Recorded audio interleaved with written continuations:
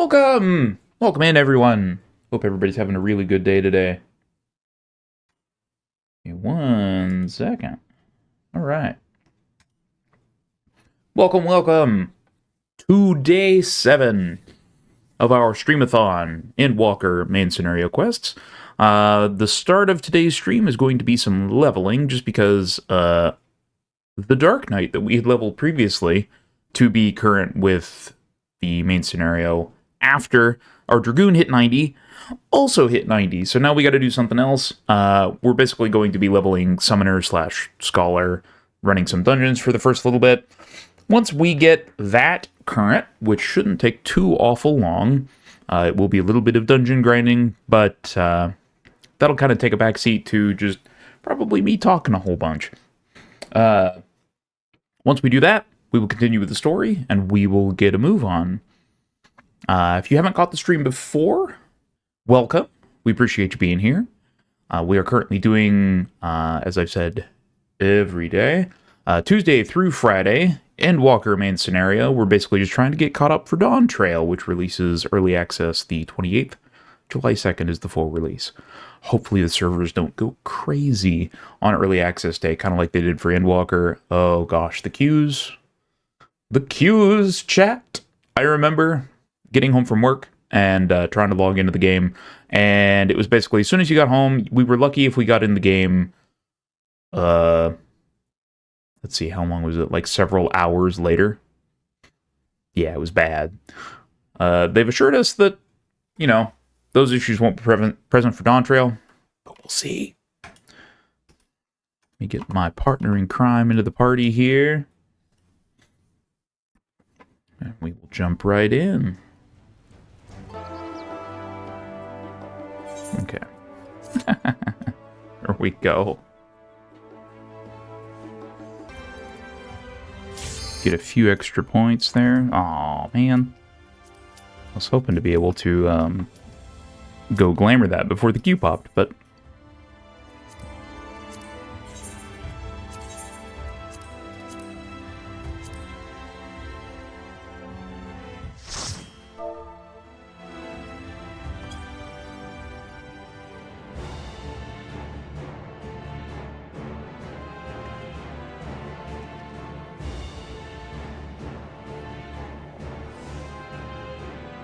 into the Tower of Zot.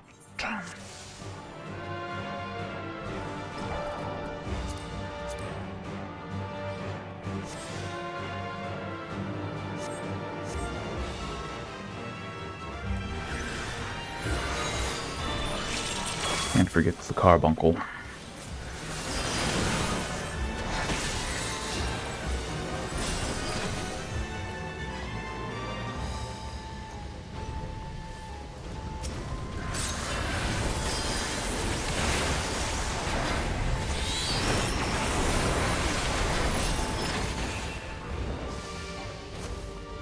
Oh, they're...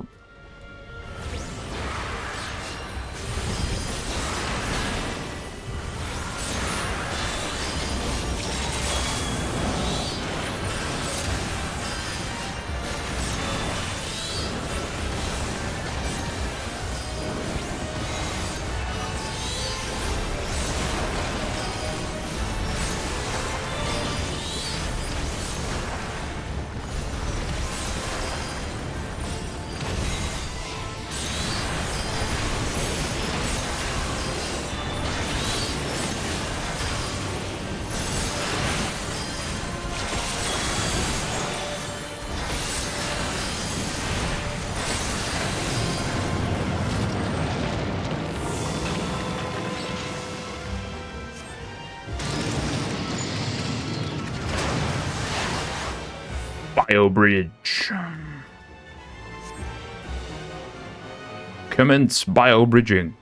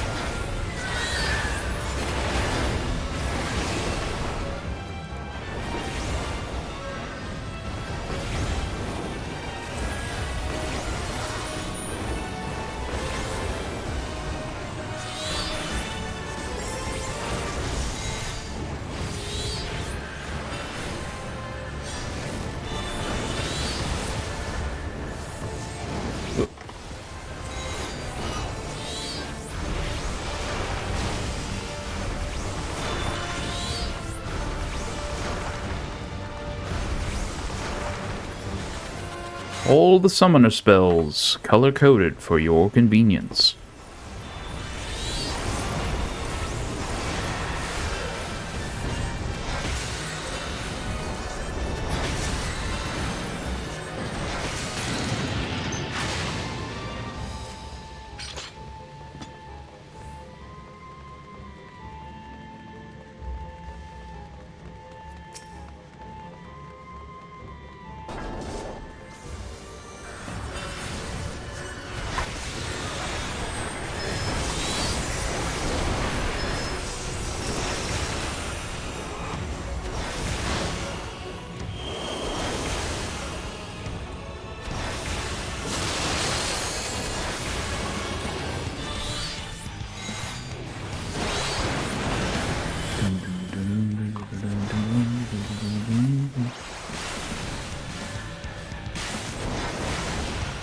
I've forgotten how much playing caster can be sort of annoying.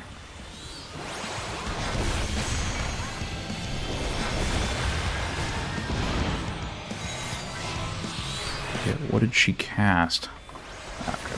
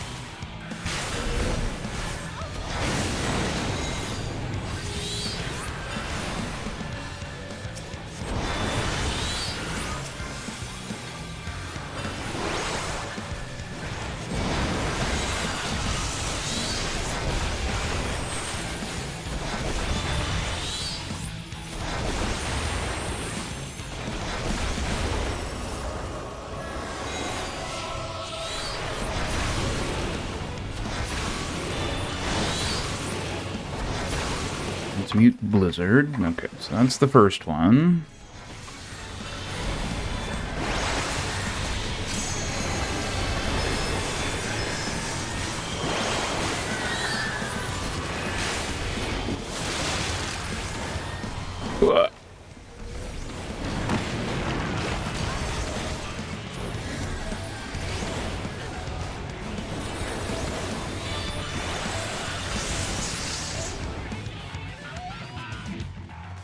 You have chosen defiance. Yes, yes we have. What's in the loot? Fending, scouting, nothing we can make use of. We need caster gear, chat. Casting.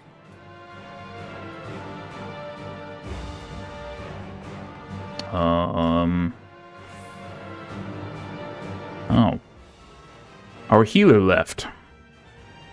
Why did our healer leave? Did they disconnect? Ah.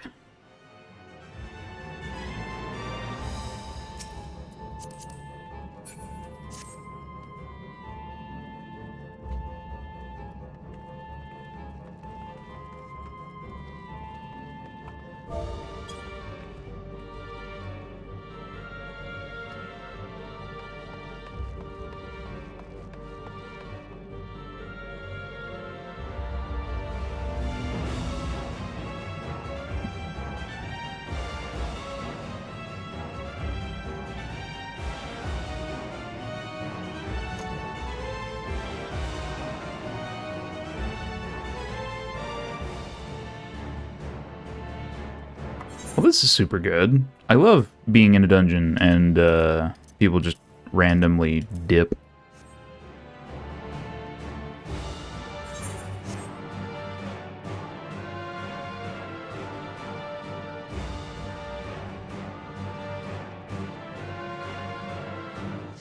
There we go.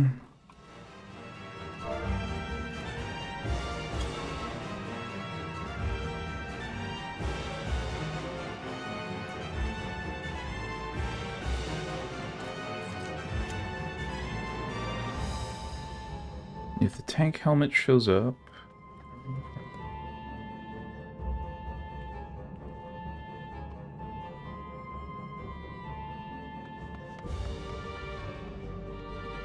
I don't know why you wouldn't.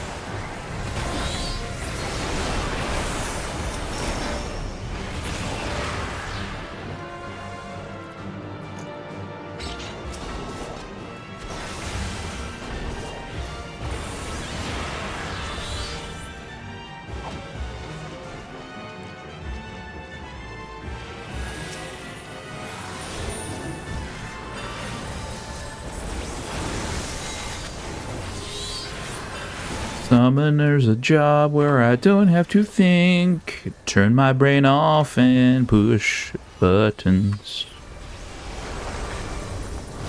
Like when they redid Summoner, you can basically reduce all the button presses, like all this stuff I've got down here, onto one macro. Because everything just kind of happens in sequence.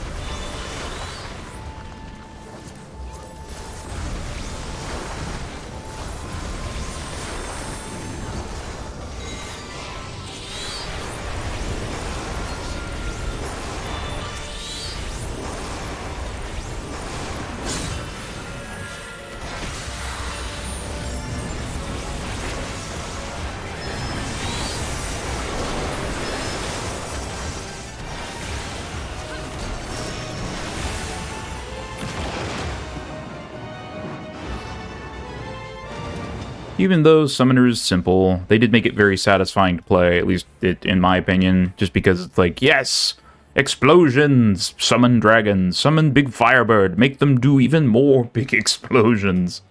It's lots of fun.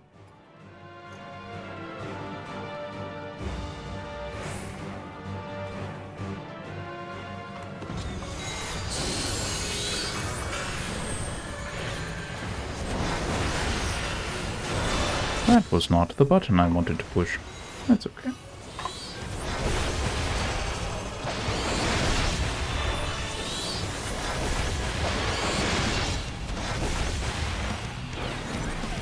That was the button I wanted to push, but it's a little late now.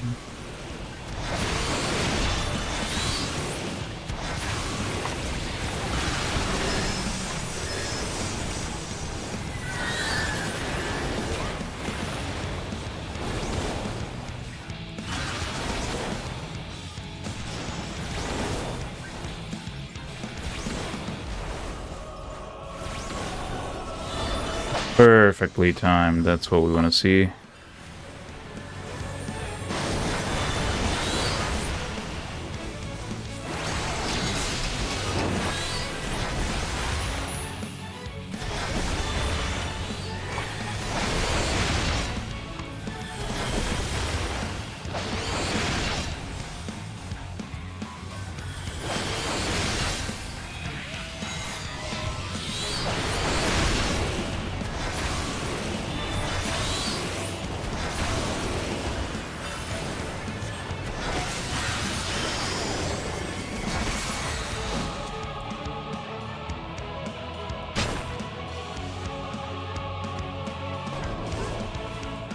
This one.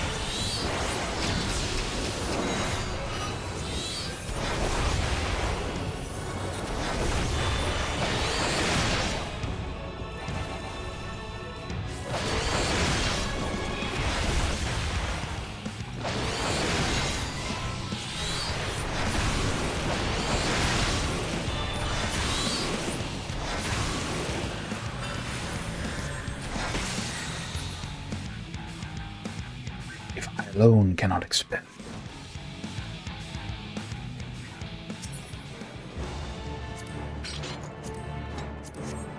Boy, we're just not getting lucky with anything here.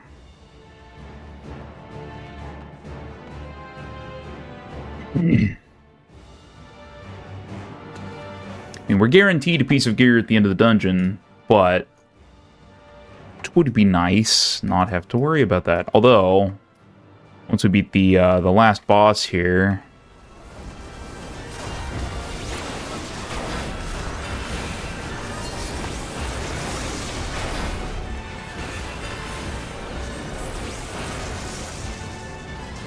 we should be level 83, and we can go to the next dungeon.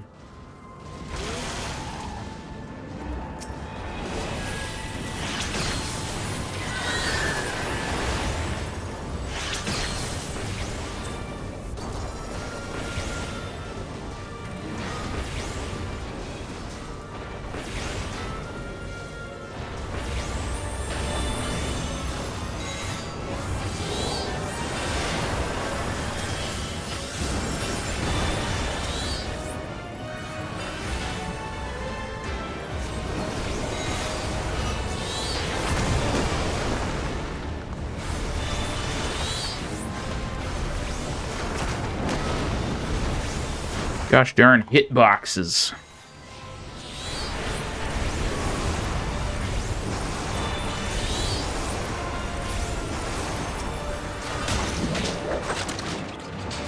Yeah.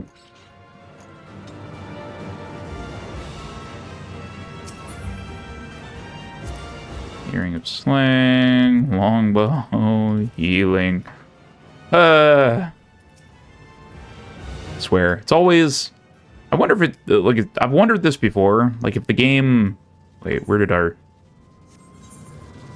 oh, I think okay, they must have gone back to get a different chest that we missed. I feel like the game, whatever class you're playing, the game weights it so that none of that will drop.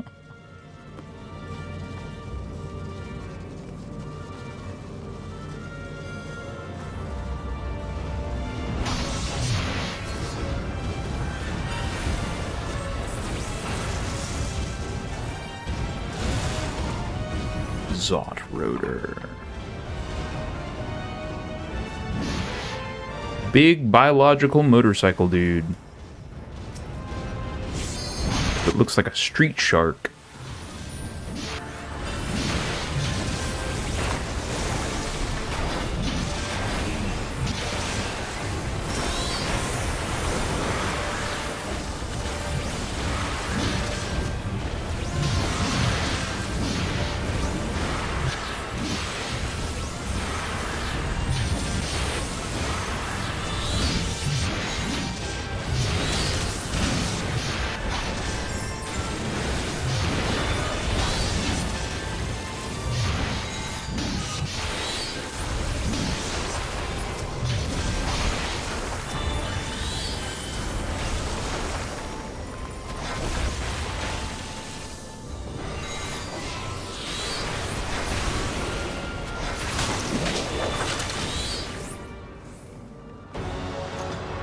Dun, dun, dun, dun, dun, dun, dun, dun, dun, dun, dun, dun.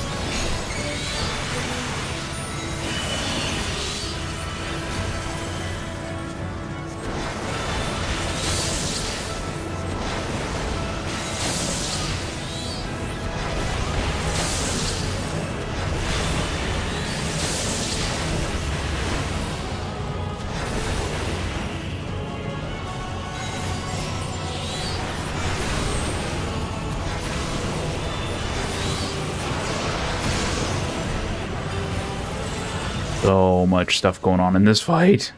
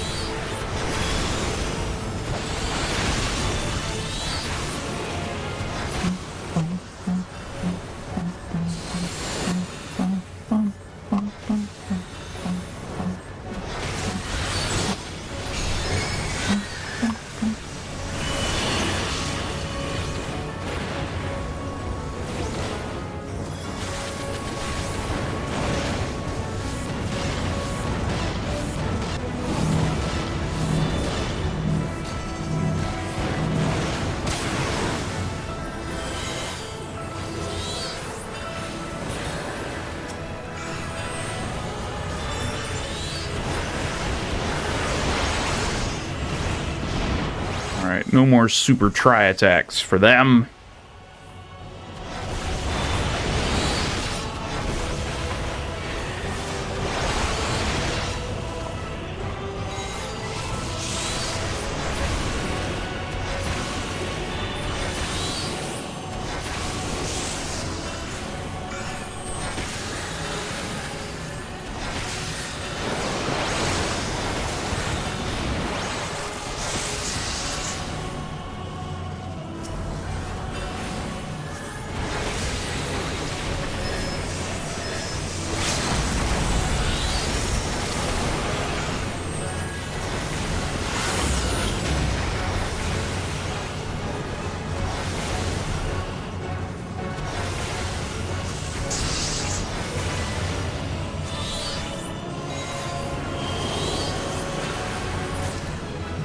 There we go.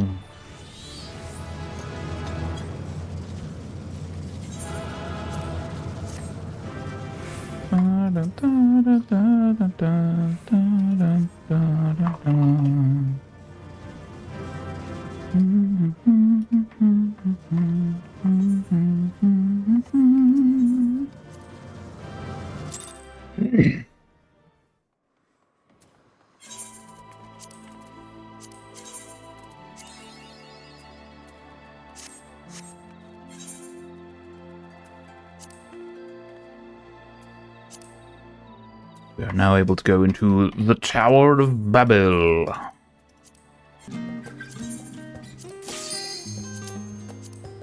Perfect timing at that.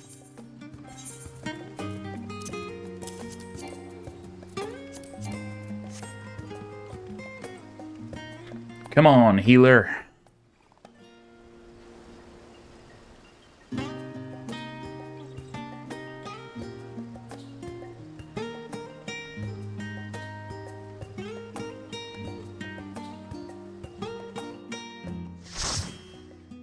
Bum, bum, ba-da-da-da.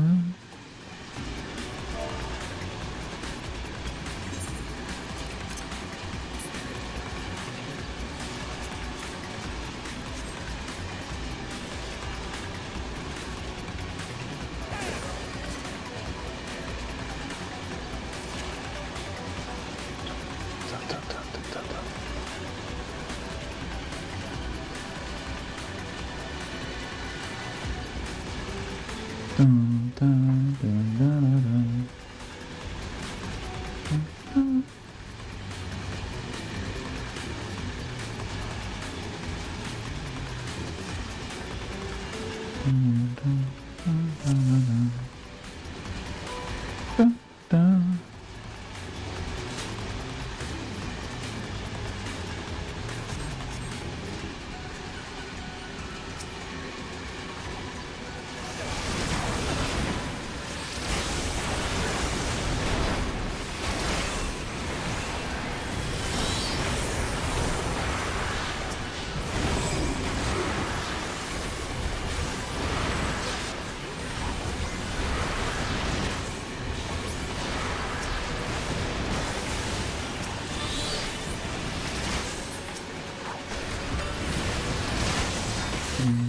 Dun, dun, dun.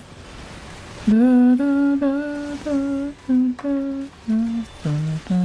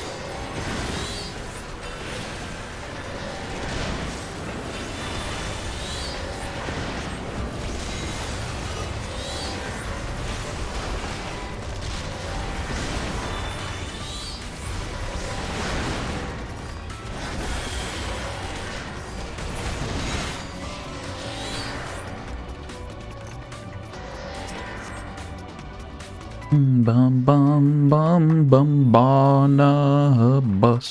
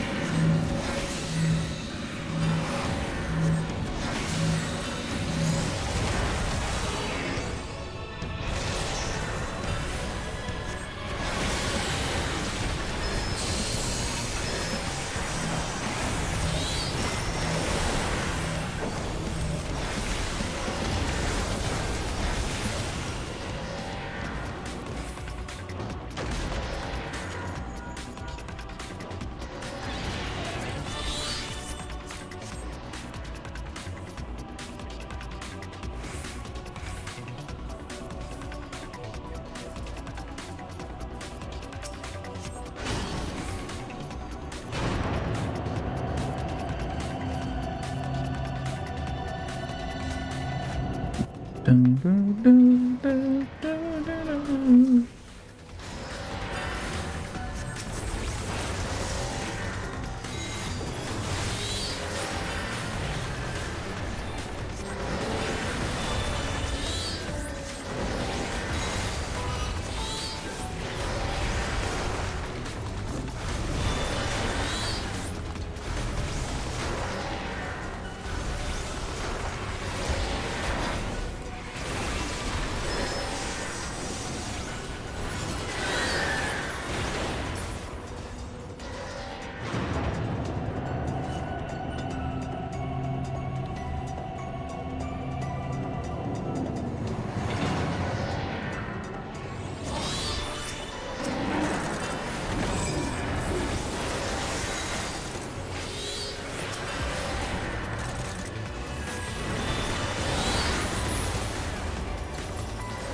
Bum, bum, bum, bum, bum, bum.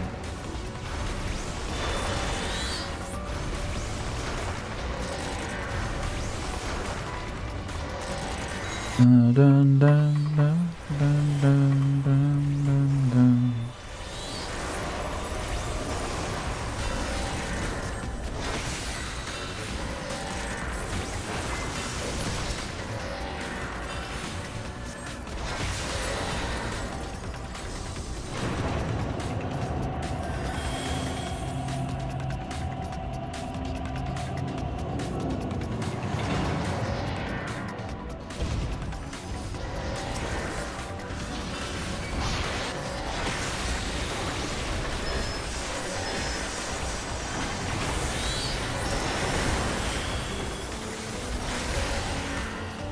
Every time that goes off, that's so satisfying.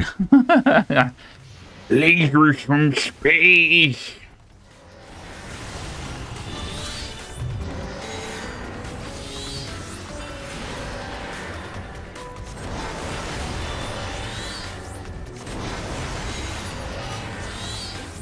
Who's ready for lasers from space?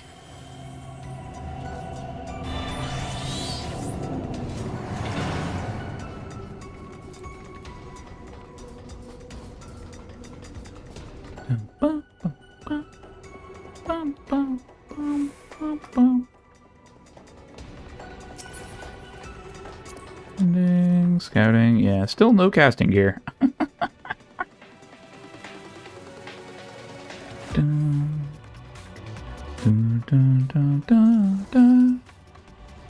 Dun, dun, dun, dun, dun, dun, dun, dun, dun.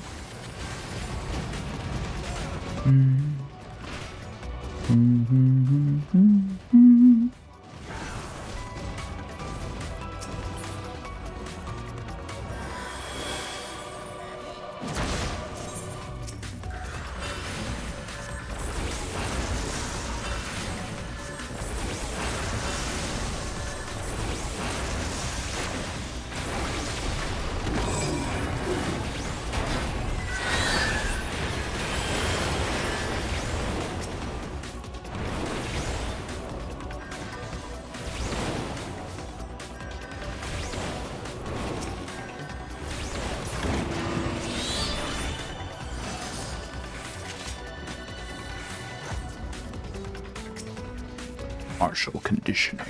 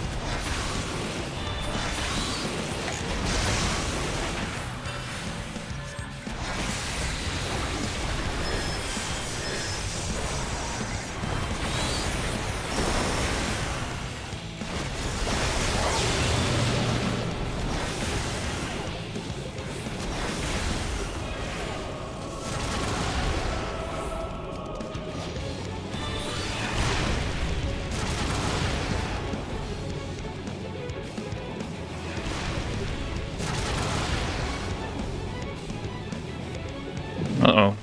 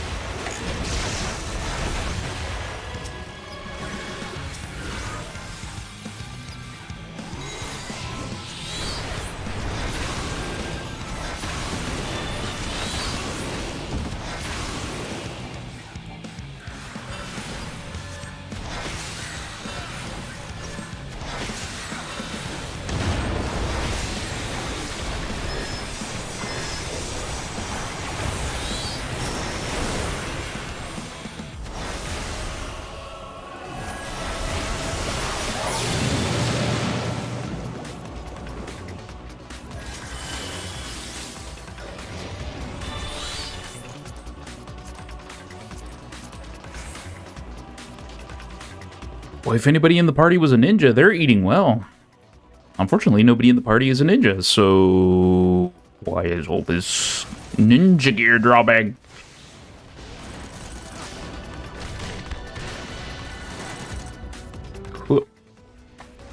Healer?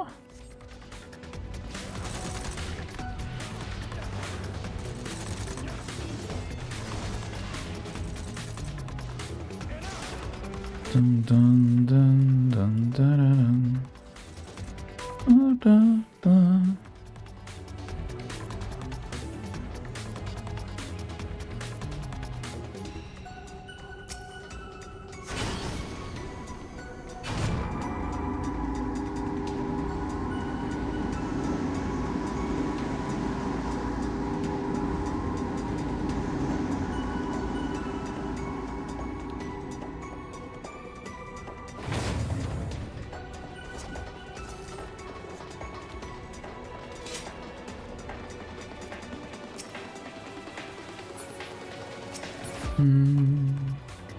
Bum bum bum bum bum.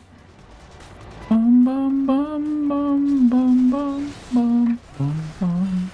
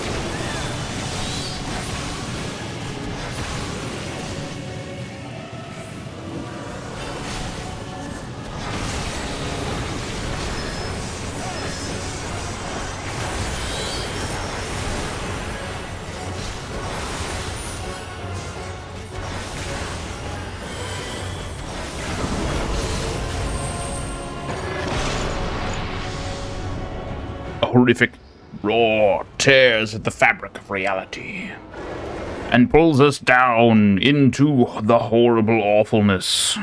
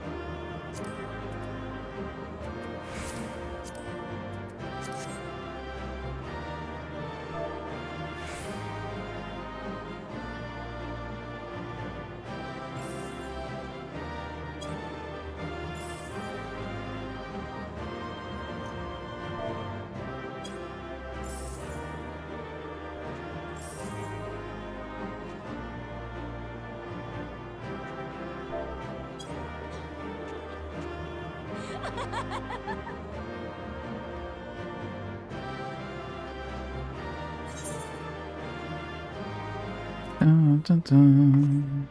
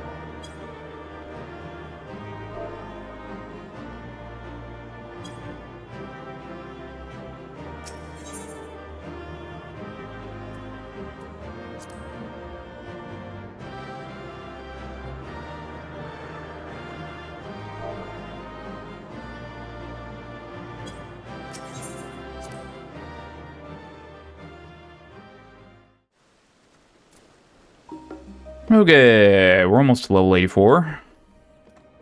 Almost.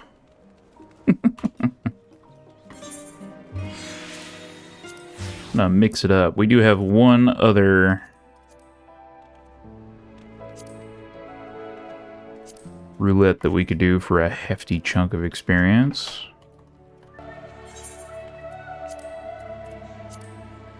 Alright, away we go.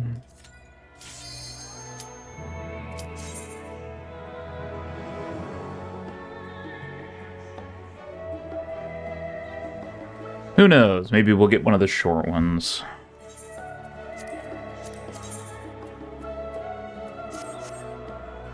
Come on, Ayla. Come on.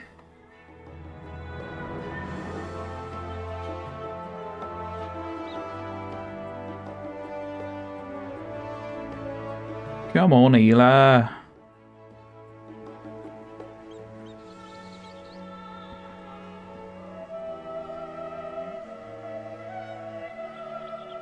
There we go.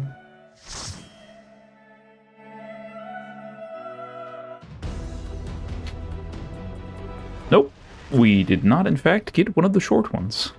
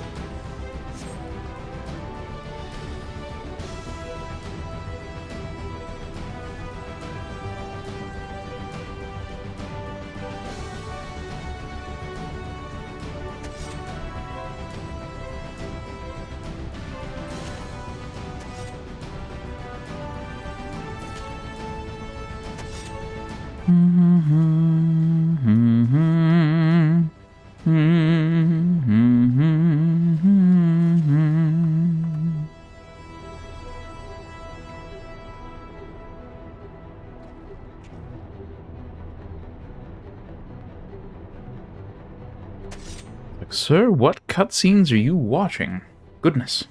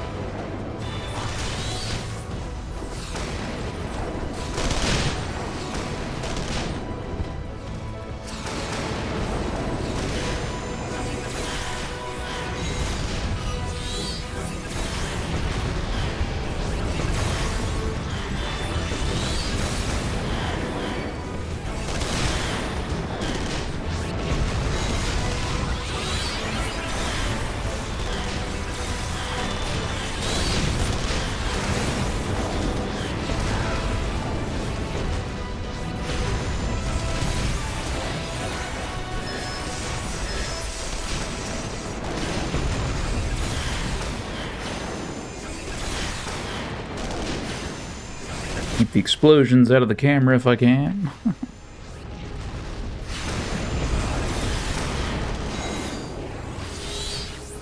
Yeah.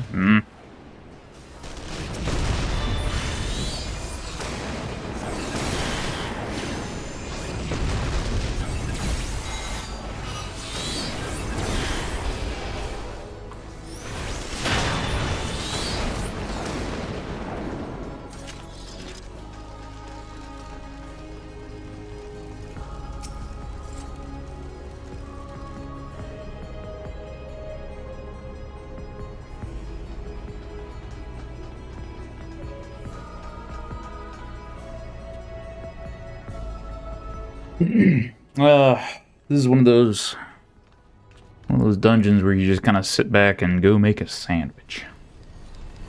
Like old school Final Fantasy summons.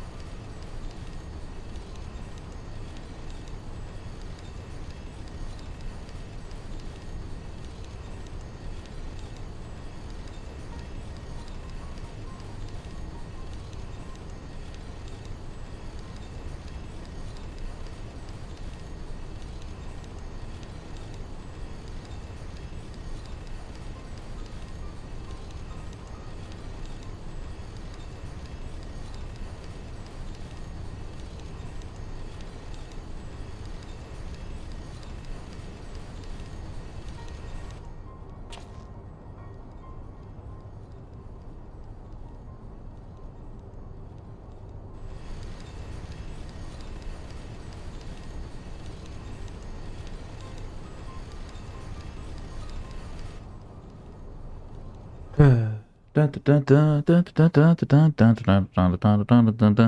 would try to read the text box chat, but I have a sneaking suspicion that it would take me too long and the text would be gone.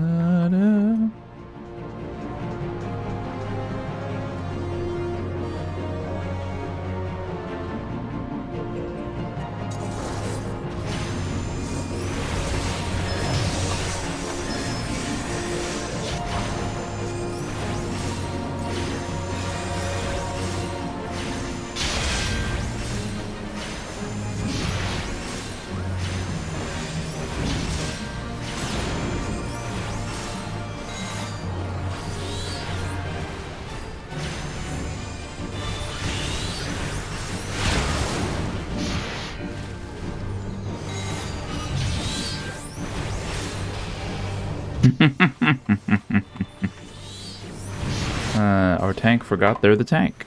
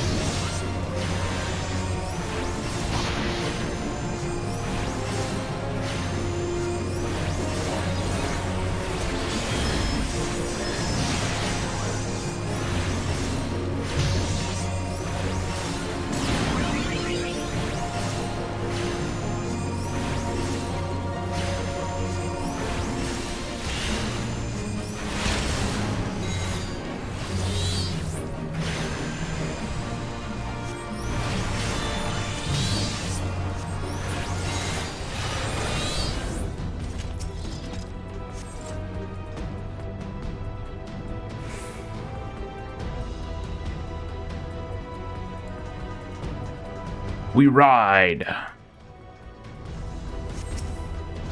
Ah, come on. There we go. Here we go.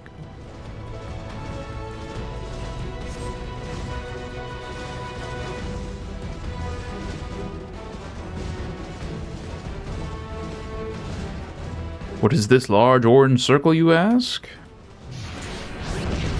Why that? We get to fire mega laser death cannons.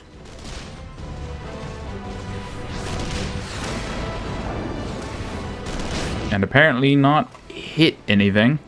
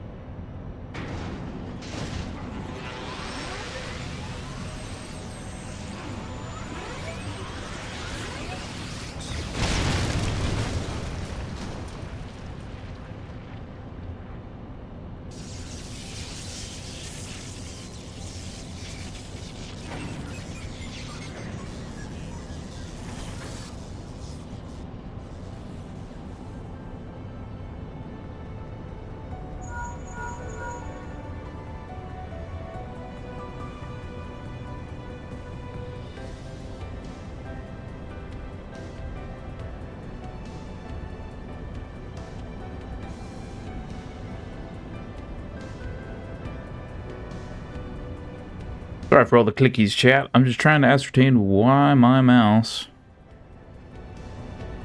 It kind of fixes for a bit, and then if I leave it and come back to it, it gives me this really stiff response. Like, it doesn't want to click again.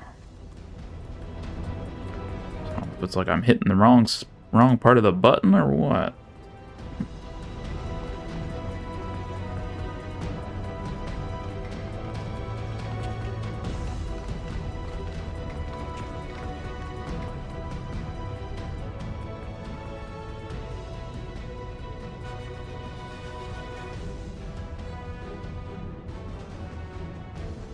Every time I see this guy, I think of Shar Ozdable from Gundam. And there's part of me that wonders if that's not his inspiration.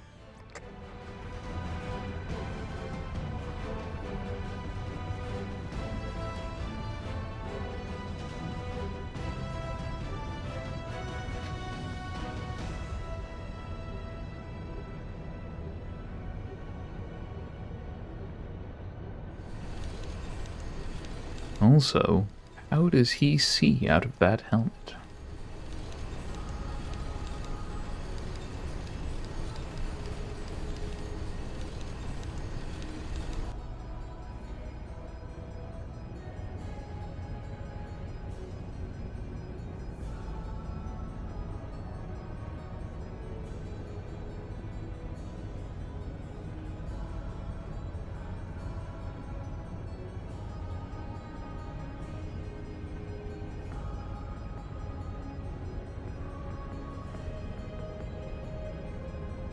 disappearing, you acquired the status of a legend, your reputed genius, getting credence merely by dint of your absence. Instead of cursing you for a traitor, the people actually came to think of you more fondly. To this day, you are still the young prodigy of Magitech. I, meanwhile, have ever been made to feel second-rate. I, who have continued to serve our nation faithfully. Whenever I fail to excel, why, it is only to be expected. Yet when I exceed all reasonable expectations, people proclaim that I walk in the footsteps of the great Cid Non-Bloody Garland.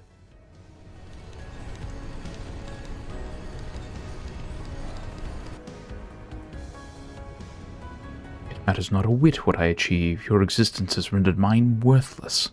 Even Lord Van Baelsar saw fit to offer you a place at his side, and this in spite of your betrayal. Did he extend any such offer to me, the man who has remained loyal to him for all these years? Why, no, he did not. Long have I endured this injustice, but no more.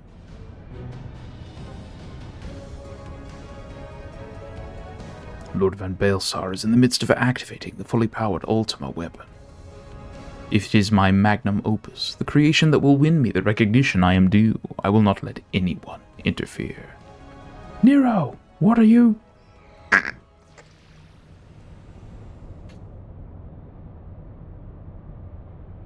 Ever since I first set foot in this benighted land, I have watched you. Every move you have made, every step you have taken.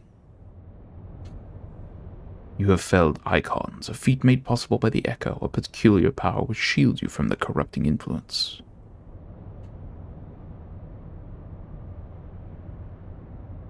It is no wonder.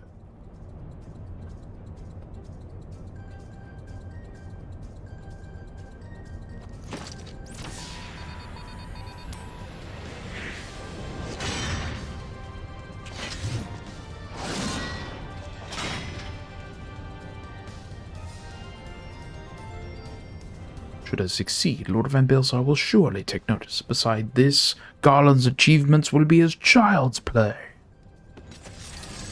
Come, adventurer, and yield to me the secrets of your power. Okay.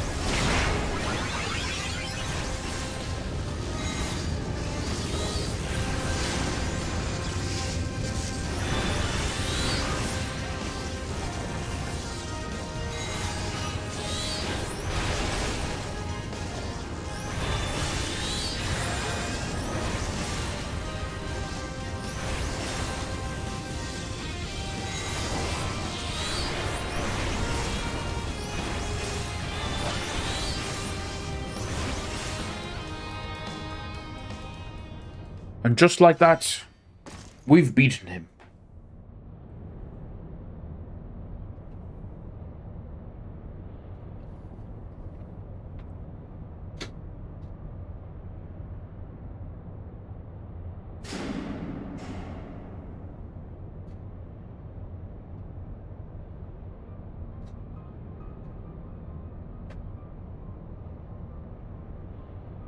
Ha ha ha ha. The Ultima weapon is activated, and it brims with the power of icons.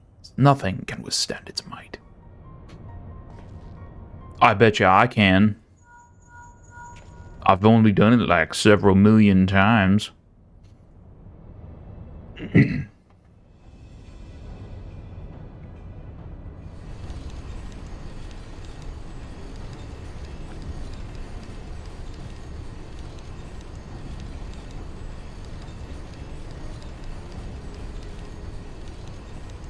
Several 11 bajillion times.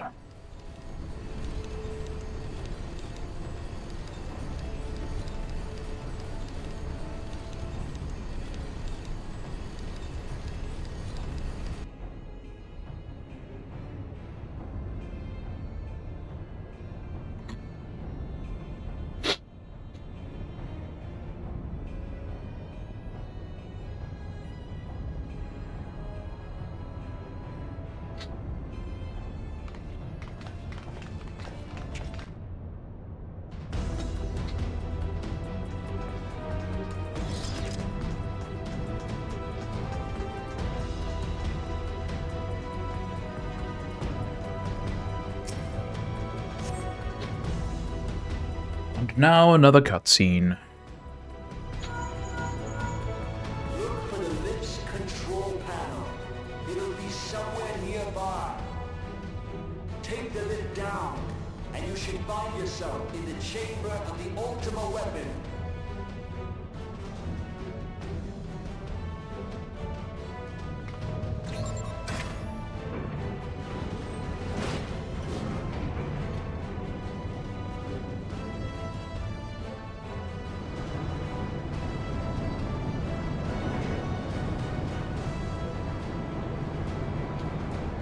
Keep your eyes peeled. Guys could be waiting for you down there. Oh, and don't even think about dying. You're too bloody useful. The interference is getting worse. I don't think the connection will last much.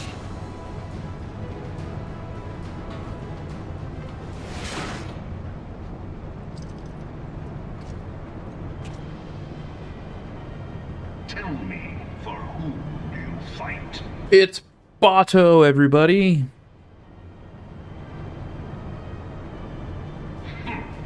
How very glib.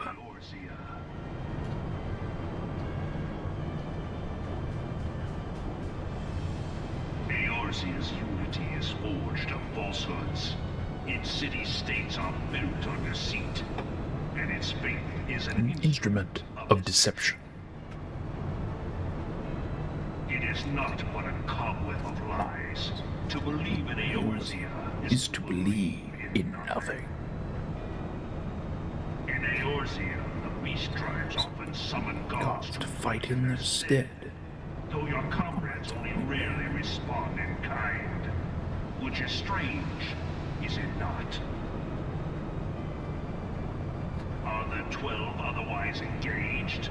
I was given to understand they were your protectors. If you truly believe them your guardians, why do you not repeat the trick that served you so well in Cartano and call them down? They will answer, so long as you lavish them with crystals and gorge them on ether. Your gods are no different from those of the beasts. Icons, everyone. Except for this, and you will see how Eorzea's faith is bleeding the land dry. Nor is this unknown to your masters, which prompts the question, why do they cling to these false deities? What drives even men of learning, even the great Louis Soir, to grovel at their feet? The answer? Your masters lack the strength to do otherwise. For the world of man to mean anything, man must own the world. Another one of these anime speeches where they've arrived at a particular worldview, To grow rich through conquest. and there's a whole bunch of counter arguments, but you know, no one can ever make them. The strong who dictate the fate of the weak.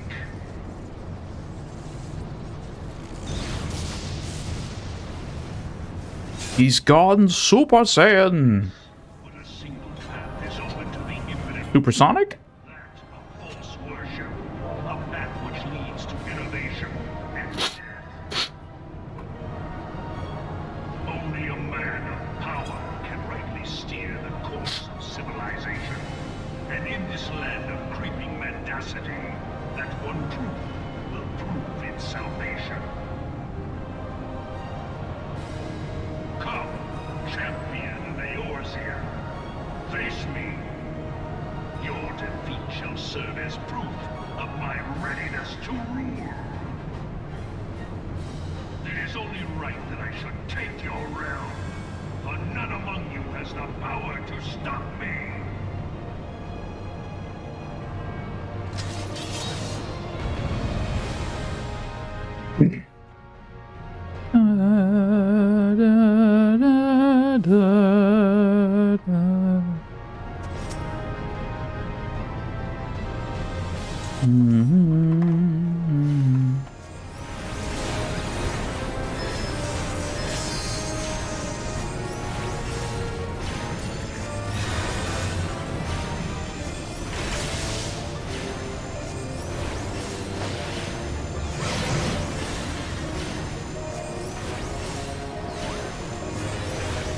It's awful nice of him to make sure that we have plenty of time to get out of the way of that before he casts it.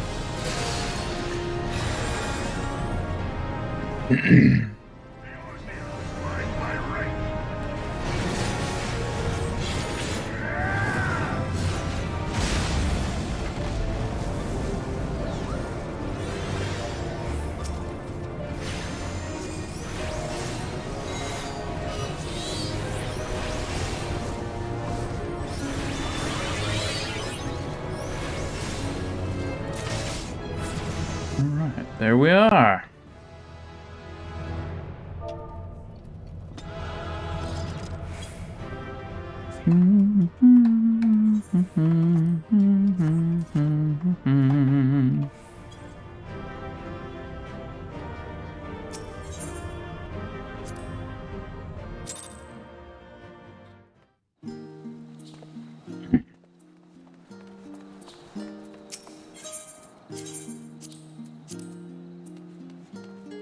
Almost to level 85. Almost.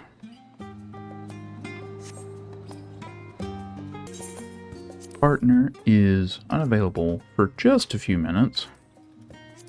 In the meantime,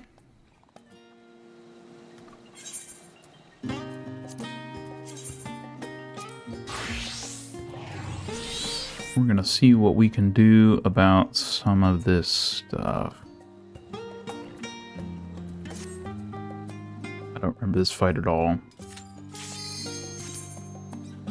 We'll see what we can do! We're probably gonna die horribly. Chaos.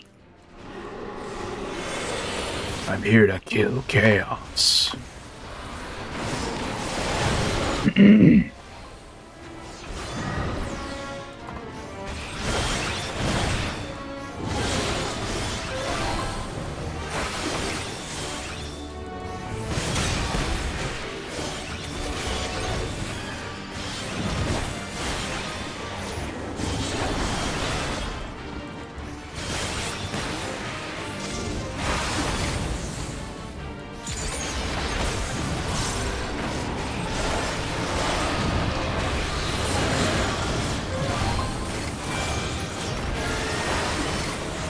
His health is not dropping as quickly as I was kind of hoping.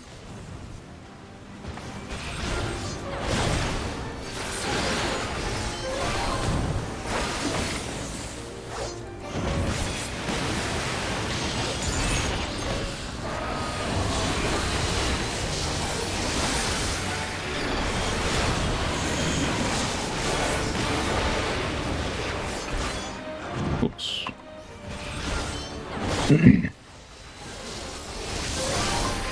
Some avoidable damage there.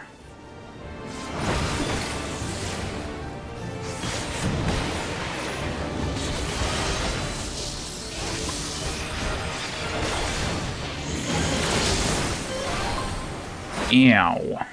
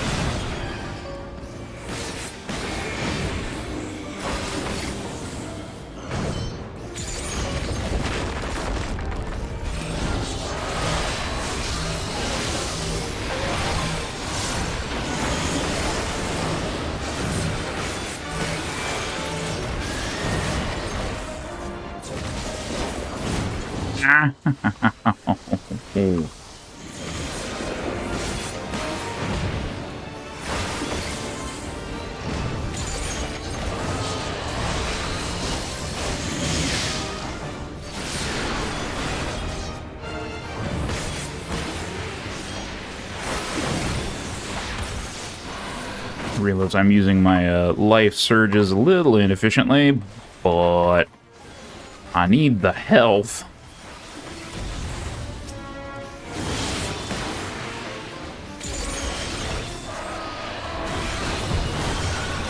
Ah.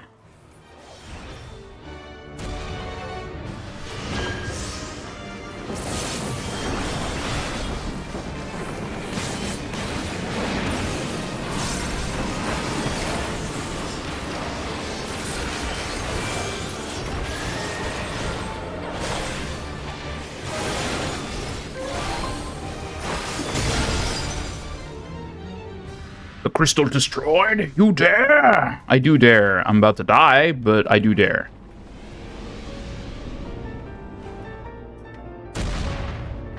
Another 20 seconds.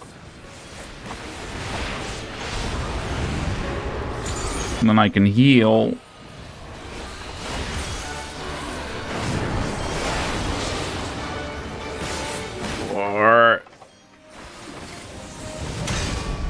Yep, there it was. Ah. Almost. Yeah, we're gonna need a second person.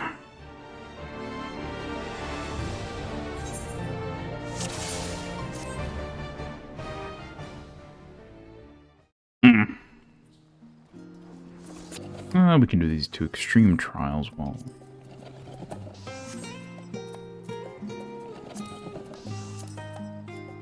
Let's see, the Howling Eye...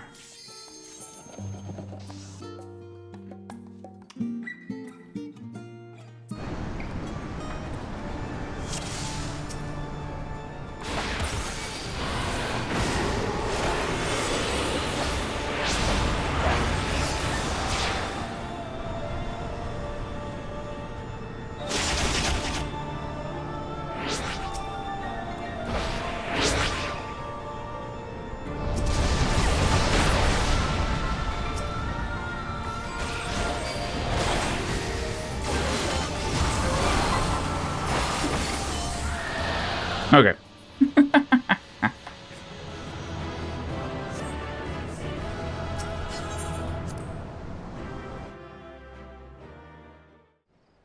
There's that one gone. The striking tree.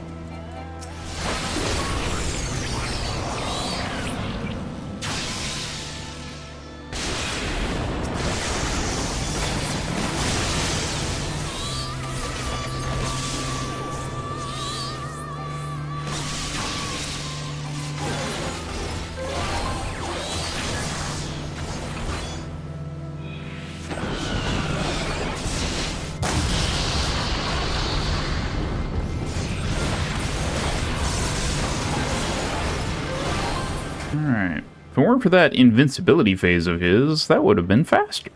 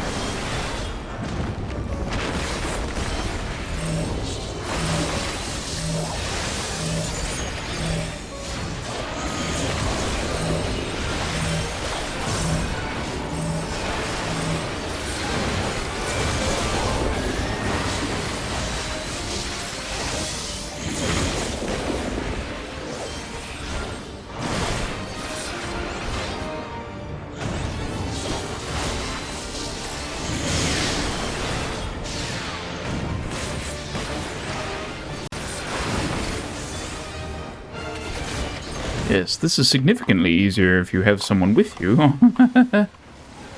I'm sure you could do it with a tank, just because an unsynced tank, you just don't die.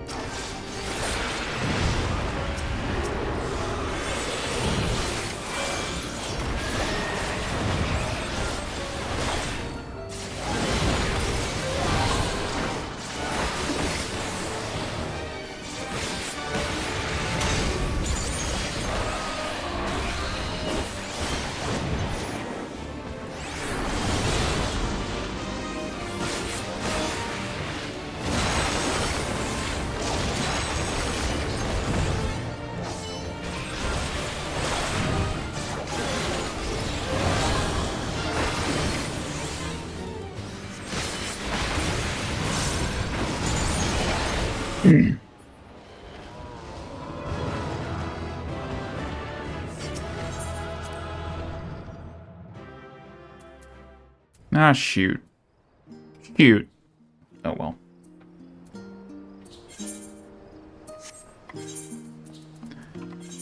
No matter.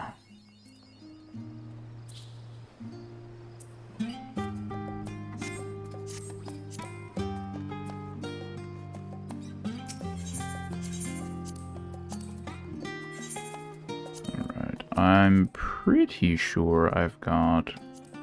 Yeah.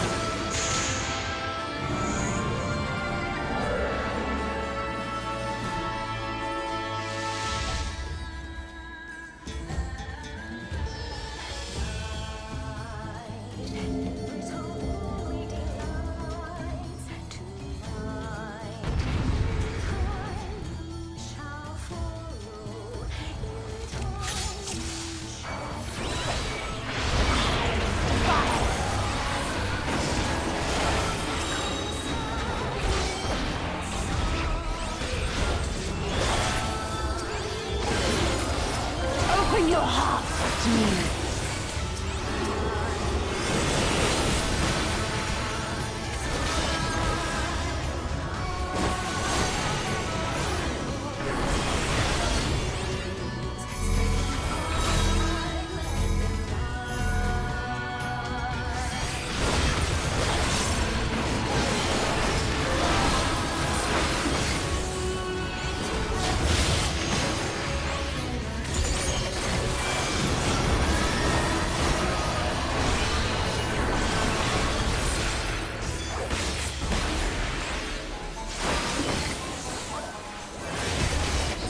Do not your souls weigh heavy?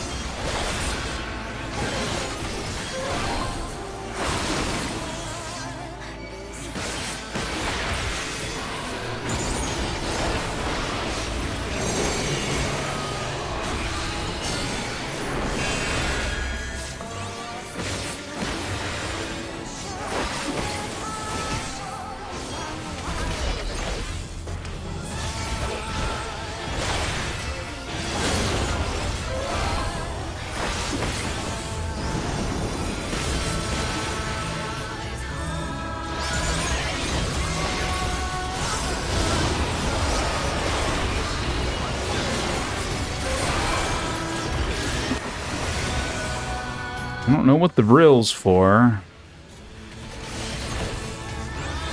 I shall free you from your hate!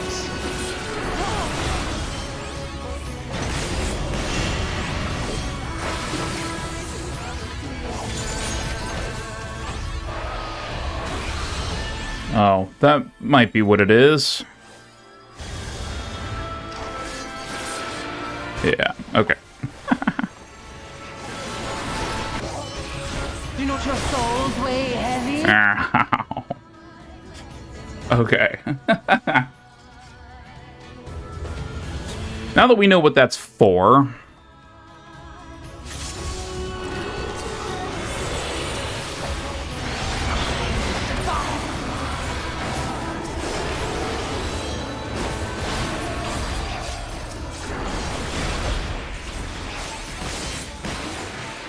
Open your heart to me. How about no?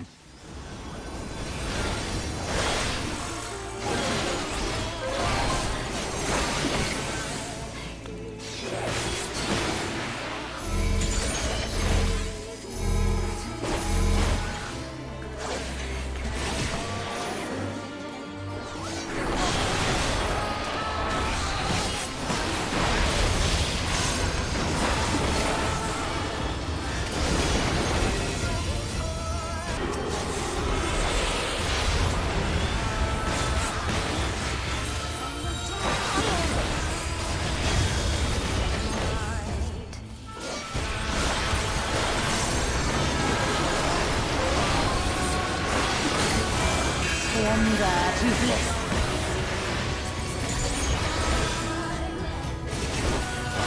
Do not your souls weigh heavy?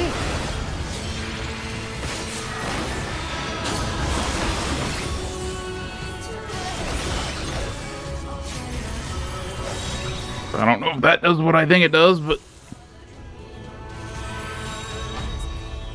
Okay. Your souls are stained.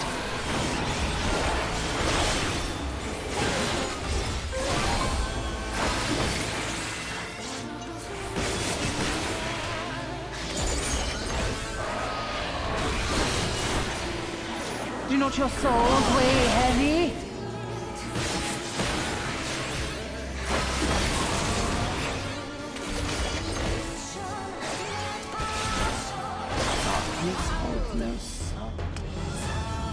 There we go.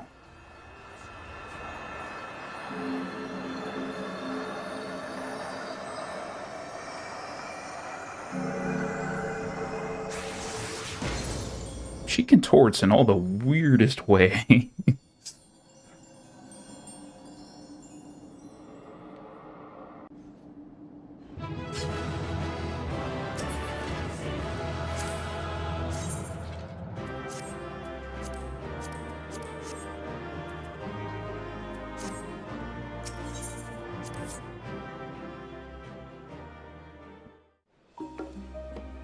Bum, bum, bum, bum, bum, bum, bum.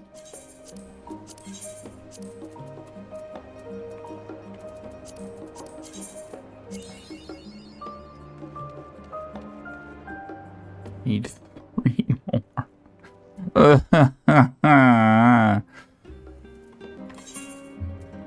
We need to do some fates. So let's go down here.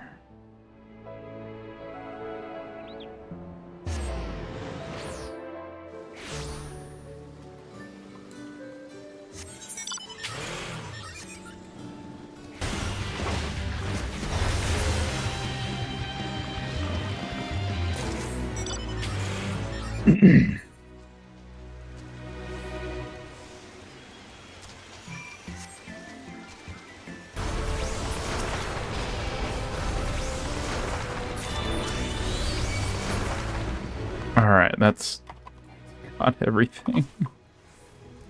Except for those. Gather them up so I may explode their faces in.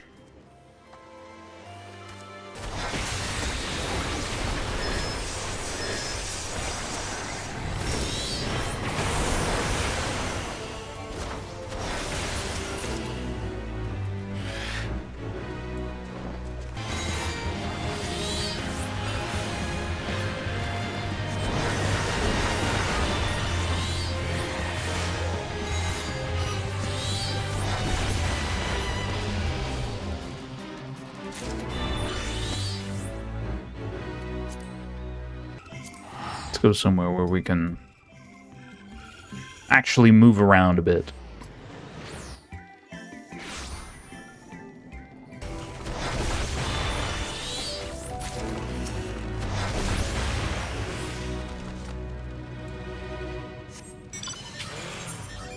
So close.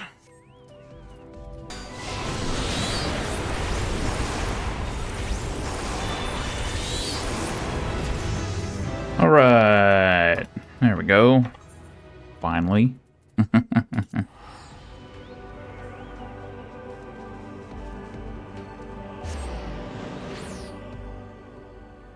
I really wasn't planning for this to go this long as far as the getting the leveling stuff done. It seemed so fast the other night. Then again, we were only having to go 4 levels, and I think it had started at like level 81 too, so that's okay. Dun, dun.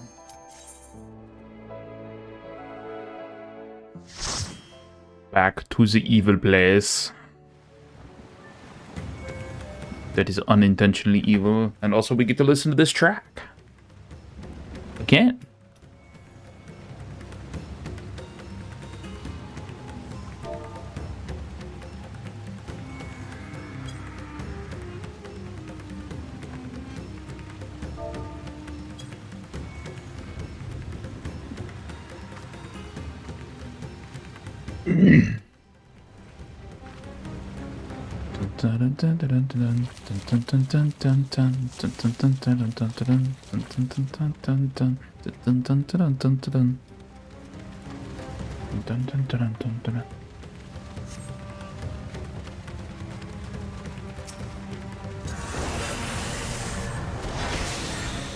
My friends, heed me.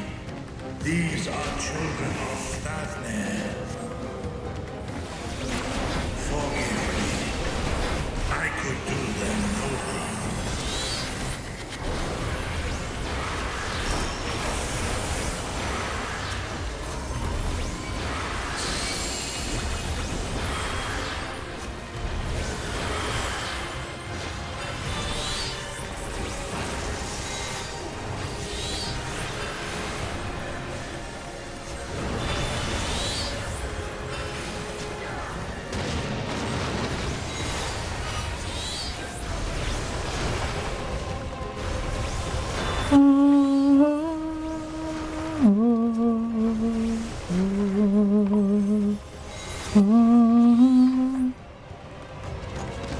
If this is the only way,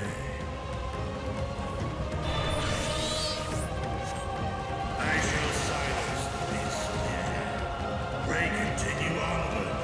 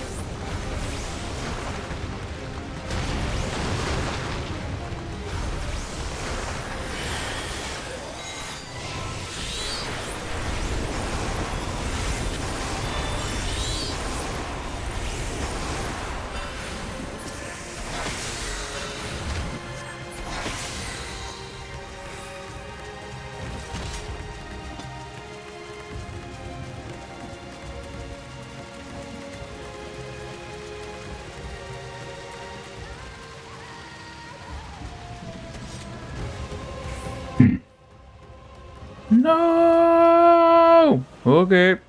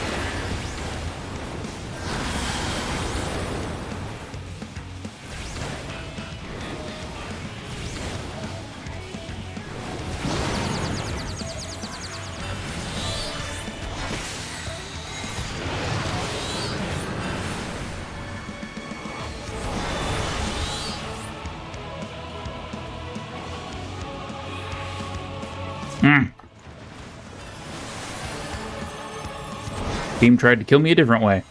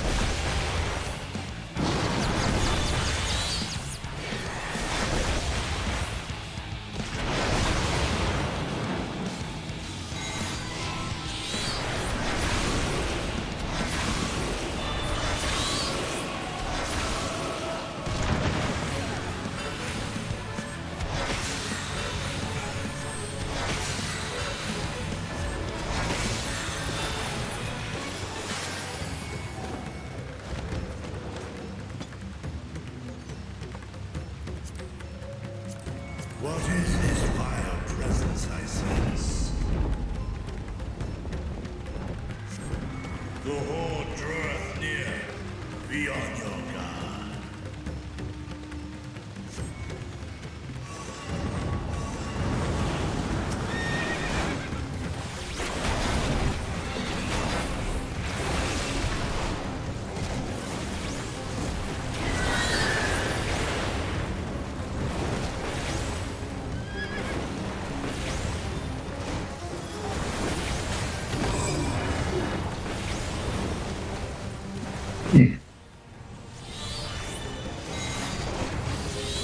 We shall conjure the phoenix to save them.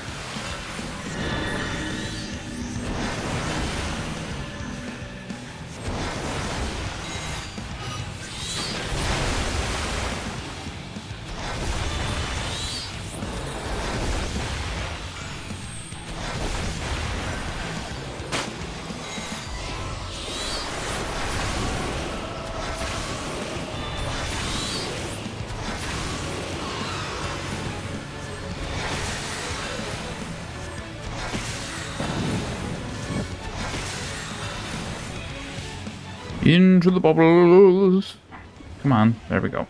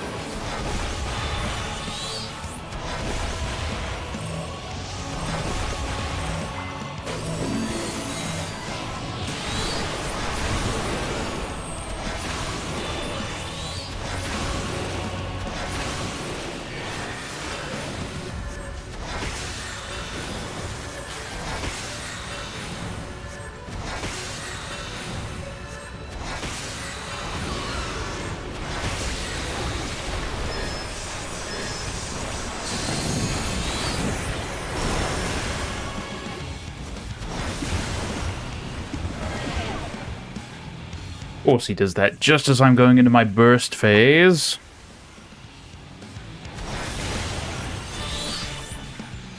My precious uptime.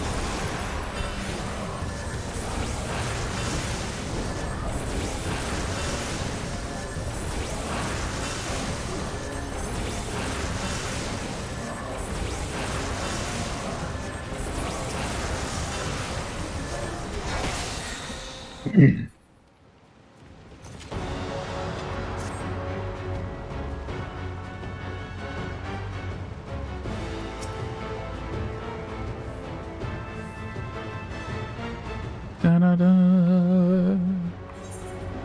Dum, da-da-dum-dum-dum.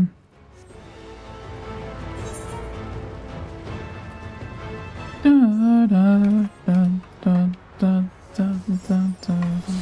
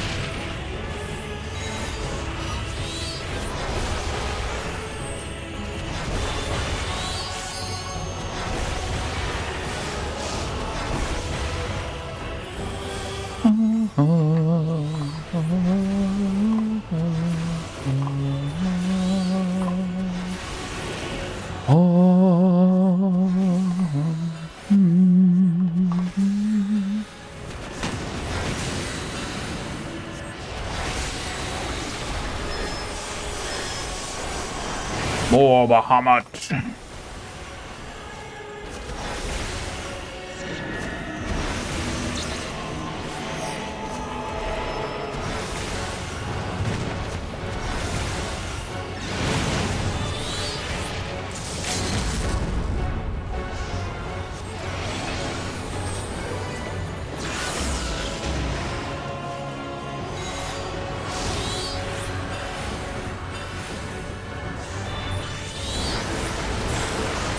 Go.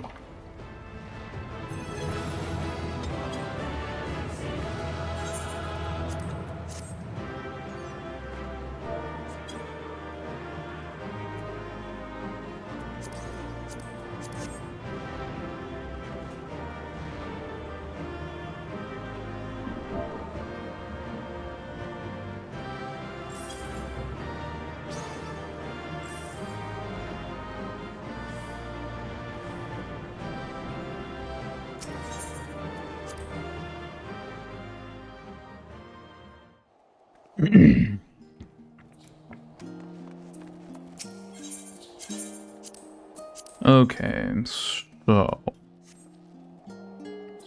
taking stock time.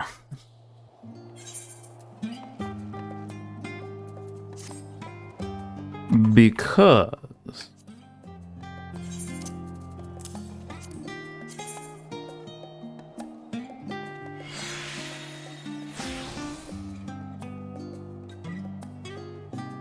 I may have to go,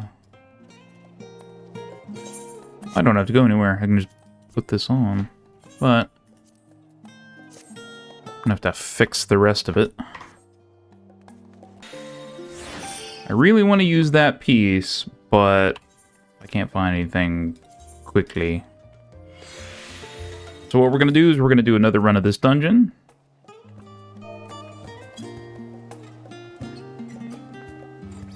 And see how much experience we get per run.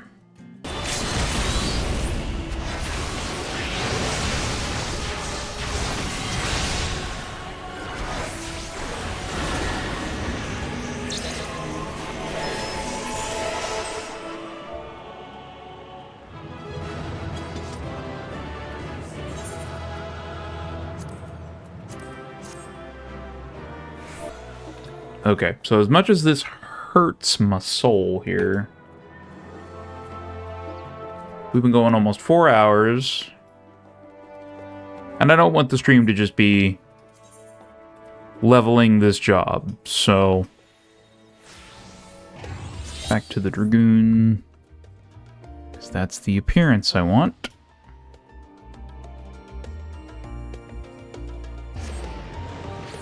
What would be really nice was if you could, like, well, no, the best thing, which I don't understand why it's not a thing, is why they have level requirements for turning in quests. And it's kind of been the bane of my existence from, like, the first time I ever started playing this. Like, way back when in the base ARR, before they had released any expansions or anything, you had to fight for experience. And it was basically like, you would get to a point to where you could finally do a main scenario quest because you were the right level. You would pick it up, and then, like, you couldn't turn it in. So you had to go do, like, all the side quests. The side quests gave you no experience, like, whatsoever. So then you would have to go do, like, a dungeon run, and the dungeons didn't hardly give you any experience at that time either, but it was still, like, the most efficient.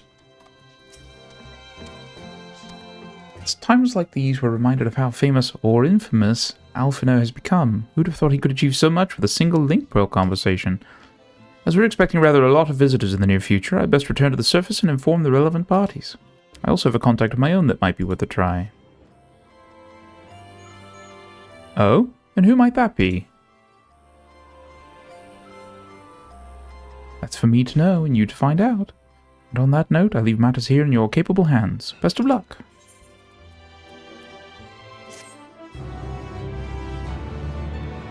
Or at the very least, give me the option to, like, divert that experience to something else. Like, hey, you're max level. Ugh.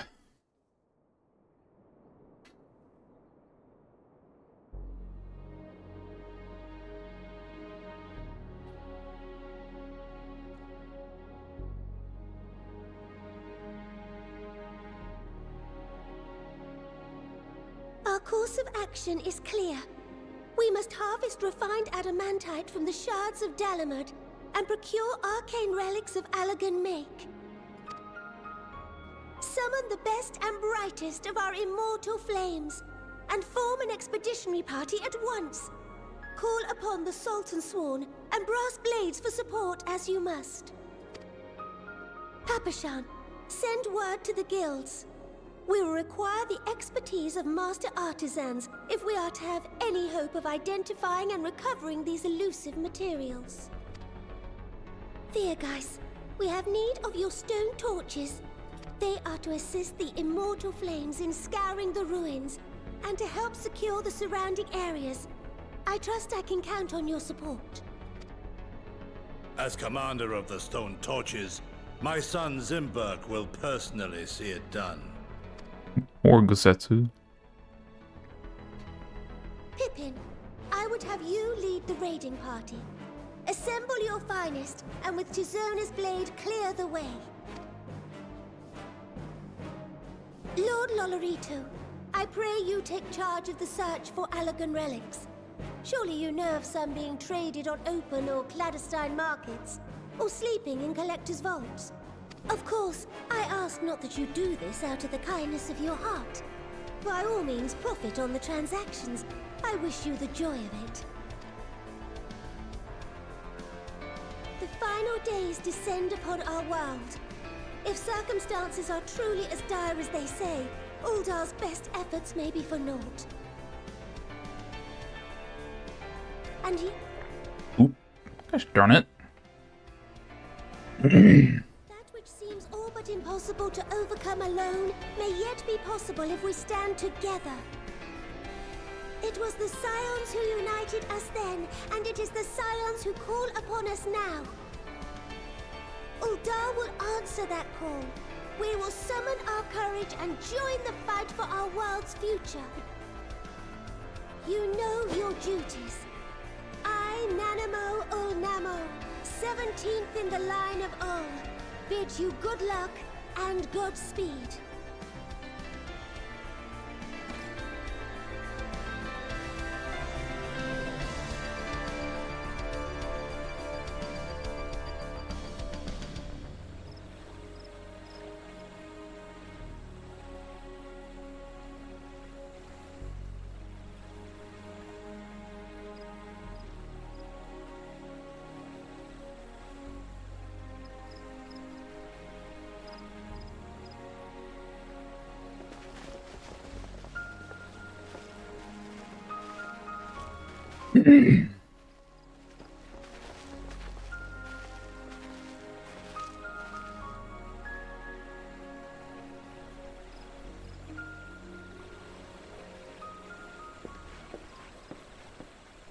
We fielded a goodly number, but our ranks are heavy with healers, and an abundance of restorative magics will be of little help in destroying Dalamud's defenses. Still, it has ever been thus with Gridania. We must steel ourselves for a protracted engagement.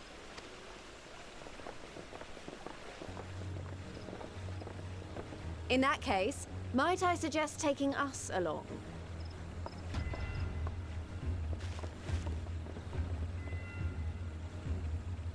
Commander Hext, what are you doing here? None of the shards in Girabania are big enough to hold an internment hulk. So we said to ourselves, why not lend our neighbors a hand?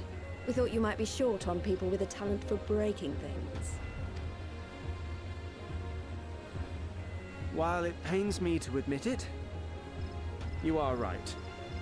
Our deficiency so plain to see. It might have been a lifetime ago, but I was once one of the Scions assigned to the Shroud. I know this forest well. I know your people. And I know we will be stronger if we fight this fight together.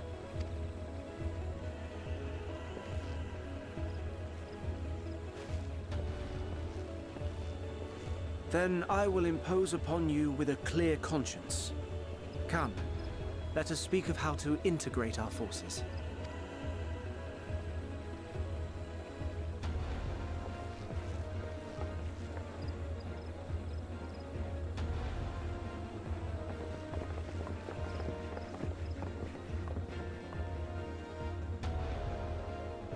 I won't let it all be for nothing. I promise you, Papalimo.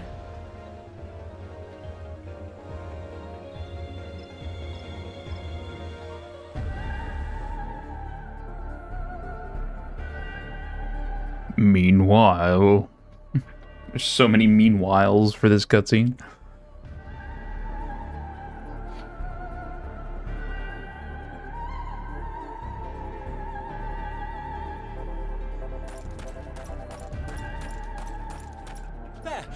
There you are! We've no time to waste, brother. Everyone has already... Ah.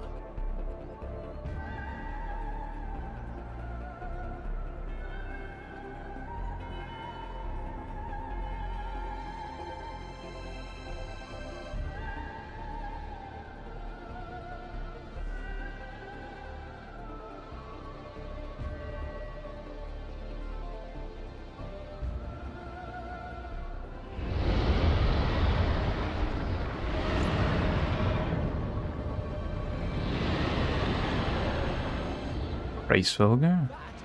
That was a roar! A dragon's roar!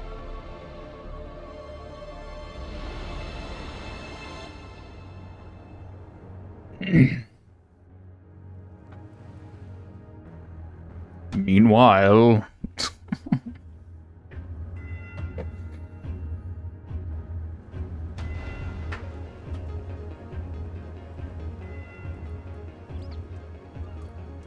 And so, in summation, the Eastern Alliance, as well as the Honorable Lord Lolorito himself, reached out to me for assistance in procuring these treasures of the divine, and I, in turn, do beseech the Confederacy for aid.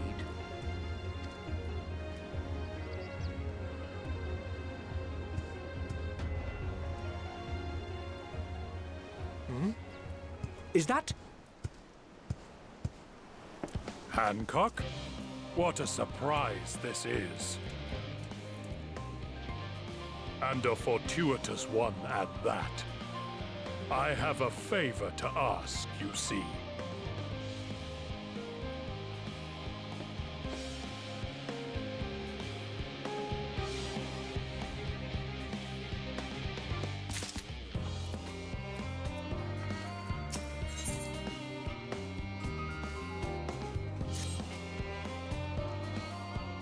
Though our friends are searching for refined adamantite and sacred relics, we will only know if they meet your requirements once they have arrived.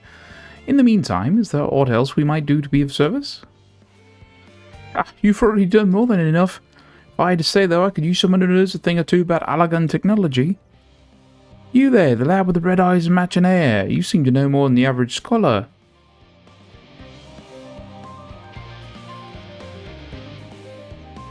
If only Master Cockle knew how right he was. While he and Graha establish a rapport, why don't we help with preparations for the Great Exodus? Indeed, this would mean going above and beyond the terms of our arrangement, but I propose this not to curry favour. As confident as I am that we will succeed, we must be ready for every eventuality. This would also be an opportunity to familiarise ourselves with the logistics of traversing the Great Expanse, and if nothing else, it beats twiddling our thumbs while we wait for the adamantite.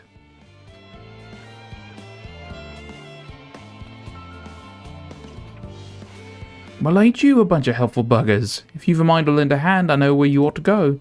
Charlie and Hamlet is lousy with researchers and scholarly types, busying themselves preparing for the Exodus. That lot need all the help they can get. Well then, off we go.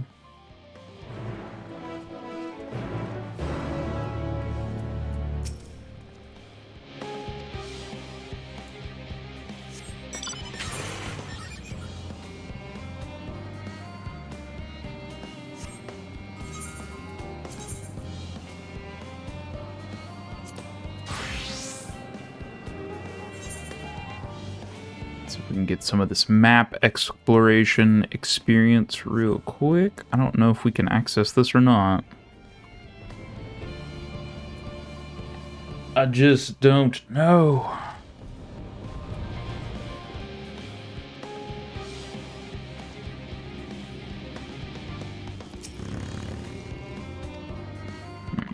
Yeah, can't get there yet.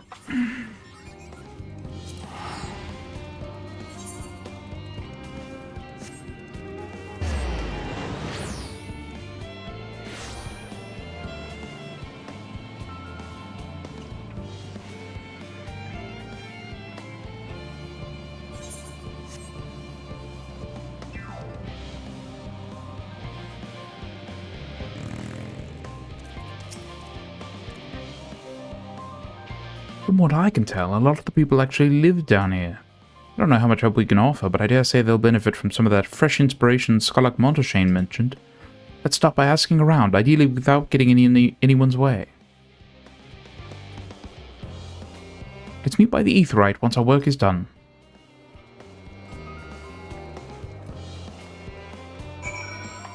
And now...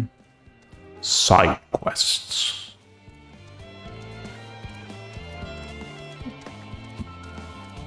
Excuse me.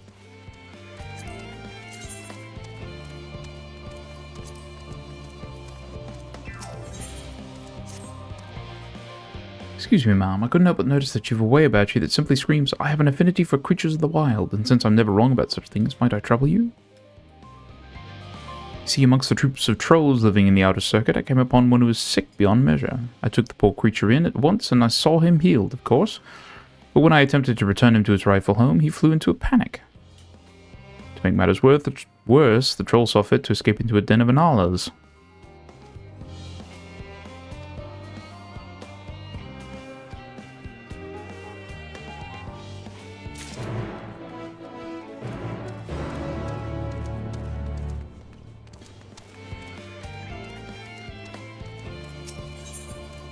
Distressed chef. Heavens forfend, to think this would happen in my kitchen. The nerve. Oh, you there. Yes, you. You've the look of a woman who knows what she's about, and I'm in desperate need of one such as you. Picked myself a bushel of Muriel agronomics apples, but wouldn't you know, some nasty mandragora swiped those red beauties from under my nose. I could well try to steal them back myself, but goodness knows how many hours it'd be before I stumbled upon that blasted bandit. Just knew you'd oblige me. Now then, let's talk strategy. I'll scour the area just south of here, so you take the north. Deal? Mandragoras bury themselves in the dirt to hide, so if you see one of their bulbous heads poking out of the soil, hit them with one of these malodorous bombs. Right. Throw stinky thing at living plant. That sounds like a plan.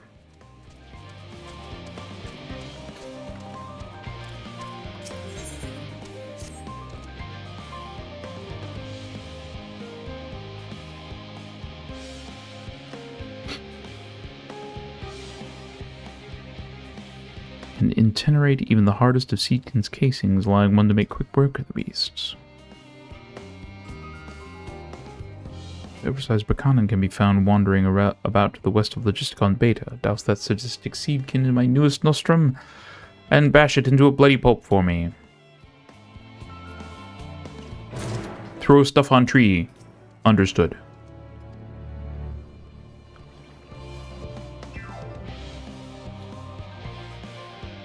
Working on the ether burner. Oh dear, I hear things have come to a standstill on that front. Even so, I'd choose that over my current duties. Checking and loading samples day in, day out, it's tiring, thankless work. Still, no one will be cross if I misplace a few legumes or what have you. The forum's got enough on their plate as it is, what with... As soon as I start trying to voice act, deciding who gets to board the Ark and when, lots of powerful people have opinions about that. My heart goes out to Master Fortuno and the others. Hardly get a moment's rest, I expect. Do they even have time to sleep?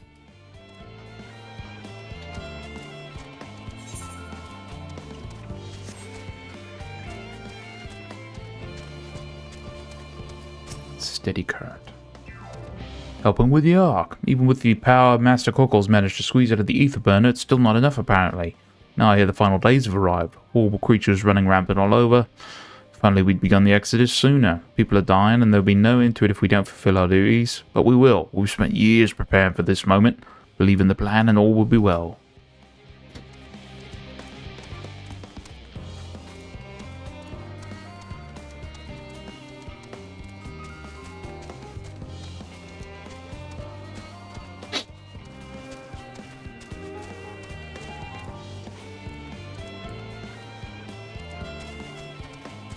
Altazan. Offering to help, that's very kind, but I should be able to organize the rest of the documents by myself. Mostly list of the things we'll need once we arrive on the moon, and then whichever star we choose as our new home. My duties largely concern the maintenance of living conditions, so I'll be a lot busier after we depart. I hear that our lunar collaborators have come down to assist in our efforts. I'm looking forward to finally meeting them in person, after having communicated with them in such a limited capacity so far. To be perfectly honest, I've not even the slightest idea what they look like. I do hope they are not enormous looming giants. Why, I would much prefer something small and fluffy, like that behatted rabbit that ran by. Well, fortunately for you, that's exactly what they are. Small little behatted rabbits.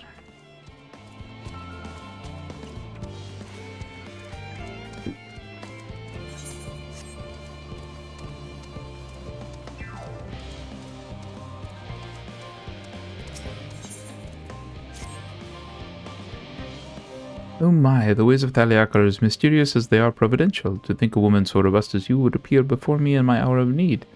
If this is not divine intervention, I know not what is. I face a trial for which I am not equal, nor shall ever be. It involves the capture of my most feared nemesis, Tomatoes. You see, I can barely speak the vile beast's name without my gorge rising. You would do well to consider my offer, truly. I have money set aside, quite a bit of it in fact. All you need to do is capture one of those vile vegetables. You'll find them near Mulyal agronomics, and they're quite hard to miss. Disgusting things that they are.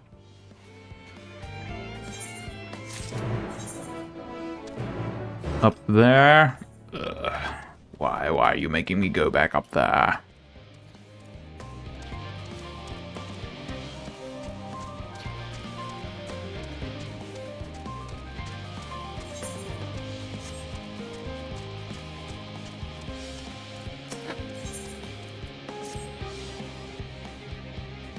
Excuse me, but can I trouble you for a moment? I'm looking for someone, you see, and I was hoping you might help. I was due to receive a pair of beasts captured in St. Lucien's Arboretum, but the gleaner who's meant to make the delivery is yet to appear, and I've grown rather tired of waiting. I tried reaching him via link pearl, but to no avail. I'm tempted to go out and search for him myself, but what if he arrives and I'm not here? So, would you be willing to find said gleaner for me? Thank you. He ought to be relatively easy to spot, I should think, considering he's traveling with 2 mud-covered seatkin. Search west of here first. I'll check around here just to make sure he's not rounding the corner or some such. Should you find him before I do, hurry back here, will you? Alright.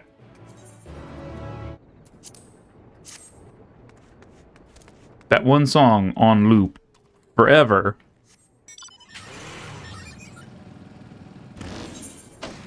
That's going off. Like I said, they need to do something in Dawntrail where, like, the music plays for a little bit, and then it stops. I get that it's like a big moment or whatever. Actually,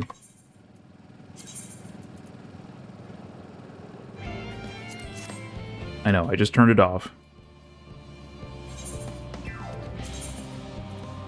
I'm gonna turn this in here. See if that stops the music. If it doesn't, it'll just go right back off.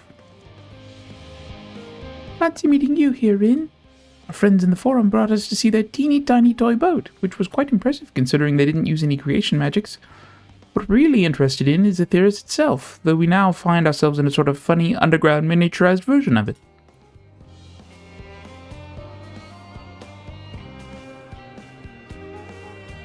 We were hoping the forum would give us a guided tour, but it appears they're rather preoccupied.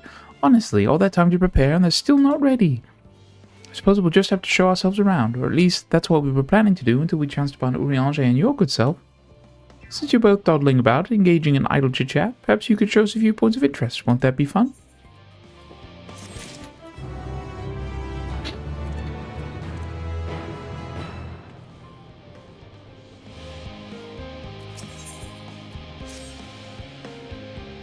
Sort of labyrinthos? An unexpected yet prudent suggestion. Given the similarities betwixt this artificial environment and Bestway's burrow, it would be in our best interests to have the Loporrits acquaint themselves with those conditions deemed optimal by their Charlian collaborators.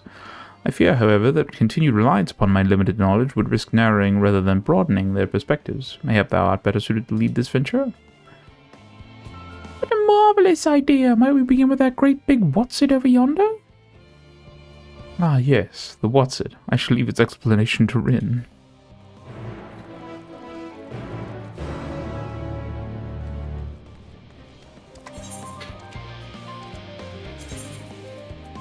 Alright, back off we go. Now we can go do the side quests.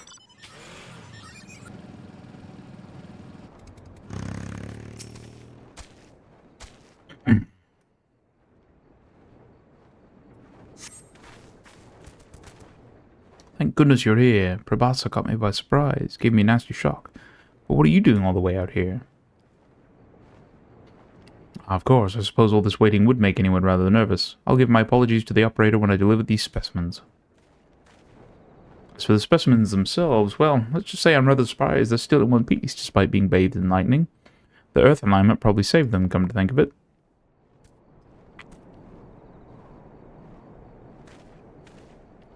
At any rate, thank you, kind stranger. Doubt I'd still be among the living if not for your aid. Right then, I'd better get it going. Don't want to keep the operator waiting any longer than he already has.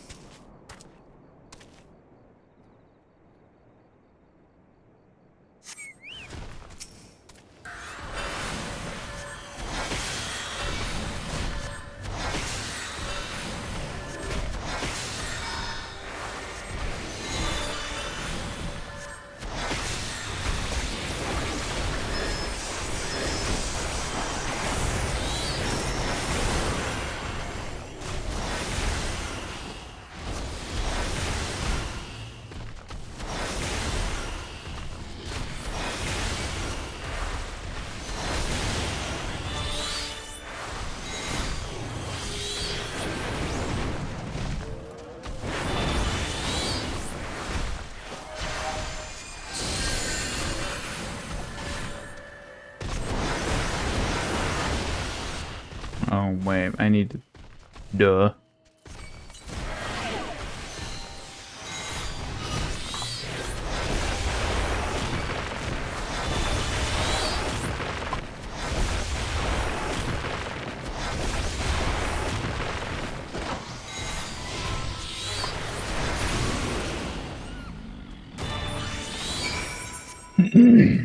Forgot there was an item I was supposed to use.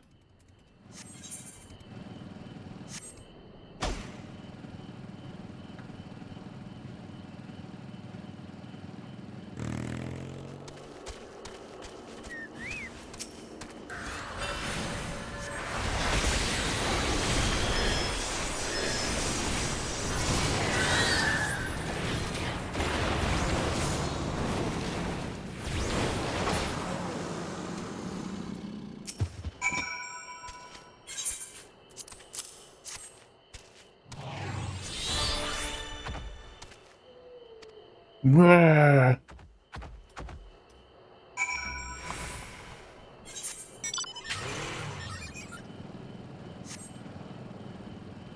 wonder, can we do this fate by ourselves?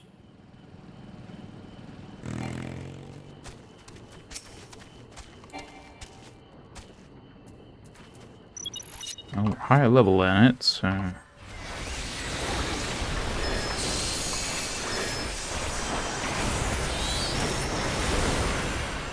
I think we should be fine.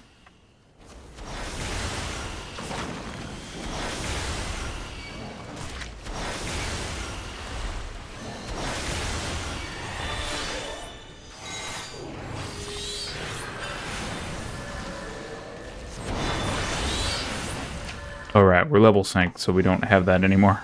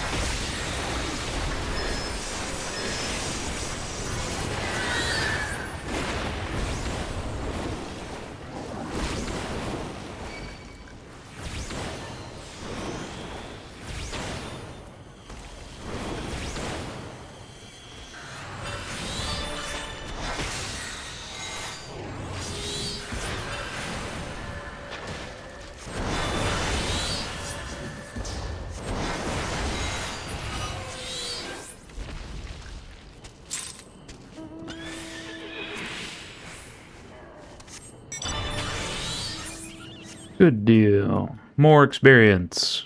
I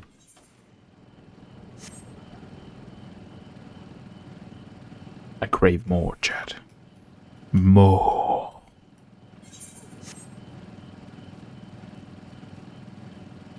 I crave more.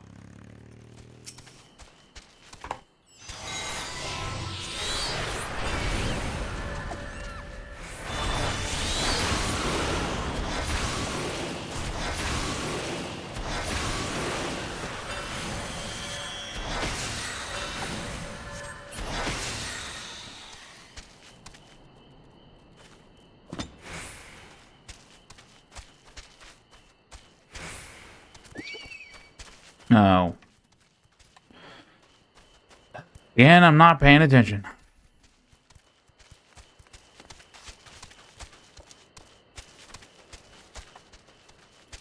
I'm supposed to capture the tomato, not murder the tomato.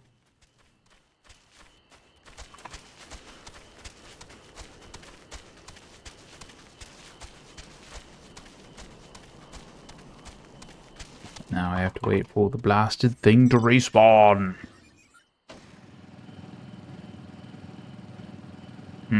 There is one over here. Right.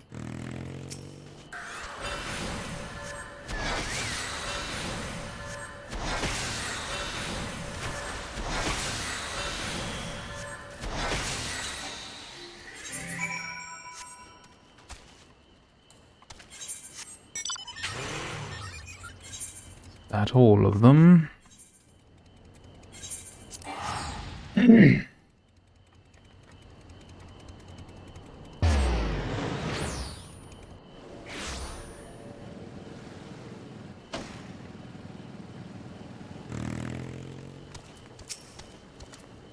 Well, were you able to capture one of those terrible tomatoes?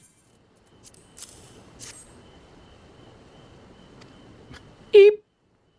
Pardon me, even in this sec, I cannot stomach the wretches, but better in than out, I suppose. At least it won't get its disastrously painful juices into anyone's eyes.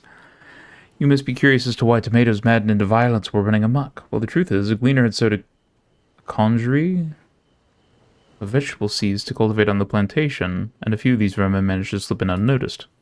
The soil was exceptionally fertile by the looks of it, because the creatures proliferated with alarming ease, more so than anyone could have possibly guessed. And to provide this tale with an even stranger twist, the juices they squirted into my eyes had a salubrious effect. I no longer have need of my glasses. I can see with perfect clarity now. Though I was in a great deal of pain, mind you. Well, when life gives you tomatoes, make I juice? No, that hasn't a very pithy ring to it. At any rate, your services have been most helpful. I will begin my research as soon as I am back in the lab.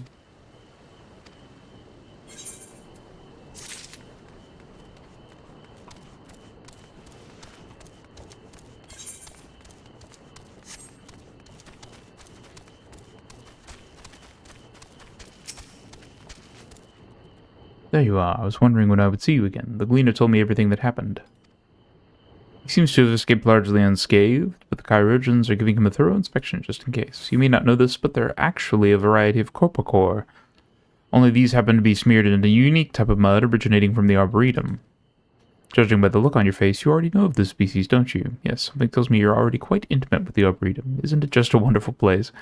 You must be wondering why I require these muddy little things. Well, I had a theory that their earth alignment might prove to be of use in the amplification of said element. I had not expected such an unfortunate accident would come of my curiosity, though.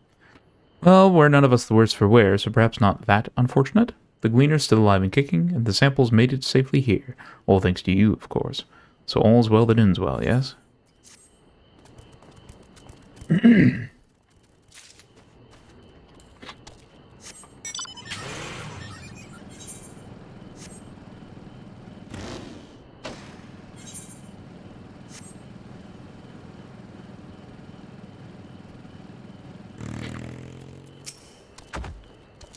Look, he's returned. I can't thank you enough. I know they may not look it, but trolls are really quite intelligent. Indeed, they are an intrinsic part of the woodlands of Labyrinthos and keep it healthy and thriving.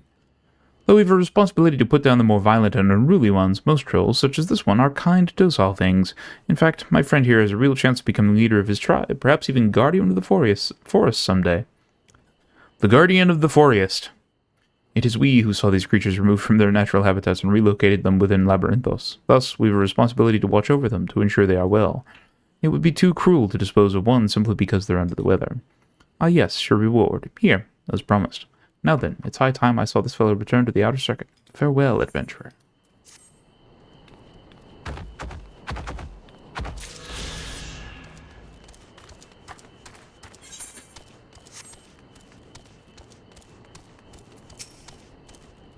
Ah, there you are. I've come up empty-handed. Sad as that is to admit. How did you fare? Were you able to recover the apples? Yes. You were? Oh my, I can't thank you enough. Goodness me, now that I have a proper look at them, they're rather enormous, aren't they? Funny how I didn't see that before. Labyrinthos, as you've surely noticed, is entirely man-made, and our continued prosperity is thanks in part to the elemental reactor and the false sun.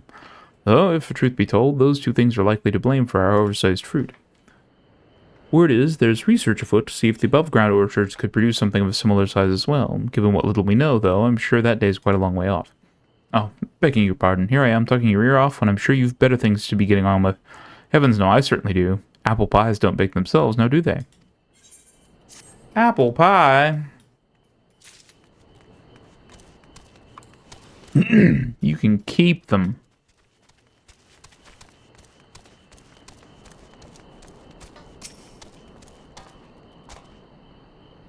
I'm actually not all that large a fan of pies, personally.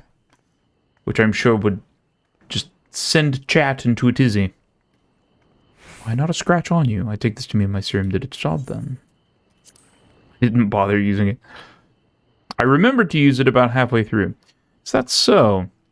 Goodness, my genius is rather startling, isn't it? That was a tincture most hastily thrown together, and nary a thought was put into it. At any rate, I thank you for services rendered. Here, for your troubles. Well, then, I must return to my pondering. These theories of mine would hypothesize themselves. Now we are just left with the main scenario quest, which, for the purposes of immersion, we will turn the music back on. I know, chat, I know. It was a lovely break. I just don't understand why they decided to, like, run it endlessly on loop, and it's not really, like, a particularly long loop.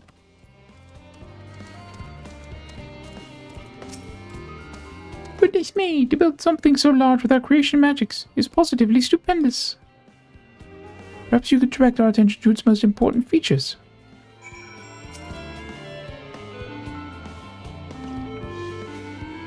Search the apparatus for points of potential interest. You may move the camera as well, zoom in.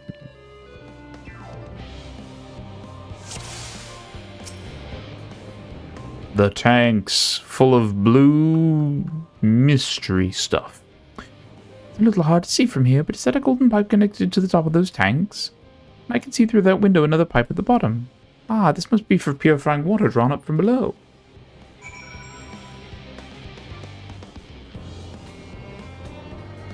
Nothing about the wheel.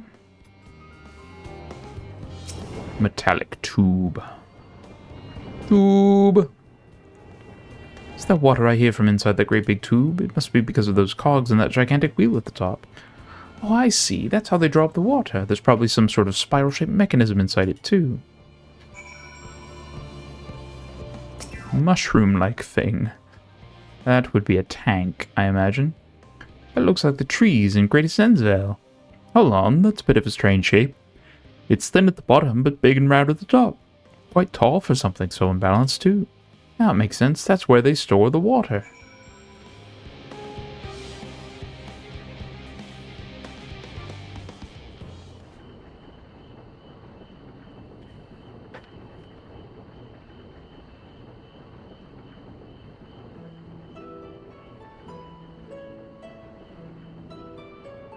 Well, if I were to hazard a guess, water drawn from underground, presumably with some other mechanism, is purified here and stored in that tower before being distributed elsewhere. I'm right, aren't I? I knew it. It is I brilliant in its simplicity. I dare say it would take only a moment to install in even the harshest of environments. For us Loporits, that is. Indeed, securing a reliable source of water is of the utmost importance for any fledgling settlement.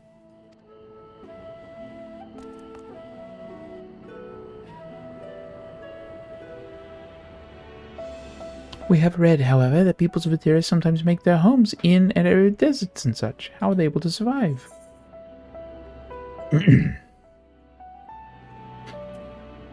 Many settlements in Thanalan are built near an oasis. But wherever you choose to live, you're never far from water. Oh dear, I worry we won't be able to procure the necessary amount. We could provide enough water to keep them from drying out completely, but it would appear they rely on it far more than we'd anticipated. A few adjustments may be in order once we've calculated the average rate of consumption per individual. It may also be worth learning more about how exactly they obtain their water in the first place. Master Alphano spoke of the machineries responsible for that feat during our journey through Logisticon Alpha, did he not? Mayhap the Loporits will share his appreciation for the engineering marvel. Oh yes, that sounds absolutely splendid.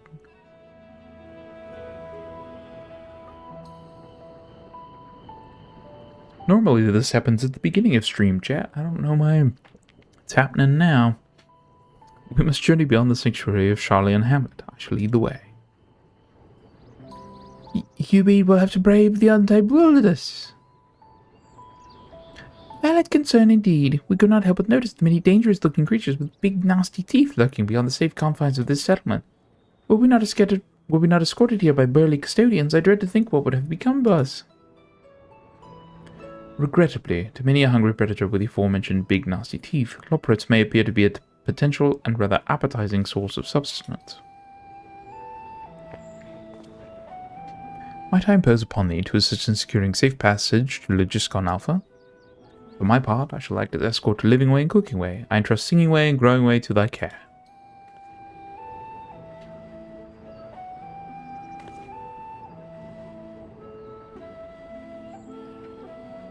A more valiant protector they could not wish for. Godspeed.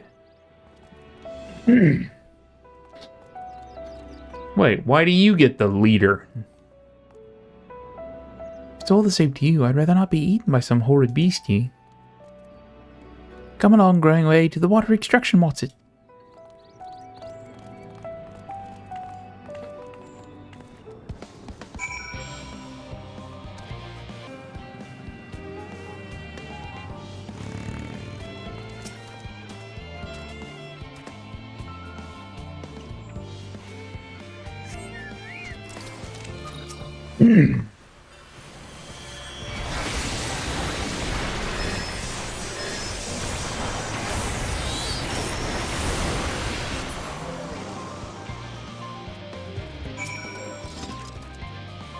Thank you so much. I really hope this water extraction mods is worth these harrowing experiences. All part of the fun, some might say, but I'd rather not be burnt to a crisp if it's all the same to you.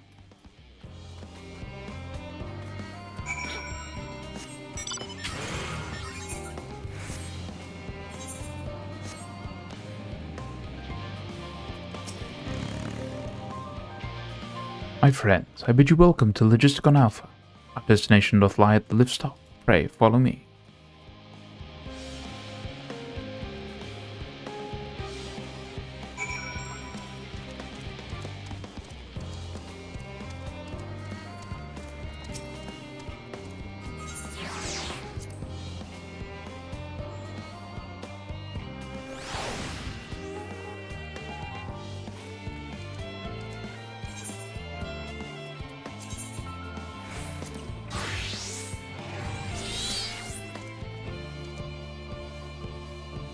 Marvelous, simply marvelous. So this is where the magic, or science rather, takes place. The perfect environment to sustain life, artificially created.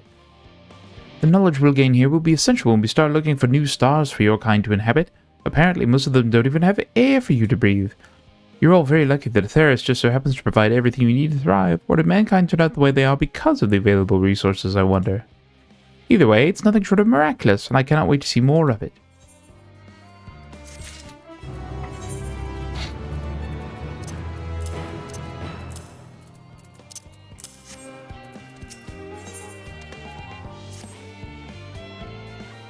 This is all very wonderful, I'm sure, but I was rather hoping to learn more about your nourishment provision facilities. In other words, where is the food? I believe both the knowledge and consumables you seek may be found at Melior Agronomics. As I imagine Singingway and the others intend to study every conceivable facet of this apparatus, would thou be so kind as to escort our visiting culinarian? Yes, that sounds much more interesting. Hopefully I'll be able to see firsthand some of the delicacies Urialge was telling me about. Even his incredibly vivid, if a bit too verbose descriptions... Even his incredibly vivid, if a bit too verbose descriptions cannot compare to sampling them myself. Not to mention Atheris will soon be no more, so I must learn all I can while there is still time. Let us brook no further delay.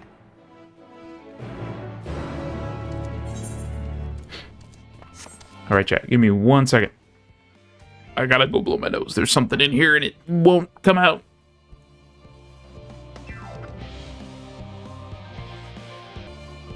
Alright. Sorry, that took a little bit, chat.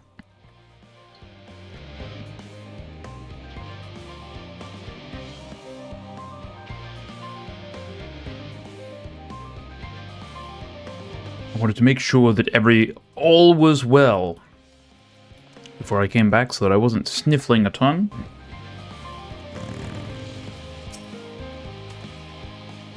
This is the place, yes? The heady aroma was enough to guide me here, and I've spotted several of the fruit and vegetables featured in our compendium. I'd dearly love to try some, but I need those... I read that those who help themselves to a farmer's crops without permission are often caught and put into pies. Perhaps you could ask whoever's in charge if they would be willing to part with a few samples?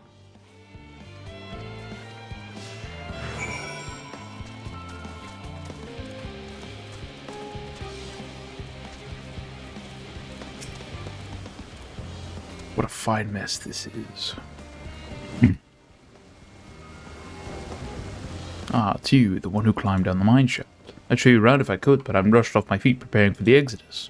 I'm not the only one. We've all got to find ways to do what we do down here. We've all got to find ways to do what we do down here, up there. First on the moon, then on whichever star the form decides will become our new home. It's all so sudden, so unreal. Don't you want to go to the moon? Well, it's better than waiting for the final days to claim us. No matter how carefully it's all planned, we'll never be able to take every variety of flora and fauna with us. Even the ones we can take may not survive in their new environment, so many species doomed to extinction. Sorry, that's not what you came to talk about, is it? Nothing quite so dire, I assure you. We merely wish to sample a little of your produce, if we may. By all means, help yourselves. Much appreciated, my good fellow. So, where to begin?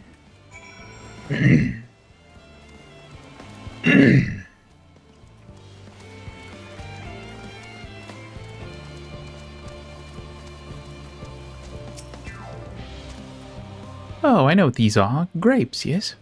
Let's see if they are as delicious as they look. They're not square anymore, so they might be less tasty. So sweet, so sour, the taste is much like a ripe philosopher's carrot, and yet the texture is entirely different. The contrast between the outer skin and the fruit within is most peculiar, though far from unpleasant. Yes, I think I'll try another.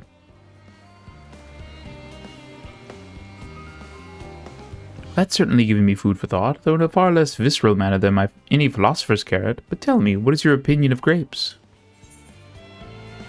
I'd brave an erupting volcano for a choice bunch. Yes, they are rather Moorish, aren't they? And from what I've read, quite versatile too. Something about people stepping on them to make intoxicating beverages, as I recall. Anyway, that's enough about grapes for the time being. On to the next street.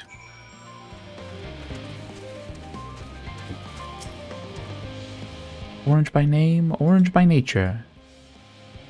What came first, the fruit or the color? Who cares? Let's eat! Yes, that's... Equal parts sweet and sour, as with the grapes, yet nothing alike. I may have to consult Oriage about expanding my vocabulary. I simply cannot find the words to describe it. Perhaps what I'm looking for is bitter. This is all very complicated, you know. So many flavors, so many choices, and each individual with their own personal preferences. Now I see why you all turned your noses up at the idea of eating nothing but carrots. Marvelous though they still are in my estimation, let no one say I said otherwise. Ah, but speaking of carrots, I've yet to sample any of the vegetables. Let's see what's in that field over there.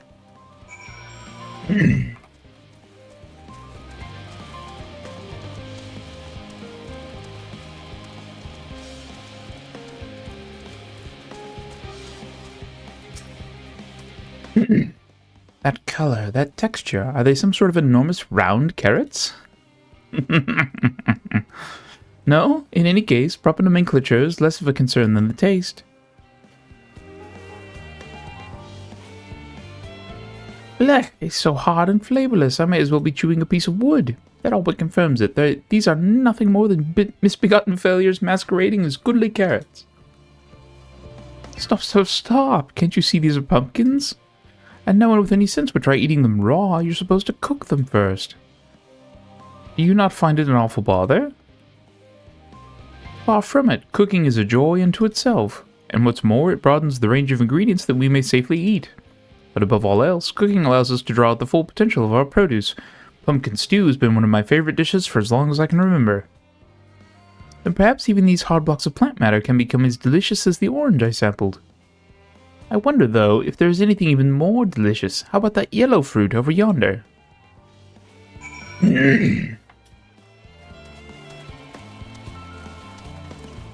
Lemons. What a wondrous fragrance. With luck, it'll have a flavor to match. As I have no idea how these are eaten, I'll just bite into it. My tongue. Is this poison? A lemon? You mean it's supposed to taste like this? How can something so similar to an orange be so revolting? No, they're delicious, man. I think maybe sometime before my palate recovers from this ordeal. As such, I had best call an end to this round of sampling. Let's say our farewells and return to the others.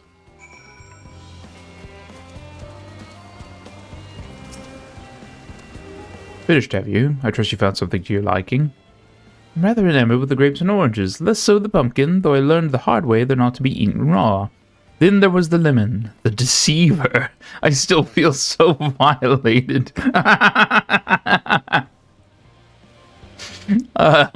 Then there was the lemon, the deceiver. First time, was it? I'd hate for you to leave with a bad taste in your mouth. I'm always the one, so I'll give you this lemon muffin I baked. If this doesn't change your opinion, nothing will. More lemon? Have I not suffered enough? Nevertheless, it would be remiss of me to spurn this opportunity to... Oof, bit of sick came up there. Learn more of your inscrutable ways. Very well, Lemon Muffin, do your worst.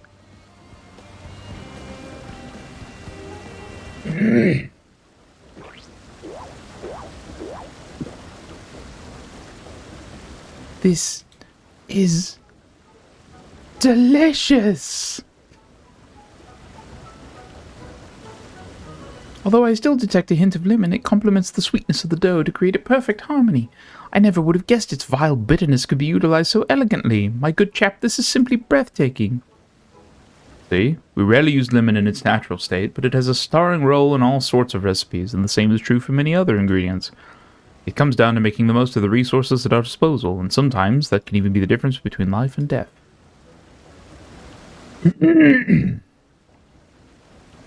I know we won't be able to take every species with us. No doubt the Forum agonized over what was worth preserving, and what will be consigned to history. Hard choices, but make them we must if we're to survive. Such strength of will. Now I know what Hydaelyn sees in your kind.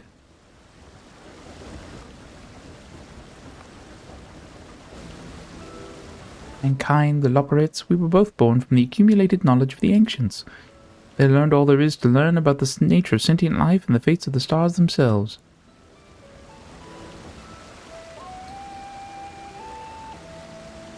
Once a civilization has fulfilled the basic requirements for survival, it will inevitably seek to eliminate all forms of negativity and achieve perfection, and therein lies its folly and its downfall. For perfection is an unattainable ideal, 'tis the paradox of the immaculate carrot. Its civilizations, since time immemorial, have deemed the pursuit of perfection as progress.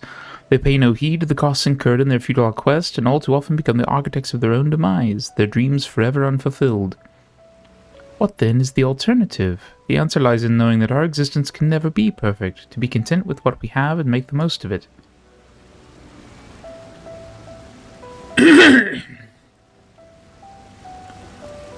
When life gives you lemons, make lemon muffins!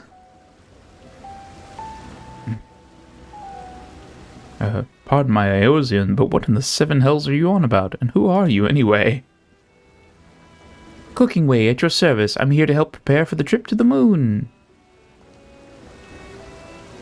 And once you get there, you'll be able to try my carrots. I've been growing all different kinds. But don't worry, there'll be room for your crops too. We'll work together to preserve as many of the species as possible if you're up to the challenge. Yes, of course. I look forward to it. Well, this has all been highly productive, probably. Let's go and see if Oriange and the others have run out of machinery to inspect, shall we?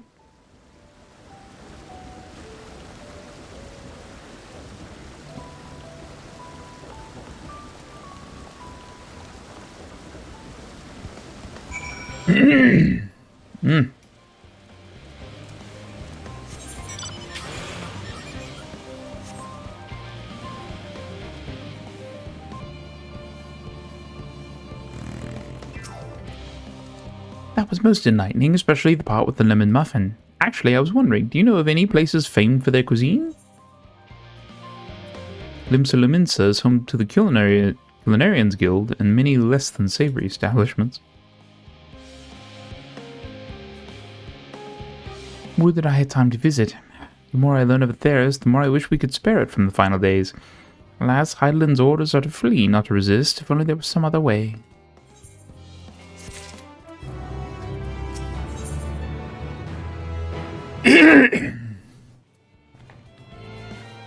Oriange appears to be tallying the Loperites in preparation for an imminent departure. Rin, I trust thy time at Moya Agronomics did bear fruit. Our own efforts too were rewarded. We now possess an embarrassment of educational riches. No doubt our guests' relentless pursuit of knowledge could occupy them and us for a fortnight. Alas, time is of the essence. Let us return to Charlie and Hamlet forthwith. I shall gladly attend to each and every Loperite there, should further questions within my power to answer arise.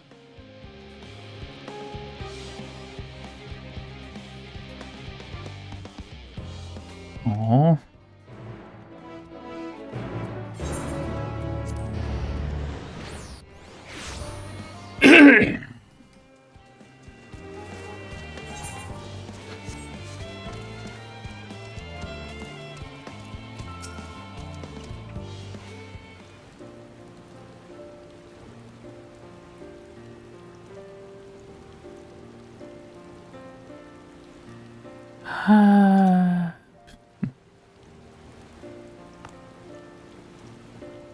Yes, Rin, that was indeed me verbalizing a sigh to express my emotional state. Do you want to know why? Because I saw the reconstructed environmental data for Aetheris at Logisticon Alpha. That's why. Forest so lovely and so leafy. Are all of your forests like that?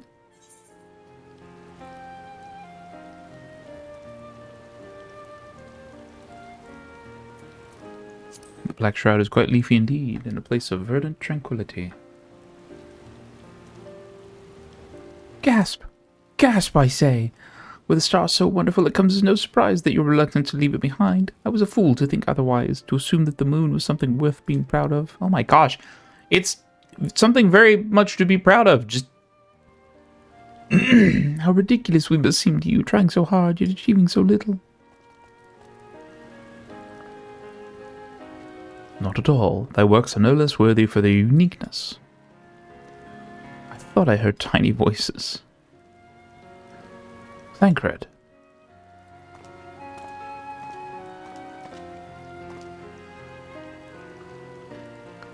How didst thou fare?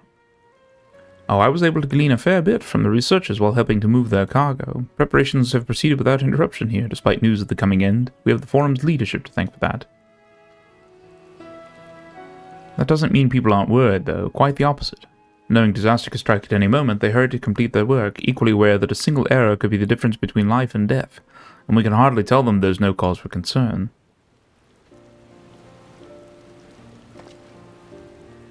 Perhaps not. Though aided by our goodly growing way, we may yet find other ways to lighten their burden. Me? Be of use to people? I'm honored that you would think me so capable, but I'm not sure that I'm up to the challenge. Nevertheless, I believe in thee. If you say so, I suppose it can't hurt to try. I passed someone moping in the Western Plaza that looked to be in need of a helping paw. Perhaps we might help start with him.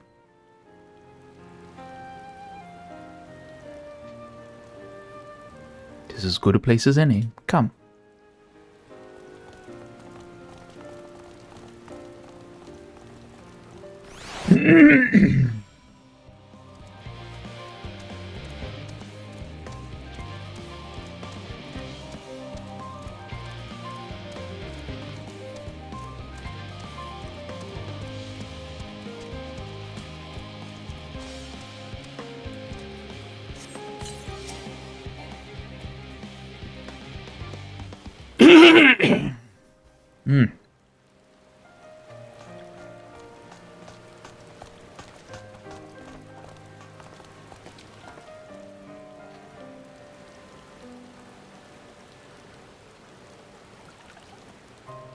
Oh, can I help you?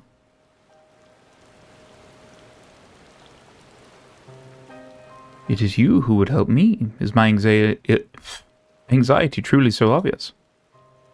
A burden shared is a burden eased. Pray, tell us thy trouble. Those little fellows do look like good listeners. I'm an engineer, you see, and what they say of the ship, that it's the sum of decades of Charlian ingenuity, that it's built with peerless, elegant technology, is all true, but I know that none of that's a guarantee. We've never before launched a starfaring vessel, let alone flown it in the great expanse. All the tests we've run have been on the ground. Only operational personnel and cargo will be aboard for the first voyage, but even so, if it fails us then, what can we do? If it doesn't, it could fall apart on the next flight, or the one after that. We've done everything we can to prevent that from happening, but it hardly matters. We thought the ether burner's design was flawless too, and look how that turned out.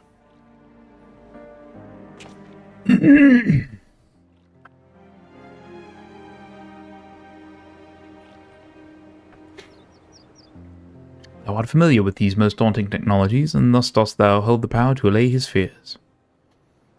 Oh, I'm not sure about that, but, well... Maybe you could tell me if there are any aspects of the ship's design that you're especially worried about. Our ability to walk about and perform our tasks, for one. I've devised a means by which to employ gravity, a spatiotemporal spell, to regulate the environment. What if it's not strong enough? What if everyone floats away and begins crashing into things as soon as we've left the star? Why can't I talk today, chat? Ah, gravitation. Maybe I can be of help after all. Up there is not so different from down here, you see. The same rules apply, if you consider them a part of one great big cosmos rather than separate places.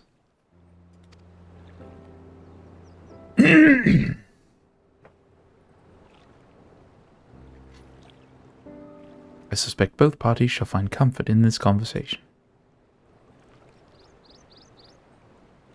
Yet if Thancred's tale be true, still others would benefit from insights born of experience. Might it prevail upon the Loporrits to attend them? An excellent idea, if I do say so myself. There is naught we'd like more than to ease the hearts of the fine people of Atheris, and learn more about them while we're at it. Full glad am I to hear it. Gather thy companions and bring them hither. Rin, thou hast a gift for finding souls in need of succor. Pray seek thee out the distressed and the apprehensive, and inform them that help is at hand.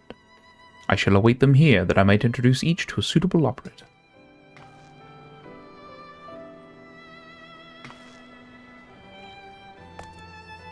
Oh, I do so look forward to that. A place for every Loporrit and every Loporrit in their place.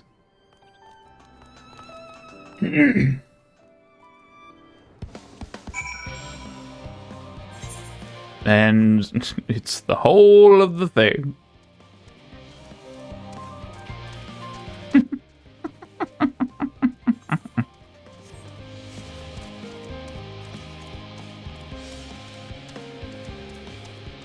Let's see who we can find. 8 people we have to locate. 56 bunches of weeds on the ground, 56 bunches of weeds, rip one out, add to the amount, 55 bunches of weeds in the... Yep, I'm not neglecting my duties, I swear. I was in need of a little break, you see, but then I found myself unable to relax at all, so I went on a walk, and then I noticed these weeds, and... Pleasant conversation partners and oh so fuzzy? Goodness me, that does sound like a much better way to relax.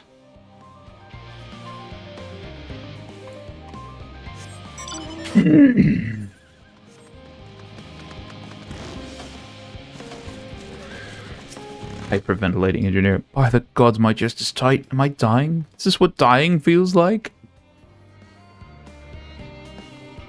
Oh, do pardon me. I didn't see you there. There is no cause for concern, I assure you. No cause for concern, even though we may need to depart at any moment. And if the hull I designed buckles under the strain, the entire vessel may explode on launch, claiming countless lives and dooming all mankind. But that is highly unlikely. Yes, highly unlikely. Highly... Our visitors can help me triple check for structural flaws, you say? Why, that would be wonderful. I'm breathing more easily already.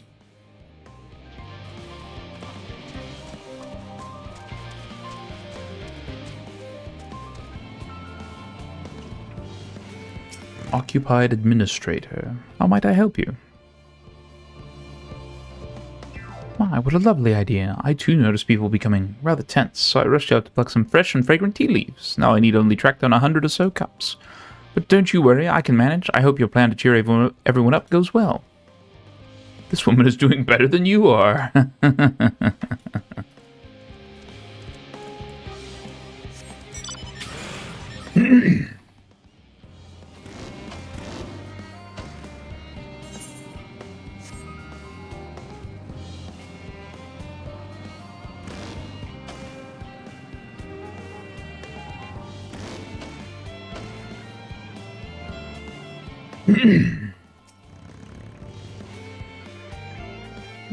Worries. No, I believe I'm fine, thank you. I've been confiding in my colleagues and it's helped a lot. Can't recommend it enough.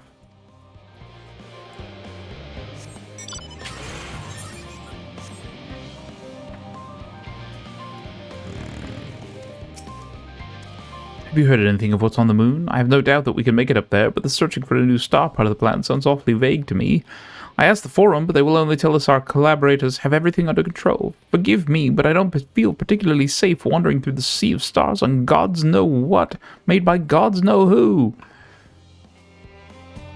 You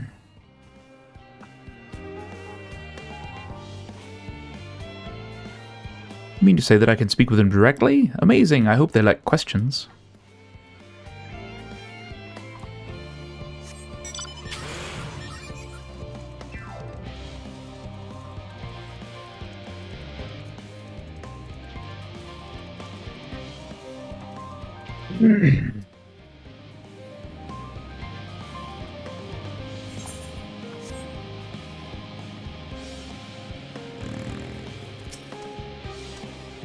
What am I thinking about? Medical facilities on the ship, of course.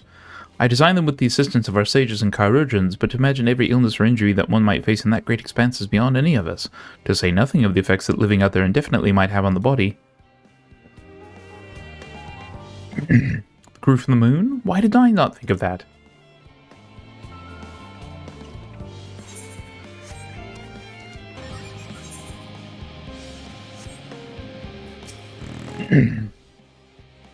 Apologies, but I am awaiting a delivery. Whatever it is, will have to wait.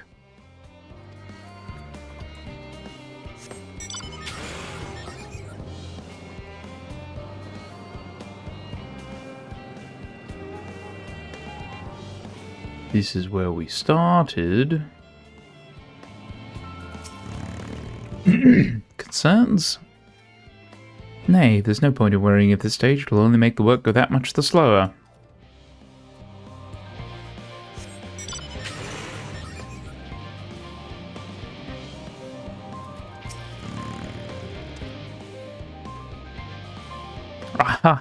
The end of the world is nigh, yet the work goes no faster. Schedules are such temperamental things, feasible one moment, utter bollocks the next. And yet, I've never felt so alive. This one is beyond your help. Only sleep can save her now.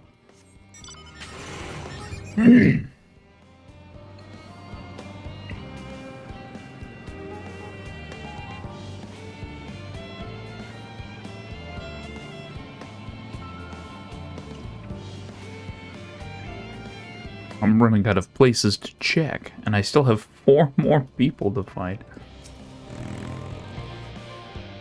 Yes you idiot. Have you seen an envelope lying about? This imbecile refuses to give me the alchemic I ordered without that bloody slip of parchment.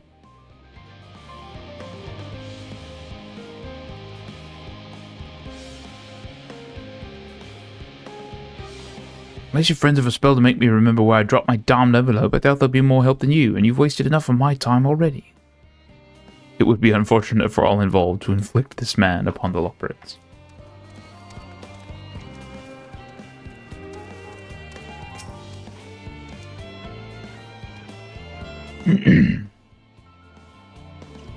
My face? What's wrong with my... Ow! Perhaps I am a bit tense. I was tasked with ensuring that the proper fauna, and only the proper fauna, are brought with us to the moon. However, the suitability of a few species is still under debate, and I can hardly make the decision myself when I know so little about the environment up there. Including the Loporrits in our discussions is a wonderful idea. I absolutely will, thank you. Perhaps the biology itself might offer some clue as well.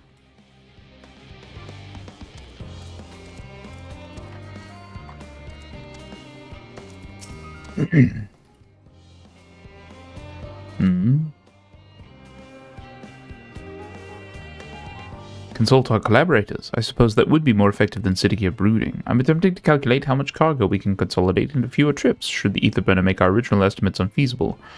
But there are simply too many variables. I feel as if my brow will turn inside out. Perhaps our lunar associates will have more insight into how much weight constitutes too much weight for our purposes. Thank you for letting me know. I think that was a woman, chat.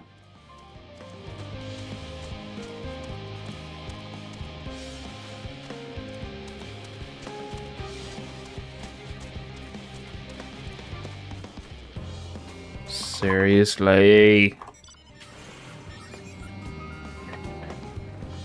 Where are all of you? Where are you all? I need 2 more. There's one. Is anything bothering me? Well, I've been loading cargo for bells now, so my back feels like a void since played it as a piano. My feet and knees as drums and cymbals too. This cleaner seems fine if in need of a break. Okay. Despondent engineer.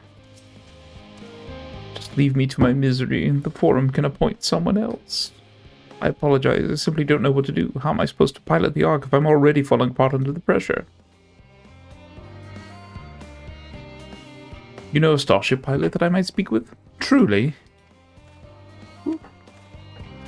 Well then, there's no time to waste. They can help me prepare for this monumental task.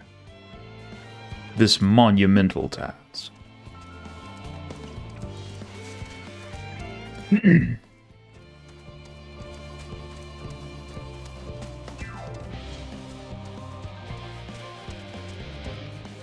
Okay, I need one more.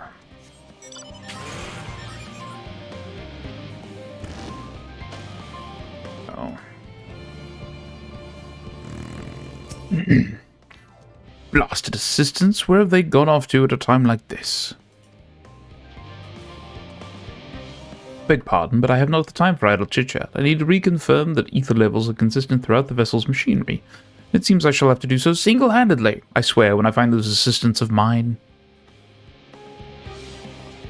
The Loporits are willing to help. Why didn't you say so? At least they won't moan about how they checked 24 times already and haven't slept in weeks. Lazy sods.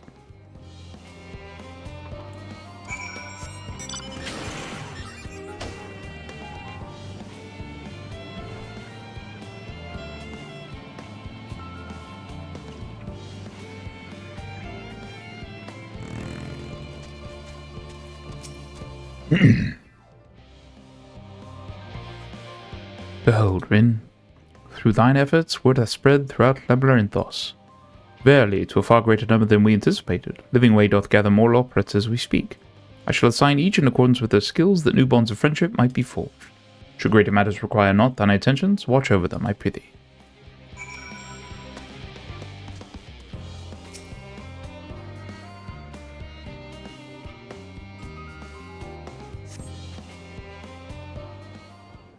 And suddenly... Oh no.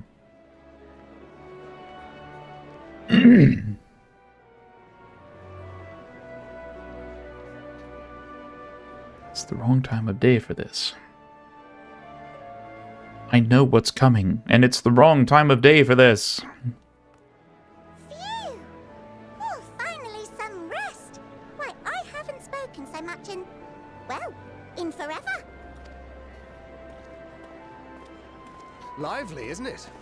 The town is abuzz. Everyone eager to meet with our friends from the moon.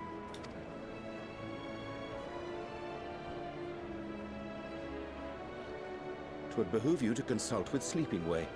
As our moon's pilot, his advice should be most pertinent. I'm impressed. Truth be told, I struggle to tell one from another. No offense intended, of course. None taken.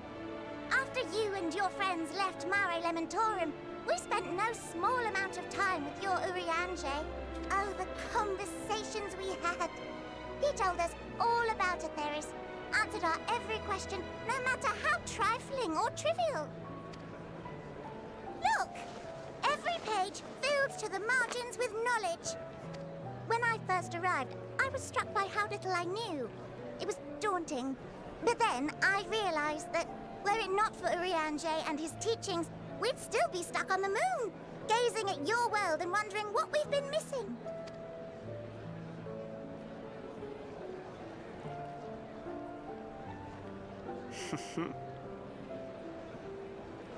What would they think if they could see Urianger now? I dare say they'd be more than a bit surprised. And impressed, no doubt. Master Louisoix, Minfilia, Papalimo, and not to forget.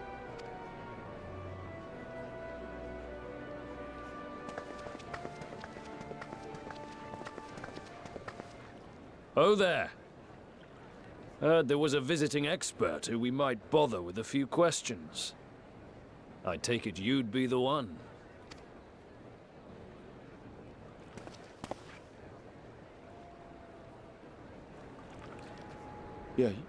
Yes, I am.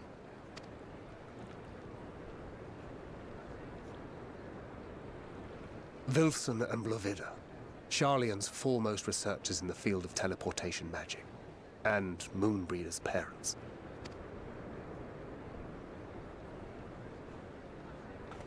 It hath been some time. 'Tis good to see you in good health. Likewise, old friend. Blovida and I were most honored to answer the call. Never expected this reunion, though, did we, dear?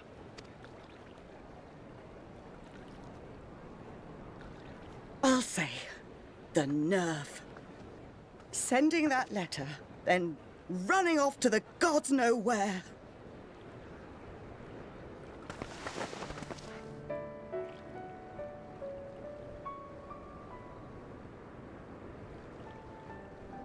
Do you have any idea how worried we were? I'm sorry. 'Twas remiss of me not to deliver the news in person. No, more than that. 'Twas I who... Our daughter was disillusioned after Master Louisoix left her behind. The day the Scions called upon her was the happiest I'd seen her in years. She made her every choice of her own free will. No one could have ever forced her to do otherwise. Don't blame yourself for her death. Celebrate her life. You know that's what she'd want. If there is one thing we resent you for, it was that we could not be there to mourn her with you. Reading the words you penned in that shaky hand, we must have cried as much for you as we did for her. They got me, chat.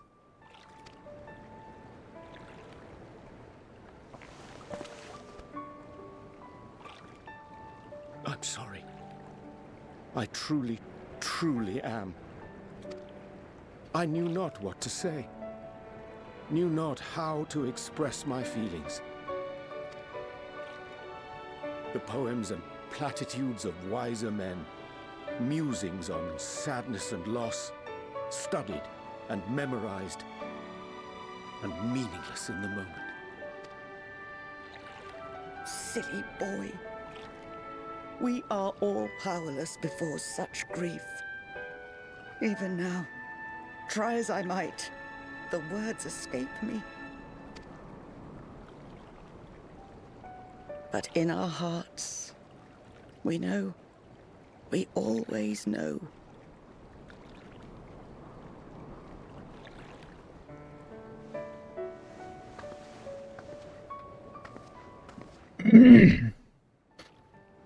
I remember when you were young, how the lads teased you for choosing the company of books over others. Our moon didn't take kindly to that. Be nice to Urianger, she'd shout, and give them a walloping. No matter how many times we scolded her. So we offered a suggestion. Rather than starting fights, why don't you be the bridge between Urianger and the others? She had to mull it over for a while, arms crossed, brow furrowed in intense thought. But from that day on, she never let you be alone. She'd drag you outside to play, pepper you with endless questions, read the same books you read, all to try and understand you that much better. I'm sure it was annoying and exhausting at the time, but she only ever had the best of intentions. And look at you now, at the center of the crowd.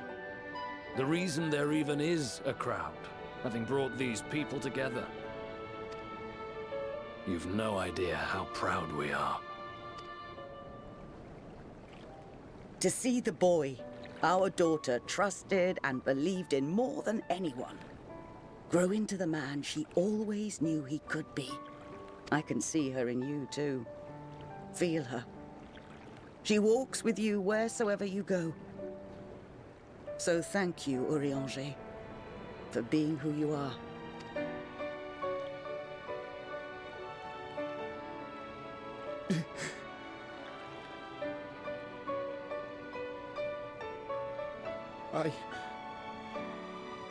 I think I can feel her too.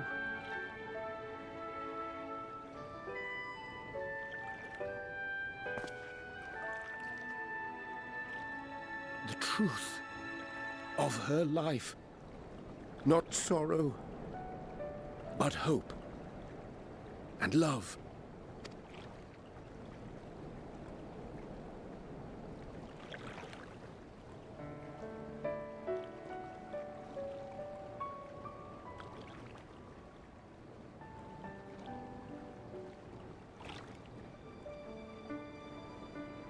This moon breeder. She was important to him, wasn't she? You could ask the man himself. Oh, no.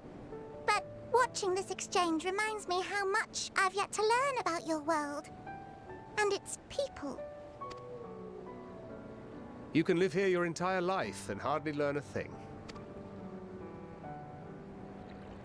And that's why it's too soon for this to end.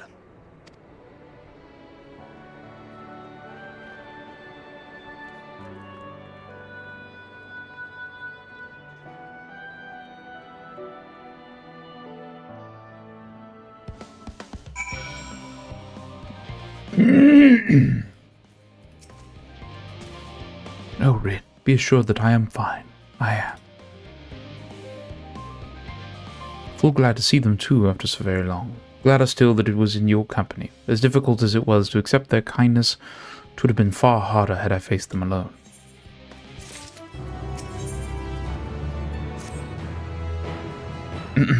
Thou hast my gratitude for lending courage to the Loporrits. Not disposed to rest on their laurels, several of our guests have elected to accompany my countrymen to their stations. Some few may still come hither seeking counsel, and so shall I remain to aid them as need be. If thou art needed elsewhere, do not let me detain thee. As a matter of fact, I was hoping you might check on Alizair, lest I saw she was struggling to carry an enormous pile of boxes out the west gate. I could go myself, but we both know whose help she's less like to scorn.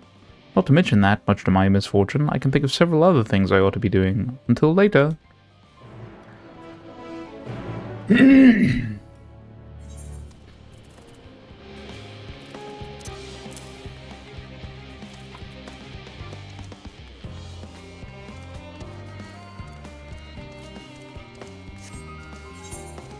And more side quests. So many more side quests. Okay, we'll just pick all these up. What to do? Ah, you're that adventurer who helped out the students of Baldesion, aren't you? Suppose it matters not to you, but my son seems to have run away. Thought only researchers lived here. Oh yes, simply put, my wife and I work at Aporia, and she happened to conceive whilst we were living here in Charlian Hamlet. I assure you we had many sleepless nights wondering if we should quit our jobs and leave Labyrinthos, or entrust the child to a friend of ours who dwells somewhere more suitable. Ultimately, we decided to continue our work whilst raising the child here. After all, our research is focused on the very future that our offspring will inhabit. The issue is, however, that the magic that prevents us from revealing anything confidential is too potent to be used on children. Of course, we can't allow the little one to roam freely, there's no telling what he might impart unto others, so he just spent his entire life thus far within the confines of Charlian Hamlet. We recently had a slight spat with him, and well, he decided to flee. I imagine me going after him would only make things worse. Could I ask you to talk to him in my stead? I'm sure he'd be much more willing to listen to anyone other than his parents at this point.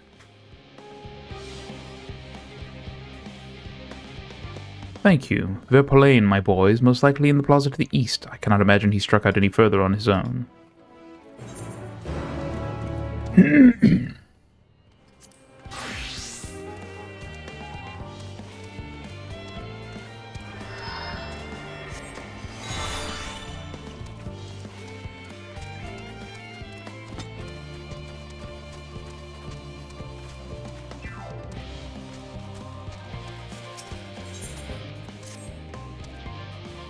Rin, isn't it? I was about to head to Cockle's Forge to drop something off, but I think you'd be more welcome than I. Turns out the recipient is something of an admirer of yours. I'm sure she'd be thrilled to have you make the delivery. Here's the package, all set to be delivered to Wasundidi. Wasundidi.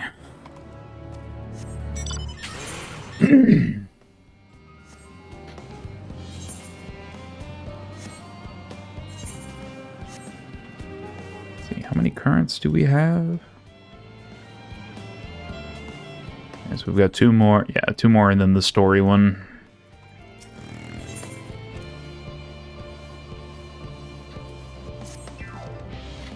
You're a visitor to Charlian, aren't you? You do have a worldly look about you. As a gleaner, I too have journeyed far and wide. Tell me, where is the farthest you have ventured?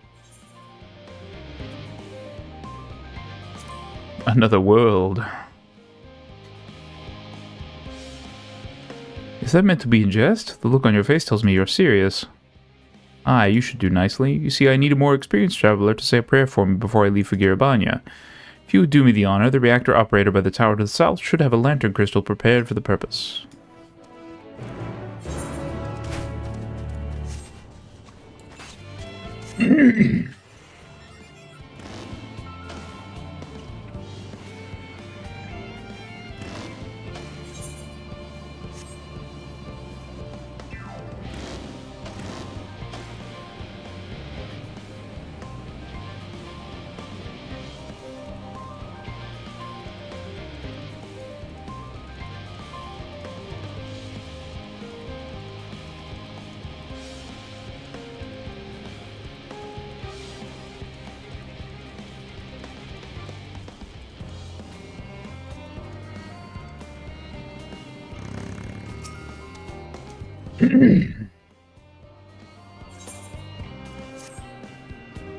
Excuse me, you there. You look capable. Could you find a missing carbuncle for me? Ordinarily, a carbuncle would never be without an arcanist, but this one was found alone roaming the wilds of the Nosha.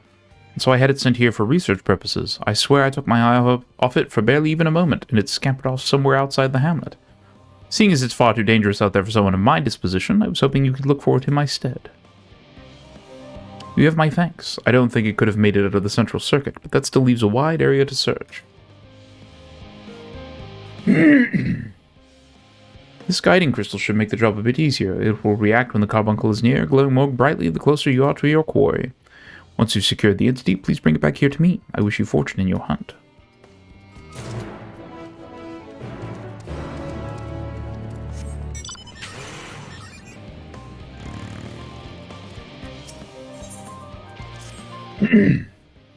You there, adventurer. You have the carriage of a woman upon whose time I might prevail. Those books there, you see them, yes? I would have you bear them to one of the students of Baldesion for me.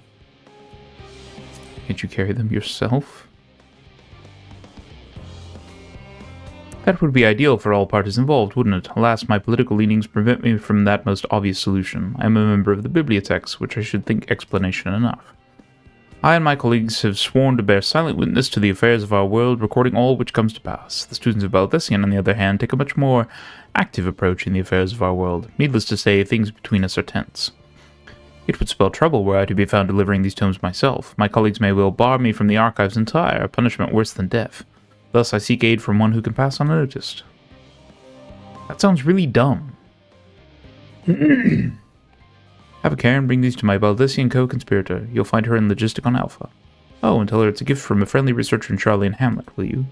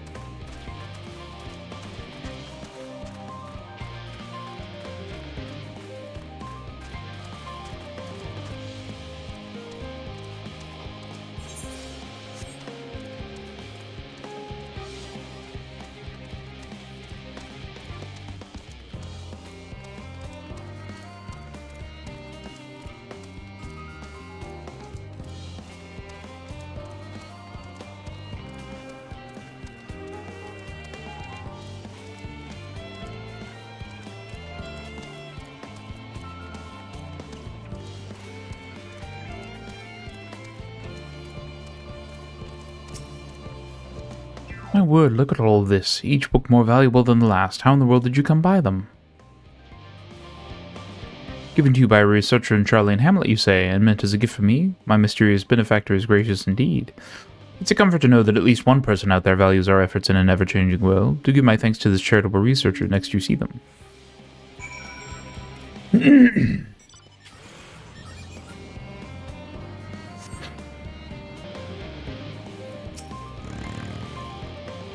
Ah, you've returned, and without the books with which you departed. I assume that to mean they were delivered to the right hands. Thank you.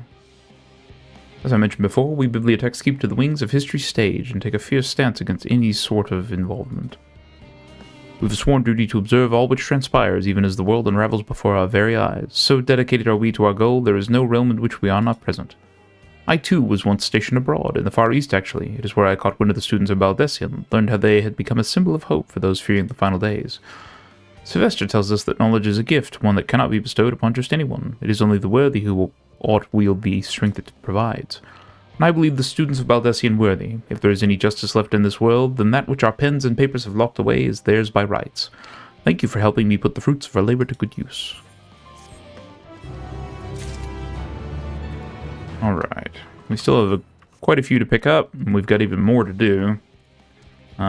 It is getting to be about that time when we take our usual break for the streamathon, just to get some food, some snackage, get up, stretch, that kind of thing. We back. Sorry, chat, the break was slightly extended. Oh, hold on. Why? What? Oh, there we go. Okay. Weird thing with my keyboard. Sorry. We are in fact back. Sorry for the extended break. Had to fix something on my wall. And no one noticed it's gone.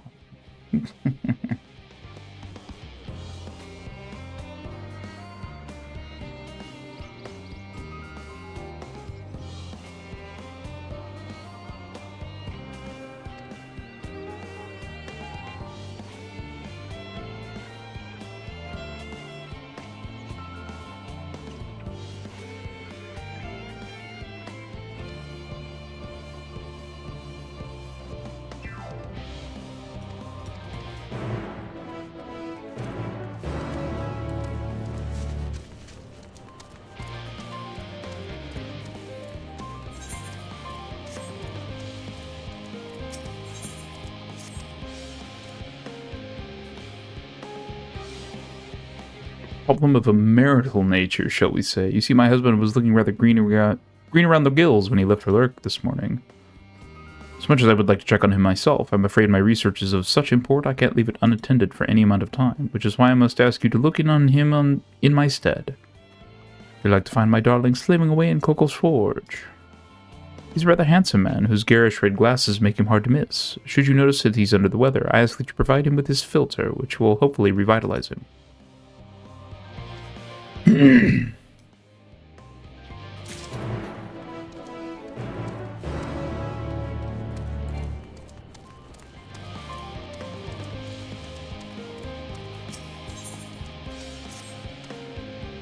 Haven't we met before? You're one of Uriange's friends, yes?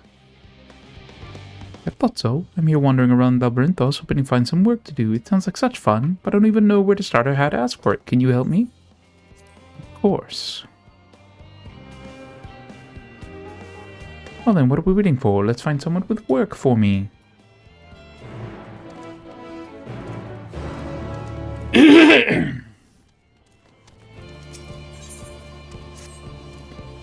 Where could it have gone? What a bother this is. If only I could find someone who... Oh, fortune is on my side indeed. You seem the doughty sort. Might you help me locate a missing mammoth?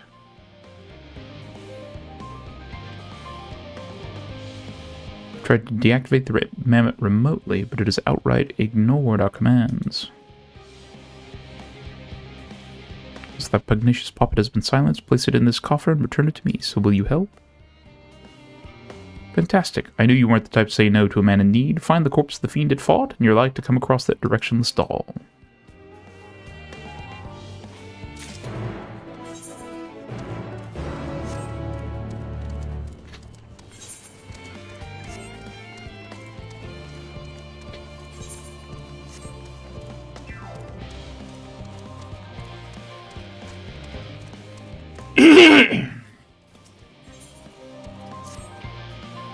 Oh my, conundrum indeed. What am I to do?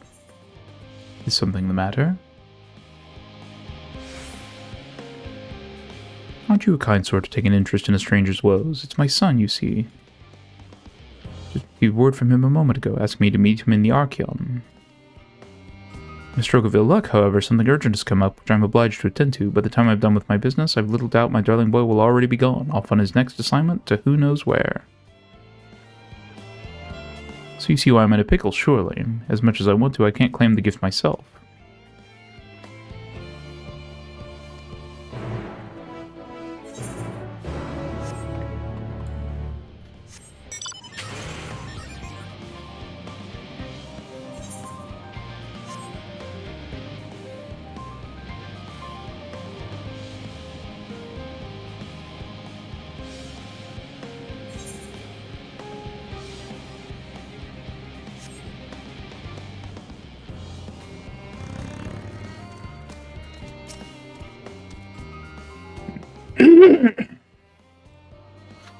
You're the one who's come about the eye drops, then. Heard all about little exercise from Anija, called Violinkbo, you see. Told this old bird what's about to transpire, but she still seems a bit on her guard.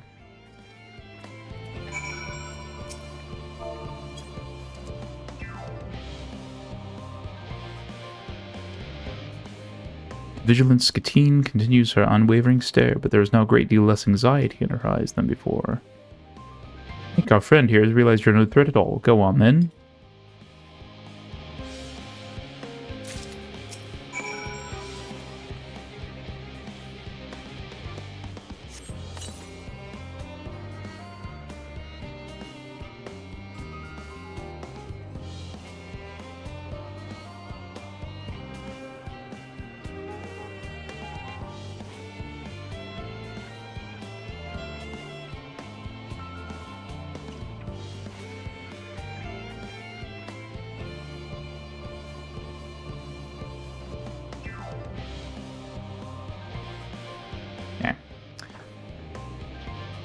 Friends with a dragoon, right? Surly-looking Ellison fellow.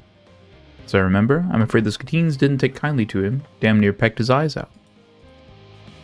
Lucky your companion stopped himself when he did, but that doesn't mean the Skatine is going to let bygones be bygones anytime soon. Let me tell you. The Skatine's had her treatment, so go and tell Anija as much. Good luck out there.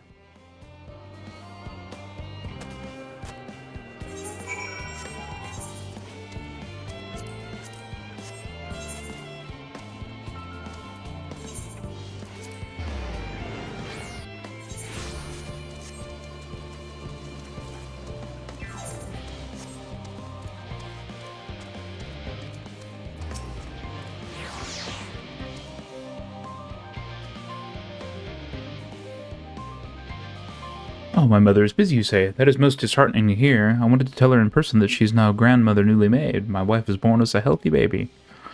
I'd written to share news that we were expecting, but not that she'd given birth. I'd hoped to see the look on my mother's face when I told her of the happy event. It's quite all right. No, honestly, it is. She works tirelessly for the good of all. I can hardly blame her for being unable to come running at a moment's notice. It makes me proud. In fact, the thing she is so important she cannot even spare a moment to see me. Hopefully she can spare a moment for this, though. Will you give this portrait to her? It's of me, my wife, and our newborn, her grandchild. Now then, I must be off. There's work to be done, and I am sure my mother would be proud to know her son is following in her hard-working footsteps.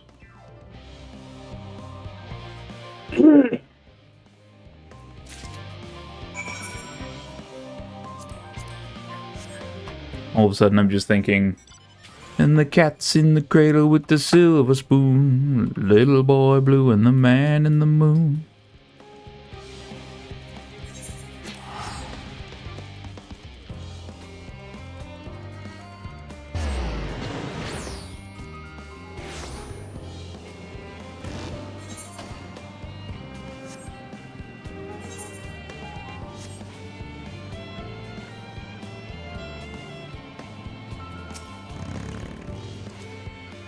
There's something I can help you and your friend with?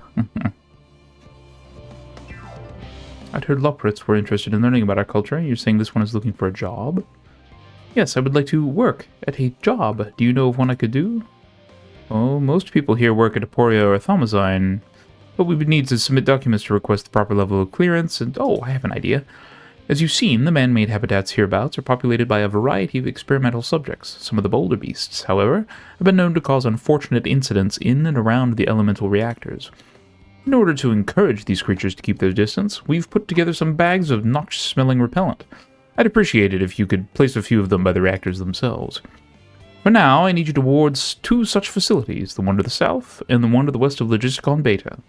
Here, there's an armful for each of you, so you can split the work. Well, I'm sorry for making you work too, but that means we can share the payment as well. Right, I'll go to the south reactor, you can take the one in the west. Work, work, work.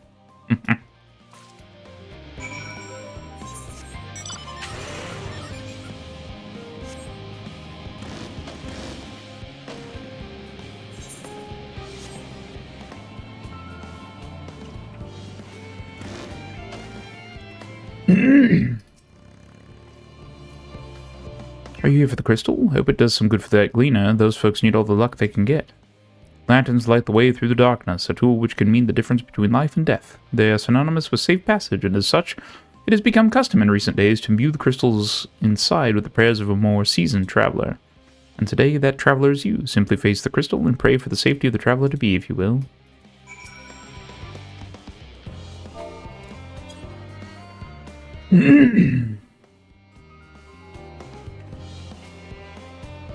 A colleague recently told me about the power of Akasha, a concept taught in Radzatan, and how it reacts to strong motion. I wonder if this method of praying to a crystal is a manifestation of that power. Well, that should about do it. With luck, your prayers will help guide the gleaner safely through the perils of this journey.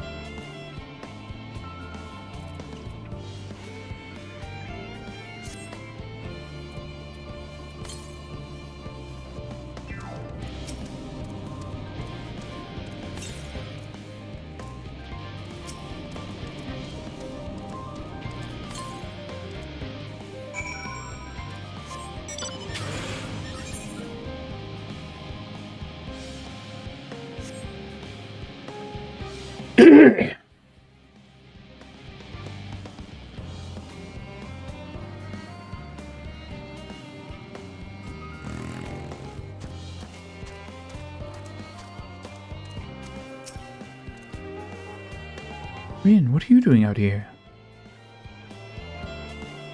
No, I don't mind if you help me with the boxes, but it's far from the most exciting of tasks. Are you sure? Well, I appreciate the assistance. We need to get these to Aporia. Time is short, of course, but they're full of organic specimens and samples, so try not to be too rough with them. Alphino should be waiting for us when we arrive. I'll see you there.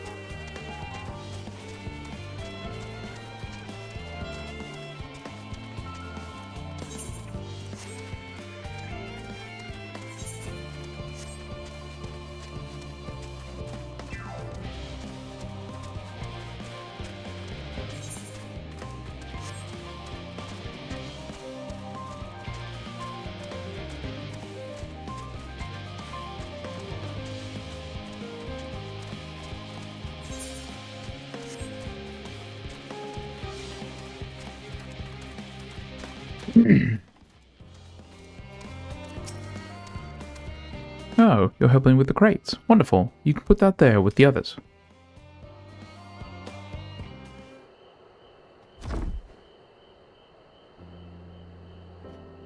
You have my gratitude, but how did you come to be involved in this?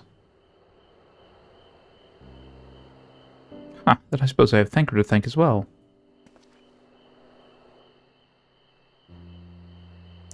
If you're wondering why we were tasked with bringing these boxes to Aporia to begin with, so was I. Turns out that this is a base of operations of sorts. Those with final say as to what is included in the ship's manifest can be found here. Father included, I suspect.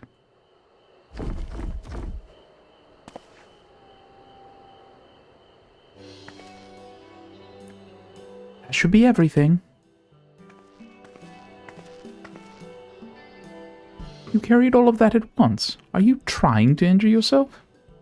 Oh, hush, they're lighter than they look, and not everyone has your delicate arms. I suppose we should let someone know that we finished. Leopoldin is in the courtyard. We can report to him. Why don't you come along? You should get credit for your assistance at least. Considering where we are, we might even learn something interesting.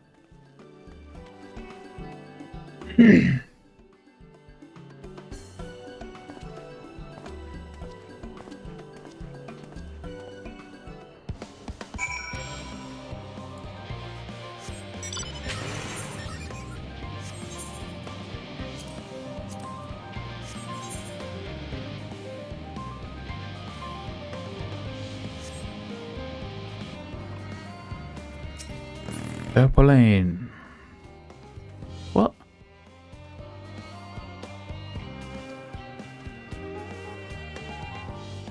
Tell you what, chat. Hold on. We're just gonna leave it for now. Too much configuring needing to happen.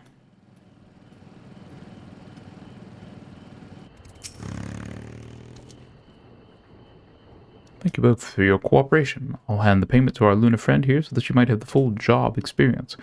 Oh, and I'll throw in some apples from Muriel Agronomics too. Enjoy. Oh, new food to try. Let's head back up the stairs and eat them together.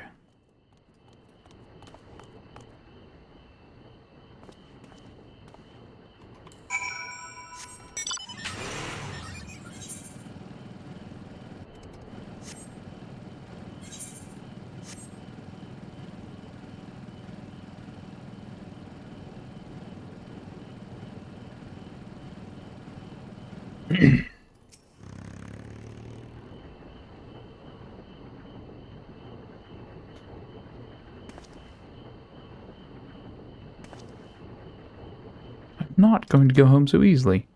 You probably won't believe me either, but I've noticed that all is not right in Labyrinthos. Why don't you try telling me first?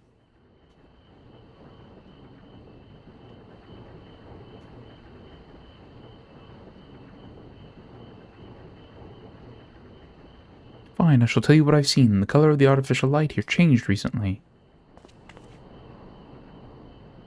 I'm sure most people haven't noticed, but when you've spent your whole life here, the difference is like night and day. Even so, no one will take me seriously when I bring it up. All because of my age. Got into a big fight with Father about it. But Labyrinthos is in danger. Who knows what would happen if the artificial sun broke? That's why I can't go home just yet. I need to get to the bottom of this first. Although, I'm scared to venture outside on my own. They say there's countless monsters out there. I don't suppose you would come with me? I could pay you. It's not much, but I do get pocket money from my parents. You don't need to pay me. I thought you were different from the rest, but now you're treating me like a child too. This is a proper deal, alright? You've got to take my money to make it binding. Oh, fine.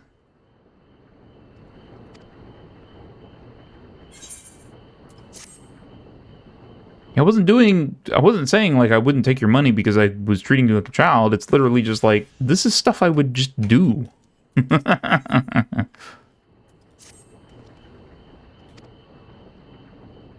The artificial sun first. It's got an engine called a reactor that burns with fire ether. My theory is that the reactor has too much ether now, and that's what's changed its color. Ergo, we should go to Phobos. I know someone who works there helping to control the artificial sun. I bet he'll let us have a look around. It's in the medial circuit, so we should head for Logisticon Alpha first. Follow me so you don't get lost.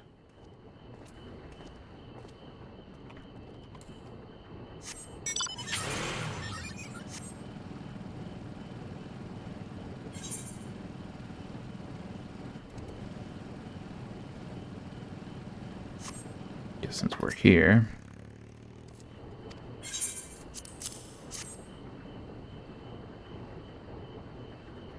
Give my thanks. With your prayer fueling its light, I have faith that it will keep me safe until my return. And now I depart for Giribanya. I hope your travels are successful as well as mine.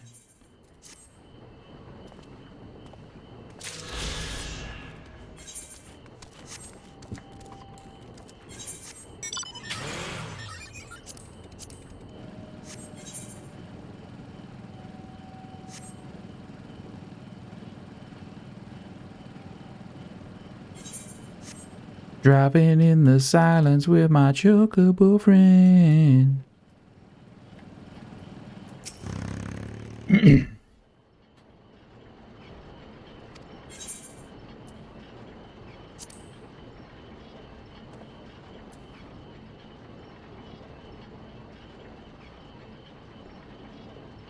Hello again, Voplane. You and a friend are free to go through.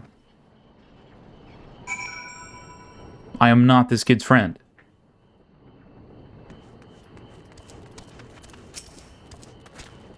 You have my thanks. It's so tiresome having your freedoms limited because of your age. Anyway, let's make our way to Phoebus.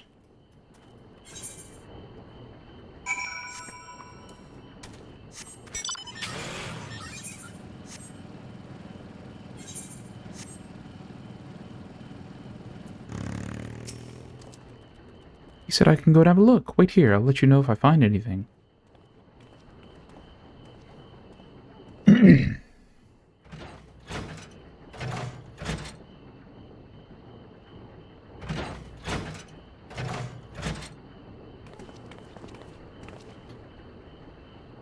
Well, he showed me the control panel, but there didn't seem to be anything wrong. The reactor's records didn't contain anything worth noting either. That's what you were worried about, eh? You do realize this place has been around as long as Labyrinthos, and we've never had a single problem. But we've been able to confirm this change in the light's hue you speak of. Are you sure? Are you certain you didn't just stare at the sun too long? We advise against that for a reason, you know.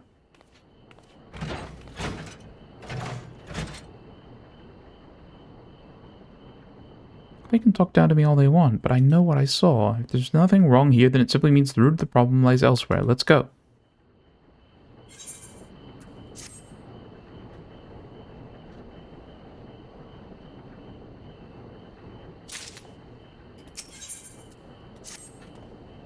Thank you for sticking around. It's nice to be believed for once. Now that it's clear the problem doesn't lie here, we should move on. Let's take a look at the supply route the fire aspect ether travels along from the elemental reactor to the artificial sun. I learned a while ago that the sun automatically goes into overdrive to maintain its brightness if it gets less fire ether than it needs. If that is what's happening, then there must be a problem with the reactor's ether supply. To know for sure, we'll need to check the flow of the ether to see if there are any spots where it's abnormally weak. To do that, though, we need an etherometer. Maybe we can borrow one from Muriel Agronomics. Then we won't have to go out of our way.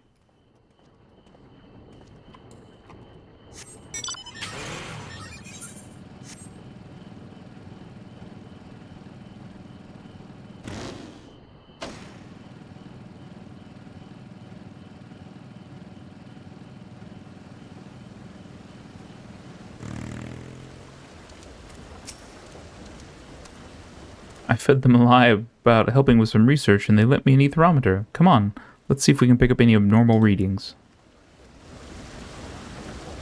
That looks like a telescope. Just as I thought, the concentration of fire ether is too low. It seems to be weakest at an area south of here. That must be where the problem lies.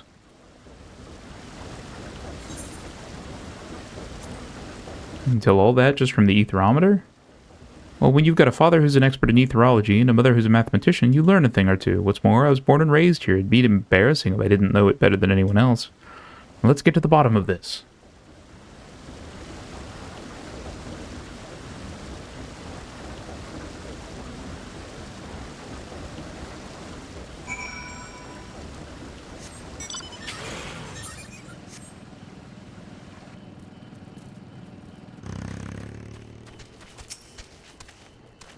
I've identified the problem. There's an anola here.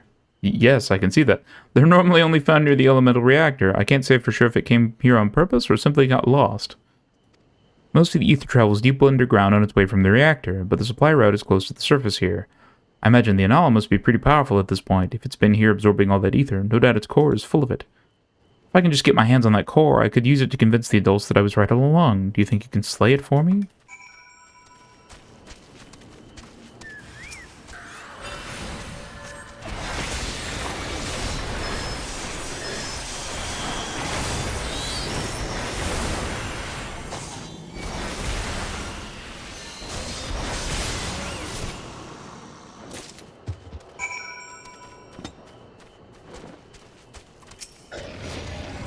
Nicely done. Can you show me the core?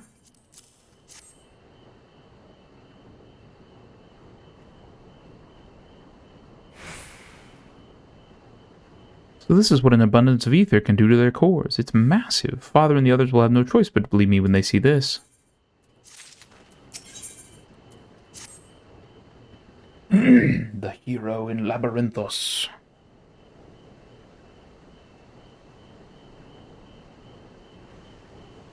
Come on, let's waste no time in showing this to Father. It's time he acknowledged that I'm right. So this is where you'd been hiding.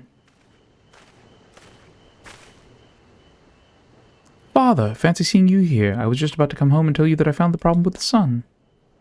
Are you still harping on about that? You could have got yourself hurt pursuing this nonsense. And you, I told you to bring my son back to me, and instead you go off gallivanting with him? He's right, you know.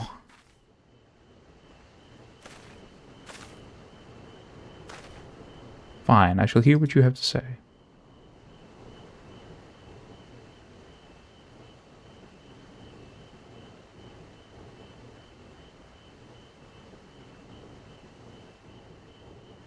Oh my, I have never seen a core like this in my life. I see no reason to doubt your suggestion that it was feeding on the fire aspected ether. So you finally admit that I was right about the sun? Well, yes, however, that matters not now that I know how serious the situation is. What do you mean? Rin's already slain the Anala. Surely everything will go back to normal now. I'm afraid not. If the artificial sun was under such strain for a prolonged period of time, it could be on the verge of combusting by now. It's gonna blow! We'll need to cool it post-haste. Alas, this requires multiple soma cores. The constructs can be found by Kokol's forge. Please, we've no time to waste. You must retrieve 2 cores for me. We'll begin the process of Phoebos. Find us there when you have the cores in hand.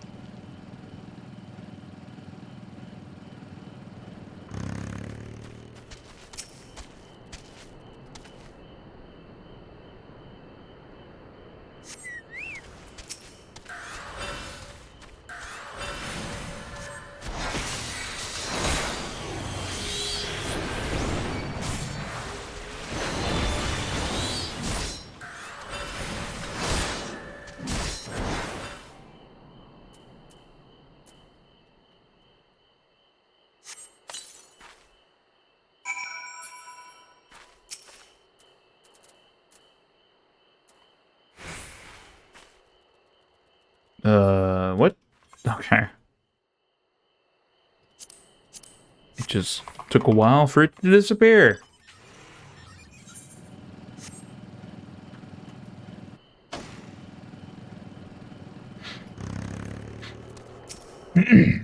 Oh dear, perhaps going into work was not the best decision after all. Ah yes, the medicine.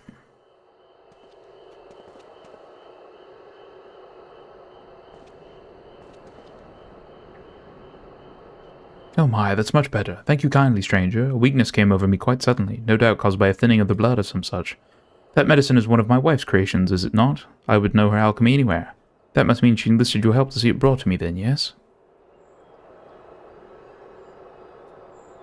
I thought as much. So little gets past my better half, though I did my best to hide my tongue. I myself am a researcher in thaumasane. Ah, that interests you, does it? Well then, you will get a kick out of this. We are currently developing a new sort of alloy which, at the molecular level, contains psychosensitive materials such as dark matter. The wonders we could work with such a marvelous metal. Imagine how much tighter controls could become were we to fit it into a cockpit. But I'm getting ahead of myself. At any rate, our work is reaching its crescendo, and I wouldn't dare miss even so much as a day of it. Would you be so kind as to tell my wife that there's no cause for concern? All she need know is that her filter worked wonders.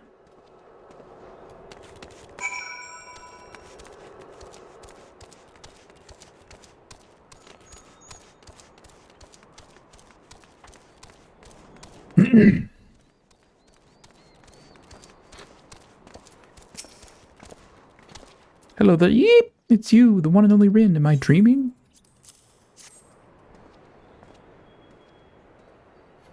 a delivery for me? But why would someone as famous and important as you be delivering my package? Oh no, I'm just being rude. I must thank you properly. If only I had known you'd be coming, I could have prepared something for you. Silly me, there's something for you right here. This package contains a bottle of golden syrup. It's yours if you want it. It's an alchemical medicine to rejuvenate the wearied body. You must need something like that after running around and saving the entire world. I won't hear no for an answer, so drink it down. You deserve it far more than I do.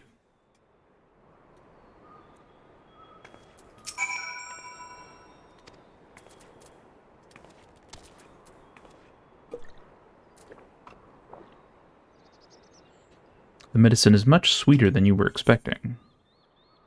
It's delicious. I'm glad. I hope it nourishes your body along with pleasing your palate. That reminds me, I had your comrade Graha try some as well. He seemed to quite enjoy it. Said it was like drinking sweet ambrosia.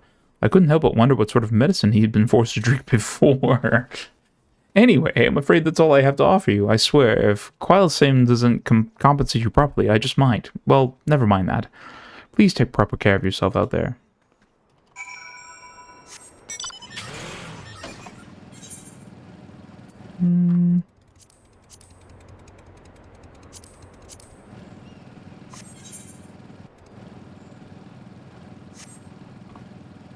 Just have two more. One of which requires sleuthing.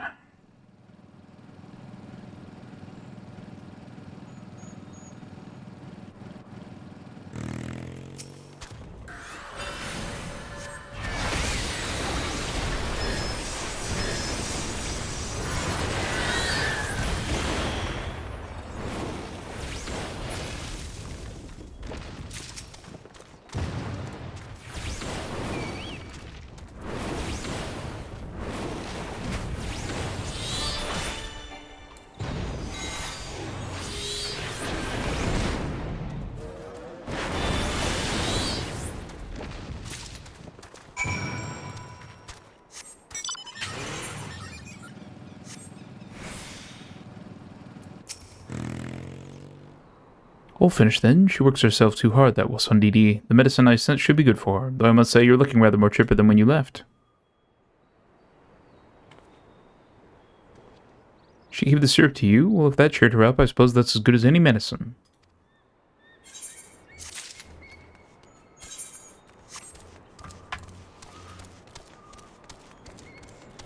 All the ambient audio is making me think of Shadow of the Colossus. Because that's how most of that game is played. You have, like, not really any music, except for certain bits. Most of the time, if you're wandering around, it's just ambiance.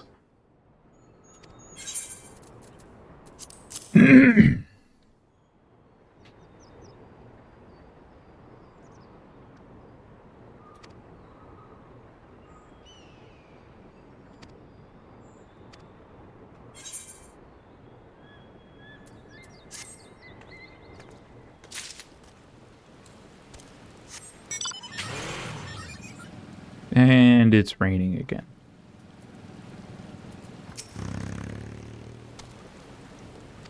Was he as unwell as I feared?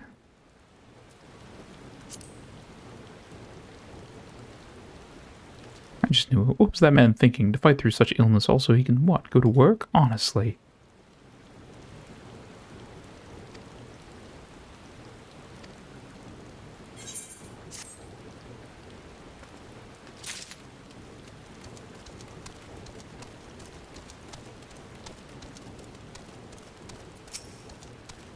Time to munch on these apples. They look delicious, don't they?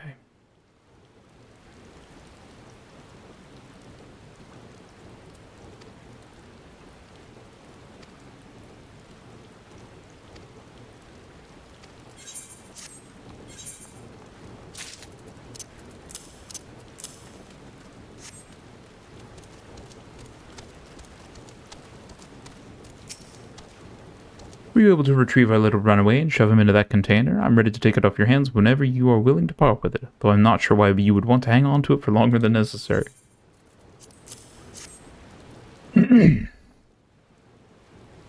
Goodness, you've done it. I can't thank you enough, truly. Not sure what I would have done had you not come along.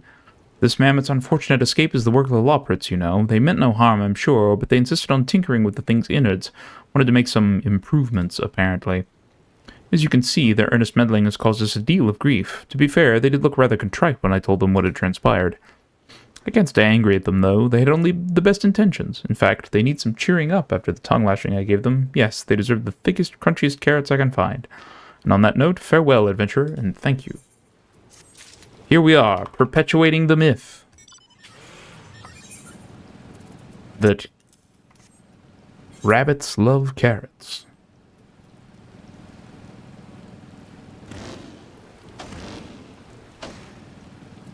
You returned. Very good. Judging by the lack of scratch marks, you were successful in completing your task. No doubt the Scatines now know to treat you as a friend rather than foe. The Scatines do not stay long in any given location, but rather fly through Labyrinthos, moving from perch to perch. Should you happen to see one, count yourself fortunate. They can be a rare sight. Though you may think them difficult to spot, trust that they are among us. They are all watching always, ensuring that the knowledge we've acquired is kept from falling into the hands of those who would use it for nefarious ends.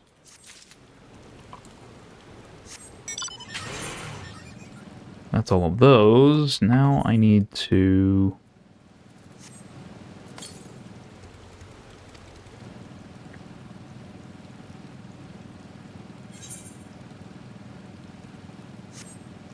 I've got to find a carbuncle using the crystal as basically a homing beacon.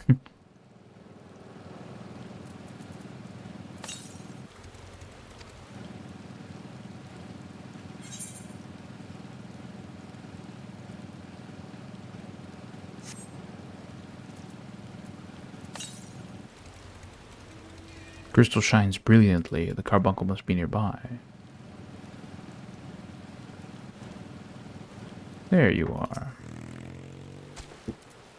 The carbuncle peers at you anxiously, not letting its guard down.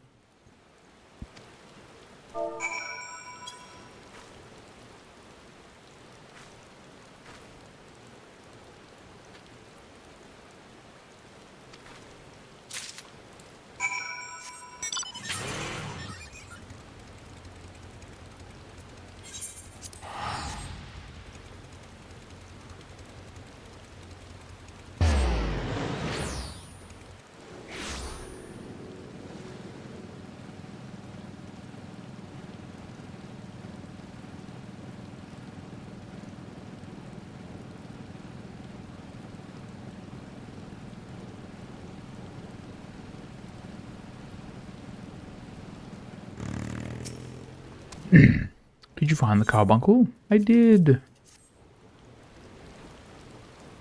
I did, good sir.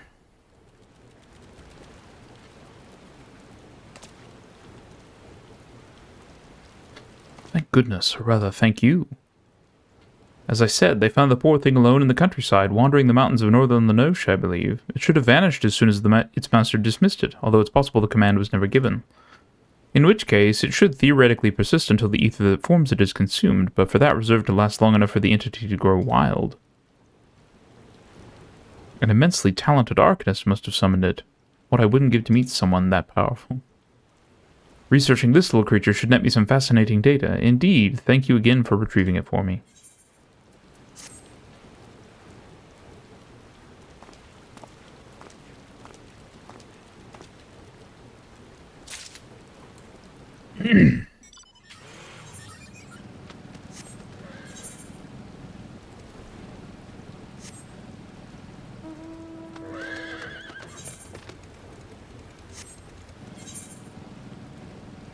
Although, actually...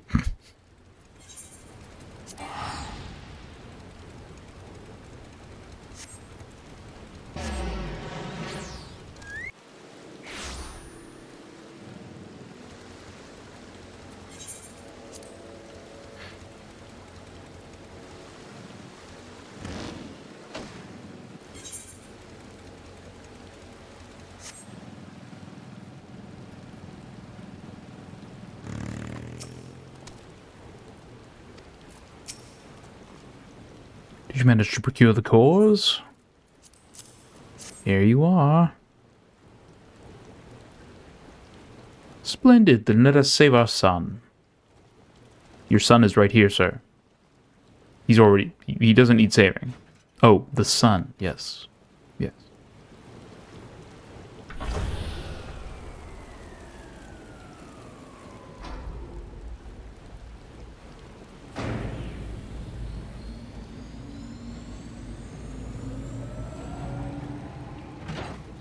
She looks so unhappy. Alright, I think we can finally relax. The artificial sun is stable once more. Clearly, we were also enveloped in our own research that we neglected to keep an eye on the systems that allow us to live down here in the first place. I shudder to think what could have befallen us had you and my son not taken action. You have my thanks for saving us from disaster.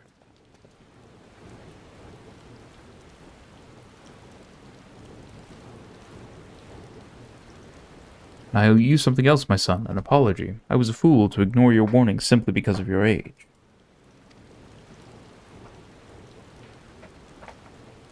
It's fine, Father, really. In that case, might you be interested in helping find potential improvements for the systems that govern our sun? Of course, I can think of several already.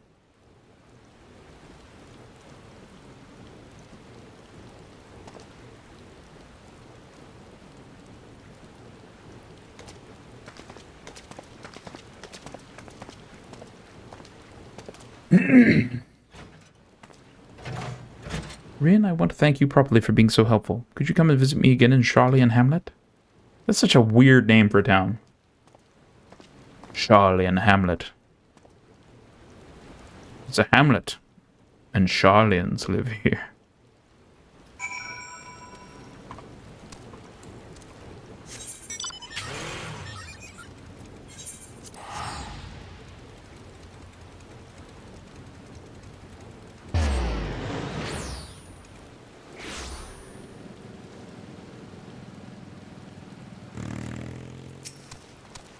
Thank you again. Here's your reward. It's my pocket money with an additional something from my parents.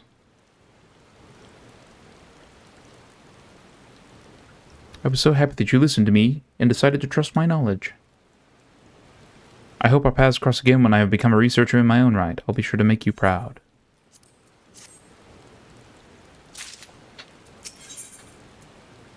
Thick as thieves. Ah, hello again. Thanks once more for your help in sorting out the sun. I've actually got something else to ask if you're willing to hear me out. It concerns a new friend of mine, a young troll that I found wandering around these parts recently. Obviously, he's not capable of speech, but he can clearly understand me when I talk to him. You do believe me, right? Oh, that's Shackles.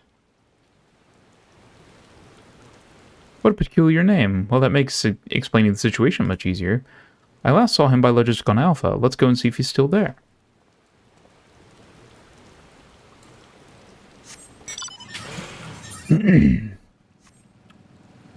Riders in the rain,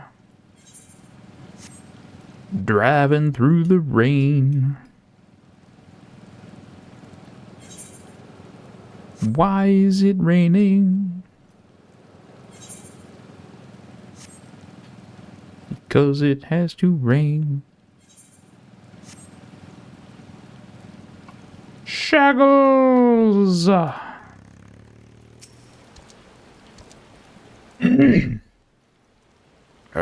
Been searching all over for you, you know. Since we last met, I decided to use magics to improve my vocalization. To that, I've read my fair share of tomes on the subject. It seems you're kind of capable of making your vocal cords vibrate thanks to your ability to breathe through your mouths. Alas, we trolls are incapable of doing so. However, I managed to adopt a wind-aspected crystal to enable me to communicate properly. Not that there's anything wrong with nasal mind you. I'm not gifted enough to activate the spell on my own, so I set out in search of you once more. It was then that I bumped into this clever child. What happened to the buffoon? He wouldn't have been any help, so I left without him. Clearly I made the right choice. While I might not be able to speak with his boy, he still managed to bring you to me. You can understand what he's saying? Simply amazing. I knew he had to have some way of communicating. I gather he knows a thing or two about ether as well. Would you mind telling him what I just told you? Pretty clear.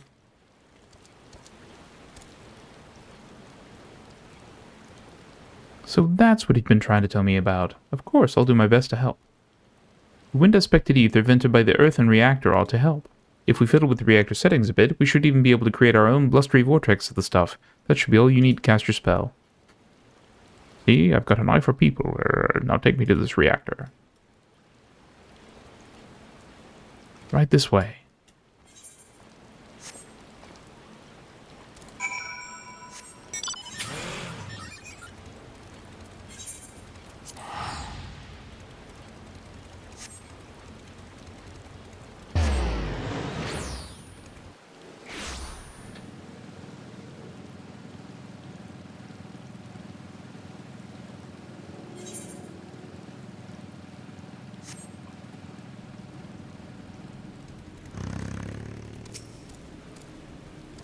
I'll be back in a bit. I just need to go tinker with the reactor settings. I learned all about this when I was coming up with ways to better the systems for the artificial sun.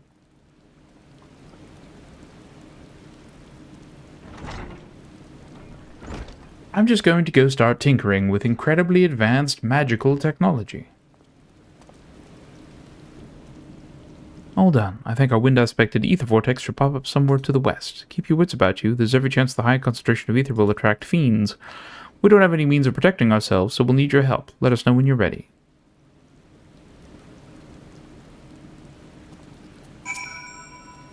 Westward.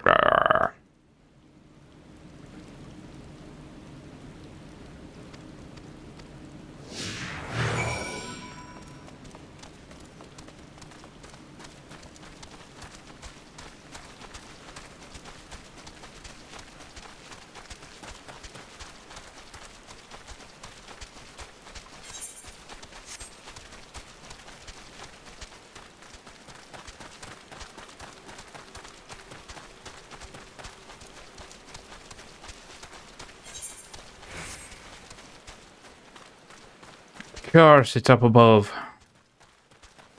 Why would it be anything else?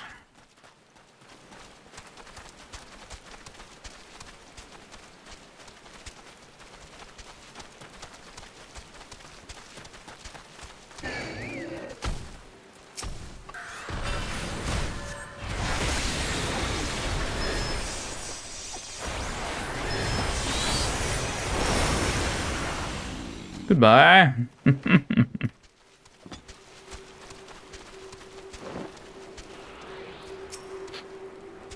So this is it, eh? Let me give it a go then.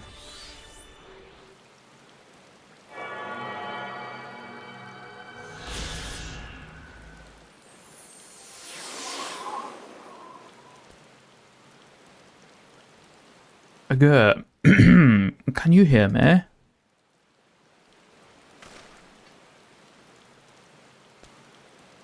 Brilliant. I can finally talk. Oh, wonderful. There's so much I want to talk to you about.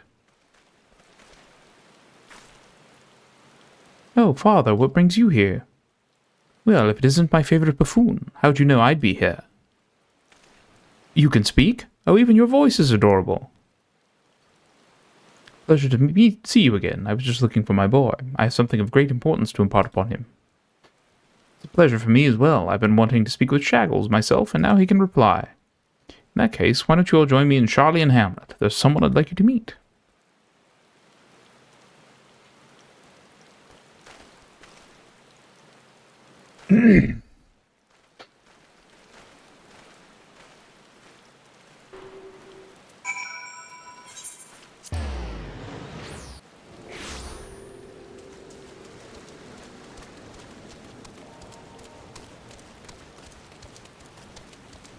Studium staff.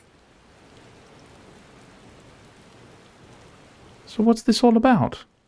Alas, that is not for me to explain. We have someone here from the studium who will do the honors instead. That would be me. A pleasure to make your acquaintance. I come bearing a message for you two from the Skolak himself. You mean myself and Verpalain? Correct. Master Verpalain and Master Shaggles, was it? Would you two perchance be interested in pursuing an education at the studium?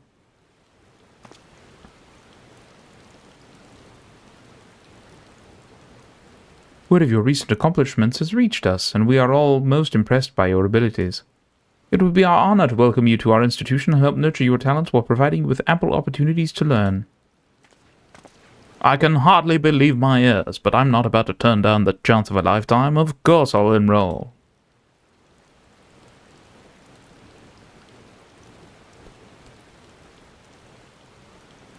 What's the matter, Verpalain? You've more than proved yourself ready to face greater intellectual challenges, to leave Labyrinthos and expand your horizons.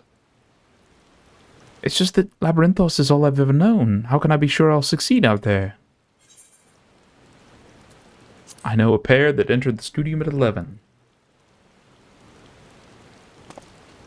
Thank you for trying to reassure me, only I won't know anyone there, and... What are you talking about? You know me, don't you? Don't tell me you plan to spend your whole life in this fishbowl. There's a whole world out there to explore. Says the troll who's never left Labyrinthos either. Silence, buffoon!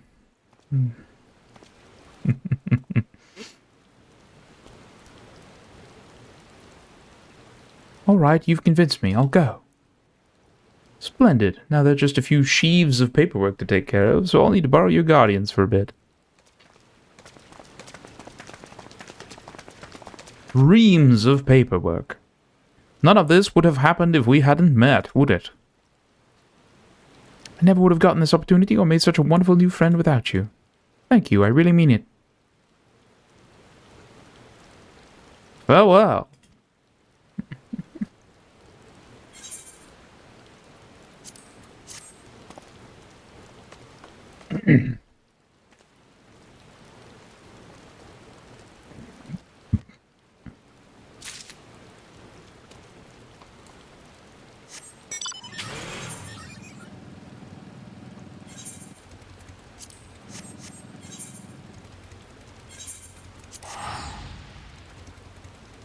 There's probably going to be music accompanying this next bet, so...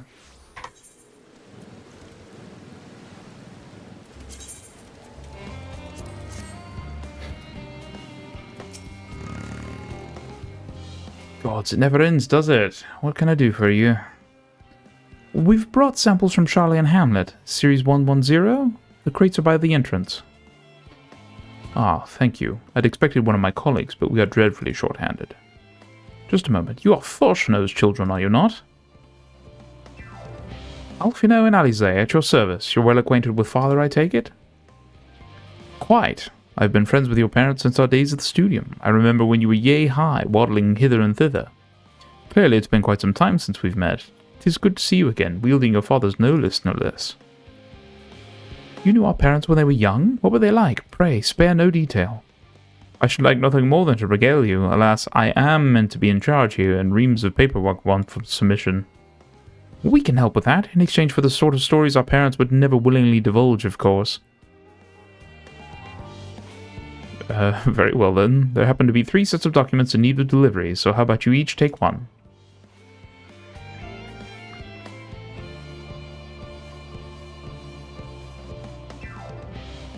Wait right there.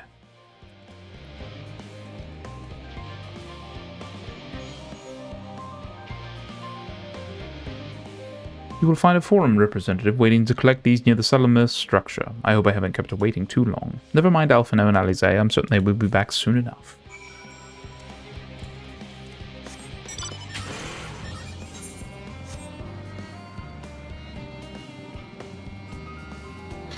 Reserved representative. Are you not one of the Scions of the Seventh Dawn? I thought you were meant to be working on the ether burner. Yeah, everybody else has us doing their chores, Pip Holden's paperwork. I was beginning to worry he had misplaced his quill. I appreciate your help in seeing these documents to my hand at last. As for your other task, pray keep this between us, but I sincerely hope you Scions succeed.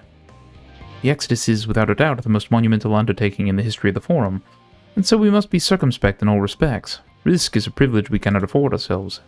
At its heart, however, Charlian has ever been a nation of the curious. It would be a tragedy indeed if we were the ones to stymie your pursuit of truth. I got to switch again. I'll go fix my stuff, though. Fixing gear. Fixing it up real good.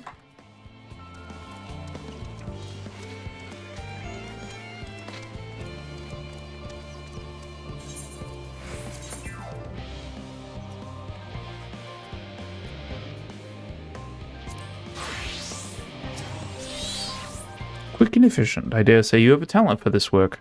The twins' papers only needed to be delivered to somewhere else in the facility, so they should be returning any moment.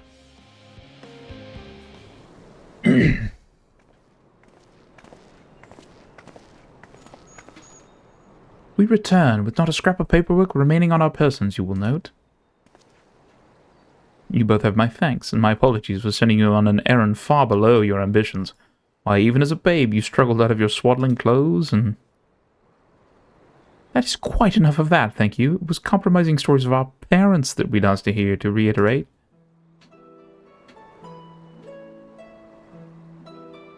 Of course, of course. I've known your father for so long, I must have something. Well, as you know, part of why the lever your name garners such respect in Charleon is your family's storied history. You too can trace your ancestry directly to those who came aboard Young Crep's Hope, a lineage few can claim.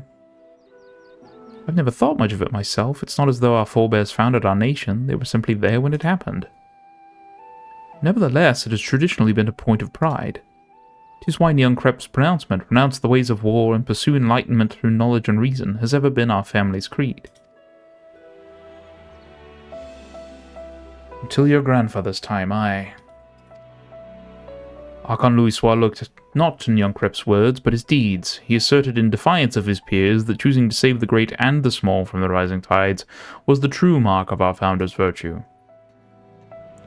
Perhaps it was his expertise, his knowledge of ancient prophecy and the fall of civilizations, that led him to conclude that to eschew conflict at every turn was to consign mankind to his doom. There will ever be conflict, and calamity will follow. Thus, to ignore the plight of those one might conceivably save is not wisdom, it is indolence. You remember his words well. Indeed, Archon Louisoix lived by that personal creed and used every means at his disposal to bring succor to those in need, Charleon or no. No one loved and admired your grandfather more than his son. Yet Fourcheneau could not reconcile Louisoix's deeds with the philosophy of their forebears and his peers, a philosophy in which he believed so fervently, yet made a pariah of his father. Fourcheneau agonized over the contradiction for much of his life. God's father. A son may carry his father's blood, but his choices are his own to bear. Is it not always thus? Gods know Fourcheneau's a cranky old goat, so I'm sure you butt heads. Sorry. I'm sure you butt heads often enough. I'm sure you butt heads. Yet even so, you must know that you are constantly in his thoughts, every moment of every day, and that is not an exaggeration in the slightest. You should have seen him when you were born. Barely recognizable he was, with a kind of dumbfounded grin I'd not seen since he first took a fancy to your mother. He was practically skipping when he told me the news.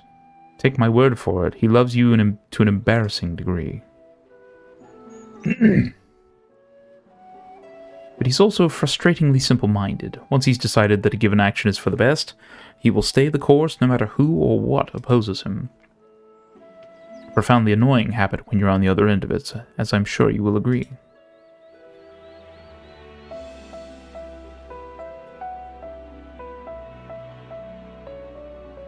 I'll say... Thank you for your insight. When next we meet our parents, I shall mention that we spoke. Try not to get me into too much trouble now. I need the forum on my side. Speaking of which, I ought to be getting back to work. I have to make sure those specimens you brought make it to their proper places, or the cranky old goat will have my hide. We can speak again later.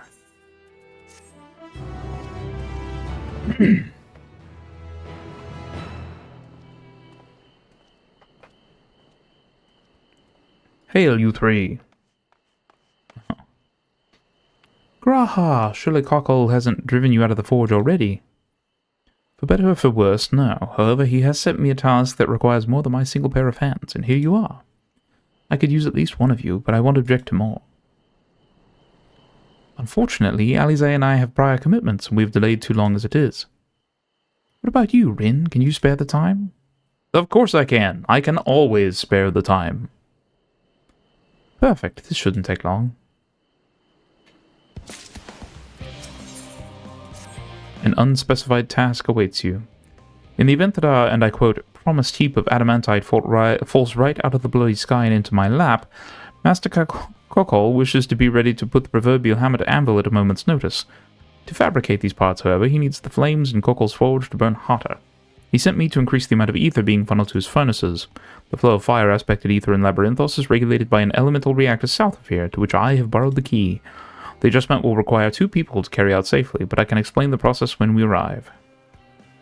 This is where we part, then. We'll see you in Charlie and Hamlet once the adamantite arrives, if not before. This way, then.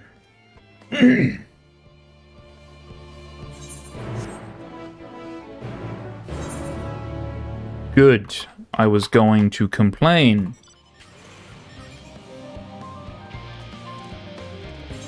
If there were more side quests that appeared.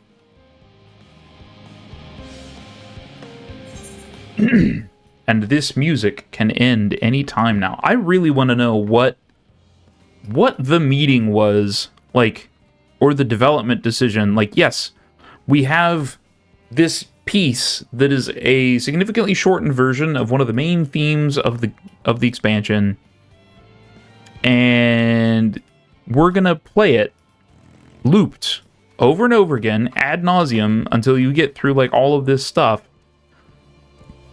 The reactor is housed within this facility. I'll be the one to go inside and adjust the fire ether output. When I do, a rather large amount of water aspected ether will issue from the vent at the top. I expect this to attract at least a few elementals, which we would both rather not be drawn into the reactor itself. Trust me.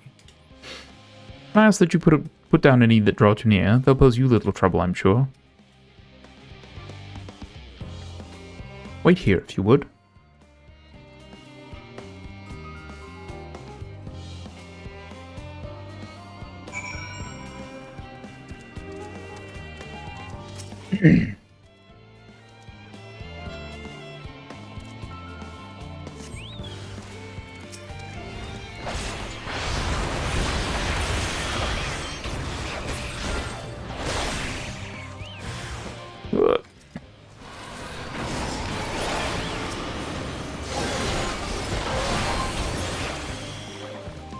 Any more? More.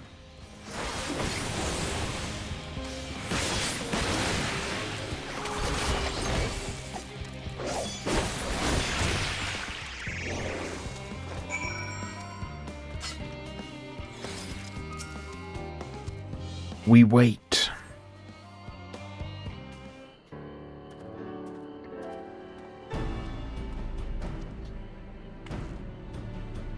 Did everything go smoothly out here? I thought as much. No major complications to speak of inside either. And the water ether appears to be venting properly. I expect Cockle will have seen a difference in his forge flames by the time I return. Since I have you, there was another matter I thought to discuss with you. Nothing terribly important, merely something I've been considering. Part of this I shared with everyone, yet you and only you have been to help us. As we've established, refined adamantite is a product of Alag, of the Empire's twilight years, in fact. It was a material which saw much use as part of the Alagon's effort to extend beyond the bounds of this world, Dalamud, of course, being the most prominent. Of those who would push further, expand Alag's empire to encompass the heavens and the stars above, perhaps the greatest was its infamous technologist Amon.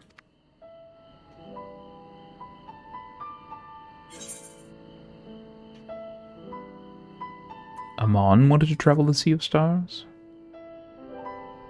He did. He must have had his own reasons, however, for there is no evidence to suggest that he retained memories of his life as an ancient. He only joined the Ascians once the Empire was all but dust, as you know. If not his memory, though, what drove him to pursue the idea with such fervor? This may seem far-fetched, but what if souls, like minds, have a personality, so to speak, a natural disposition towards which they are inclined? We know with relative certainty that it was the gross decadence and inexorable decline of Alag that moved Amon to resurrect Emperor Xande.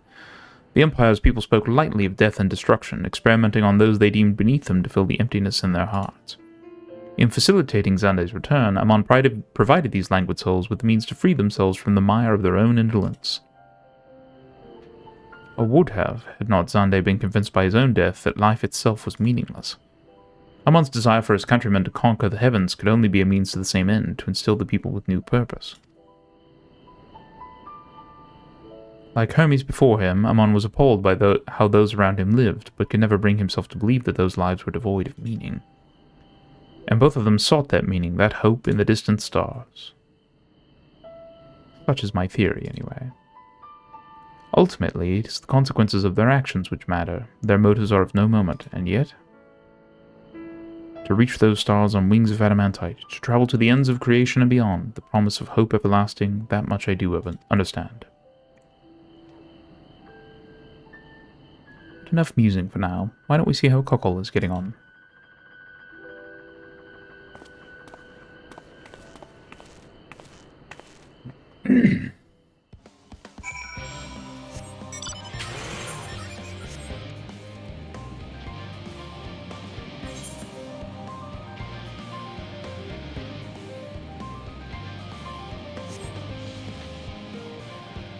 I see ether.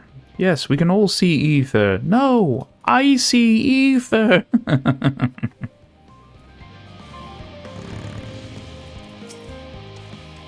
Kokol Dankol.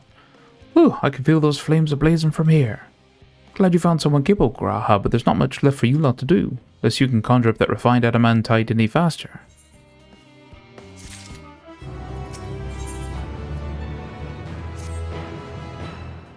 I do trust you to deliver on your promise, I do, only... I hate waiting! I want that adamantite and I want it now! We, share your impatience, I assure you. Is there truly nothing else we can assist with in the meantime? I wish this sitting about's unbearable. Pity the forum frowns on recreational explosions. Well, so long as they can't prove it was premeditated, get you gone, I have mistakes to make. In that case, I suppose I should go and return the key to the reactor. I'll have one more look to make sure that nothing has gone wrong, unintentionally or otherwise. I'm certain there are better uses for your time, however. I will join you in Charlie and Hamlet or not. Dun dun dun.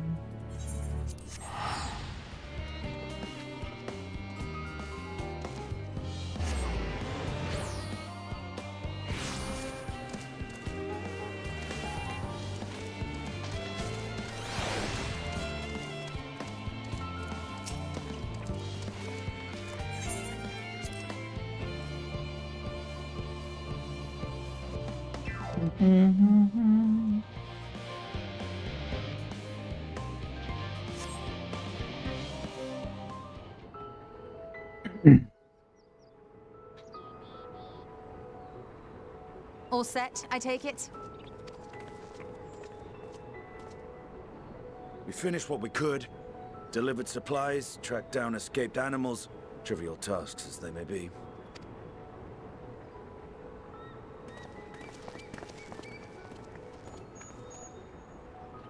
That's enough, don't you think?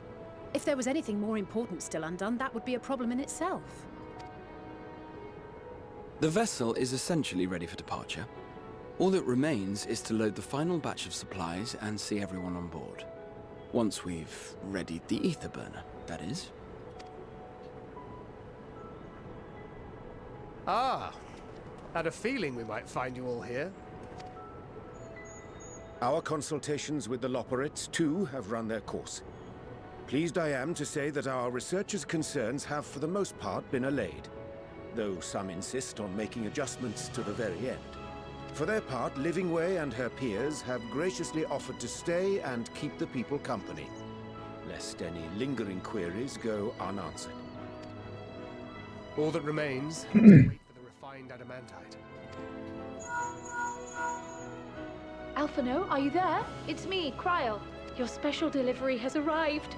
Round up everyone and come to the harbor at once. Speak of the devil. Let us go at once.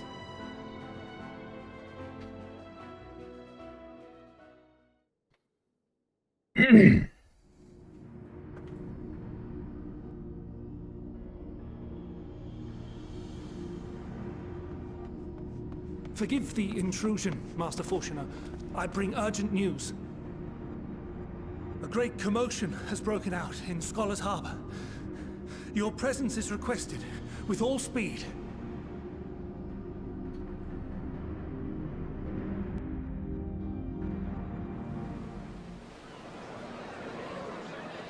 Now, where might this delivery be?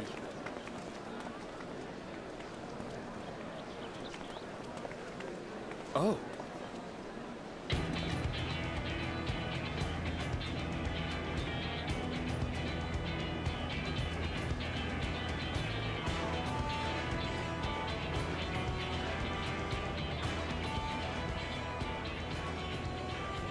I'm sure it's very important, but we cannot accept these without the proper permits.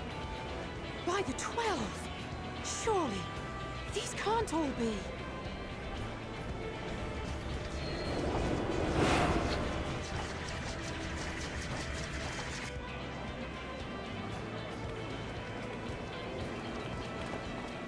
Bleeding hellfire!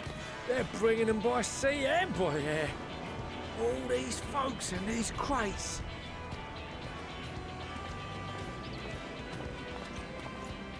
And more on the way. Got your adamantite right here. A bigger haul than any of these sorry bastards brought, and that's no lie. Yes, because you were charged with seeing the shipments from Gridania and Uldar here, along with your own. Give credit where credit is due. Sounds like the sorry whinging of a sore loser. An hypocrite to boot. Ain't no way a scrawny whelp like you took a dozen steps inside a Dalaman shard. I'll have you know I went all the way to the entrance. Furthermore, 'twas my contacts that enabled us to enlist the cooperation of the Sky Pirates. Left you outside so you wouldn't get anyone killed, did they? Well then, credit where credit's due, you did a right fine job sitting on your ass. Take that back. Make me. I will not stoop to your level.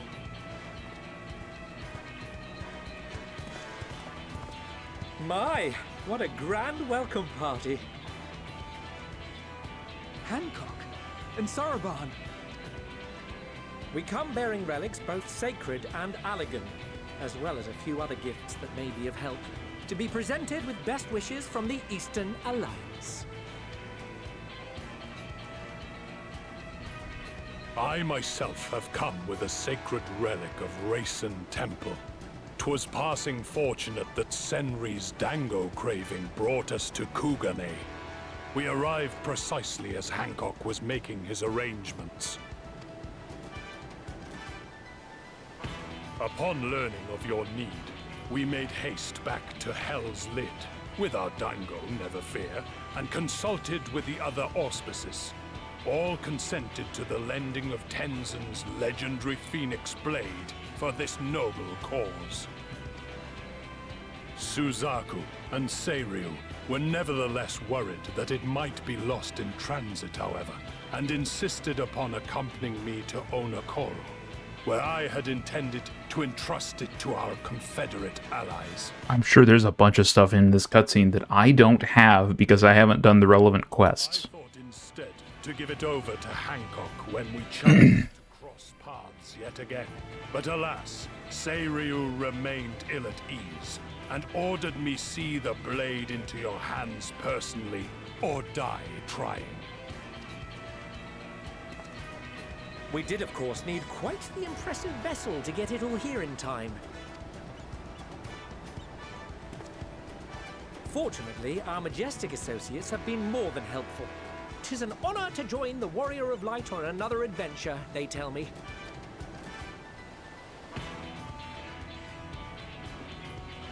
That is all wonderful to hear, but what of the extraordinary cost? I shudder to think of the ransom we must pay for such a bounty. Fret not for your coin purse, young Alphino. Lord Lolorito looks ever towards the profits of the future, and thus the East Aldenar Trading Company went to some lengths to reduce the financial liability. And since the Scions funded the entire venture, not a gill need be rendered up in compensation. Everything is already yours. We funded the venture? When? Don't let the name fool you. This coin keeper knows a thing or two about spending.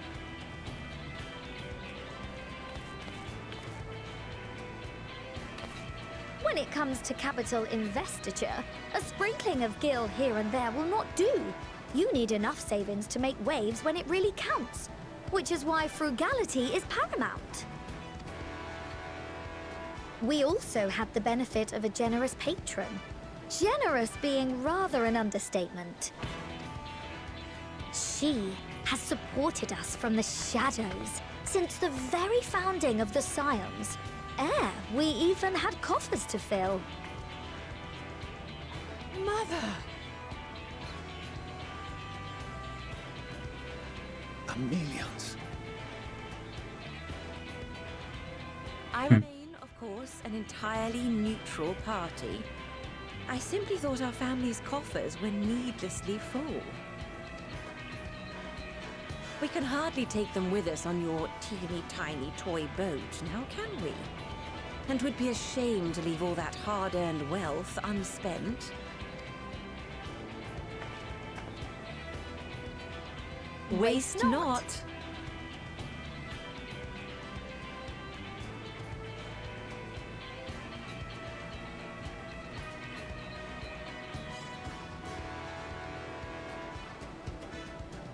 However did you manage so much in so short a time, though? We expected word to reach only a fraction of our allies. Did I not tell you I have my ways? Erenville, you were involved too. I received a letter from Cryle after we parted ways in Labyrinthos. She explained what the Scions were trying to accomplish, and why you might soon require the services of the Gleaners, spread across the world as we are. I pray you do not interpret this as a betrayal of Charlie. I accept that the Forum's aim in pushing us to our limits was to preserve what knowledge we have, and I bear you no ill will for it. Yet, in collecting that knowledge, what I came to appreciate most about our star is that there remains so much we do not know.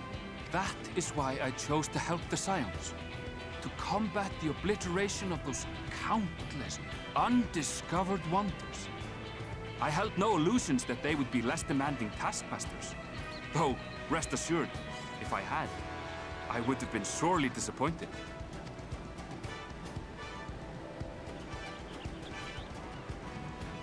To make a long story short, the whole of the guild ship cooperated to ensure your call was heard far and wide.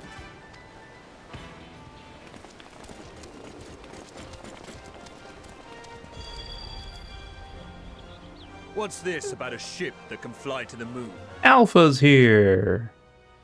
And Teeny Omega. The one time you don't beg my aid, your problem's a bloody ship that can fly to the moon. See it. You brought the team. Of course. Garland Ironworks' finest. You need only point us towards my new favorite ship. Oh, I nearly forgot. We stopped by Whirlit before coming here and picked up a package from Gaius. He's still of the mind that actions make for better penance than words, contrite or otherwise, so we offer none of the latter.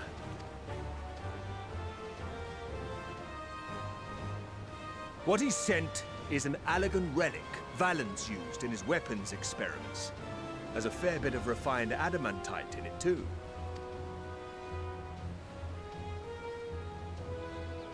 As you like us not suspect, we've also brought adamantite for Mordona's Dalamud shard. I admit to some consternation upon first receiving Kryl's message. So few Scions remain at the Rising Stones now. Far too few for such an expedition. However, the Gleaners were able to secure us reinforcements. Idleshire's treasure hunters, not least among them. I know. How the Gobbyfrog fought. Slowfix's gratitude for the safe return of his daughter has not waned, and he gathered his kin to our side with an astounding quickness. The clash between their machina and the Allagan defences was a sight to behold. I wager even you would have been impressed by the magnitude of the Gobbyboons. Fascinating as all this is, I fail to see how it explains your presence here. Does Razat Han not have more pressing concerns?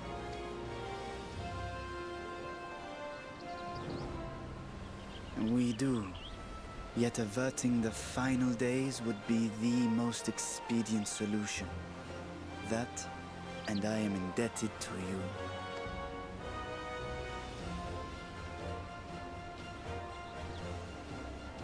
though they chose to take their leave of Thavnair, those you saved in Galimund remain my people. My gratitude is beyond words. It is appropriate that I aid you in kind. If in the doing we bring salvation to others of this star, so much the better. You will recall that I spoke of my father, Midgard Sommer, and his journey across the great expanse. As he traveled betwixt the stars, his resplendent scales drank of the ether in those nigh empty surrounds, and imparted to him the strength to persevere. Thinking they might further your cause, I called out to my kin for consent. Ajdaya's answer was silence, as ever. Tiamat and Qwestley, however, responded favorably to the suggestion.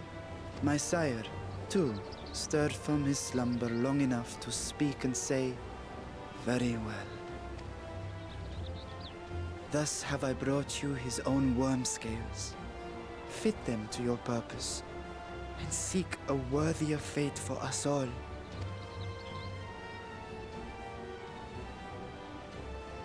You'd be hard-pressed to find someone else so familiar with the unique properties of dragon scales. So I invited myself along.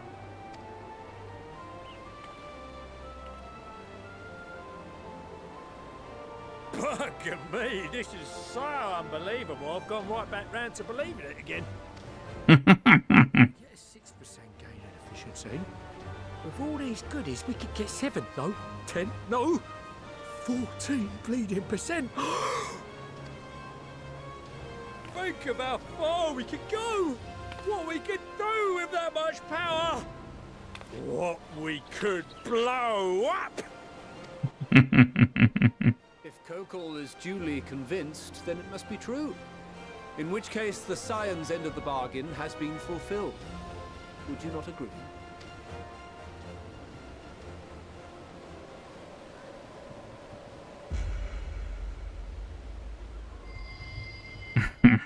The withering gaze.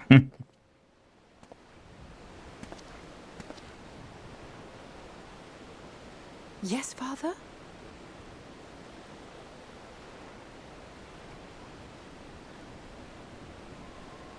I know not what you seek of Hydaelyn, nor for what purpose you would take command of our ship. Yet this much is certain.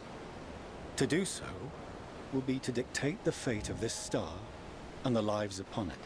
The lives of each and every creature, in their magnitude and their fragility. Do you understand? And are you prepared? We have seen and we have felt how much each life shapes this world. And so we are determined to abandon none. We understand what is at stake, and we are prepared to bear this burden.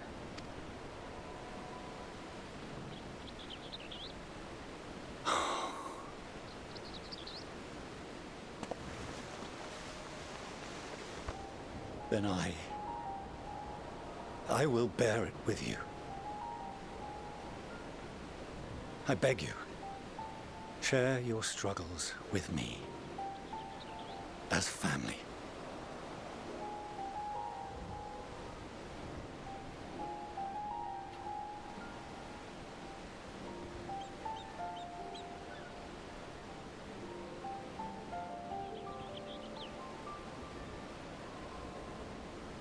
You grasped my fingers with such tiny hands the day you were born. I thought my heart might burst. It was love and happiness beyond expression. Overwhelming. And a conviction so powerful that I trembled with something close to rage. I had heard the final days foretold. I swore to myself then and there that I would not let them steal your futures.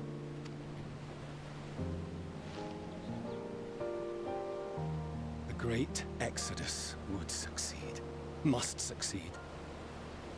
No sacrifice or sin was worse than the alternative. if anything gave me pause, 'twas mine own father. The Archon Louisois openly decried Charlian's policies, a perspective which I regarded with increasing disdain as I grew older. Yet even as part of me thought him a fool. Perhaps I also hoped that he, of all people, would devise a brilliant means to save my children. A naive hope, but stubborn enough that I could never bring myself to keep you apart.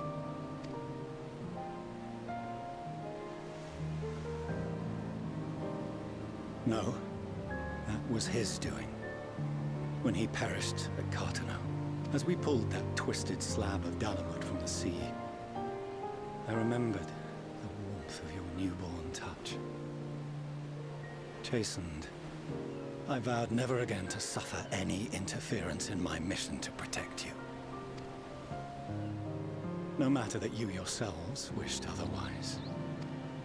Detest me, fight me tooth and nail, I would suffer it, and more, and be satisfied so long as I could force you onto the ship.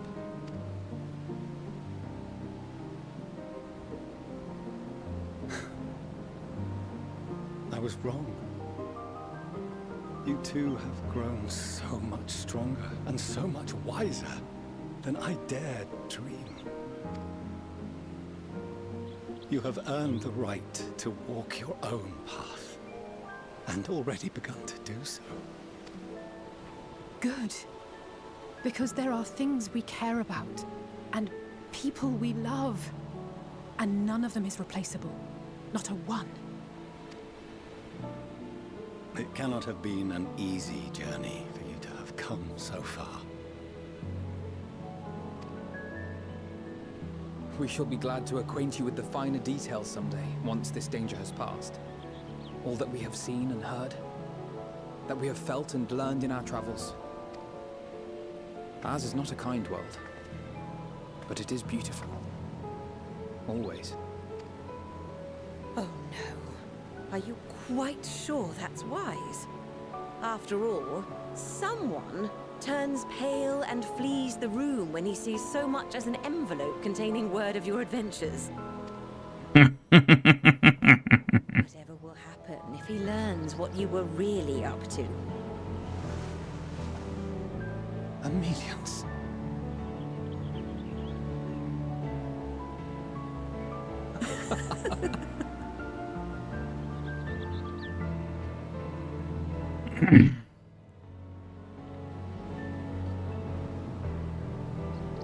Though I have wronged my children most gravely, I owe you an apology as well.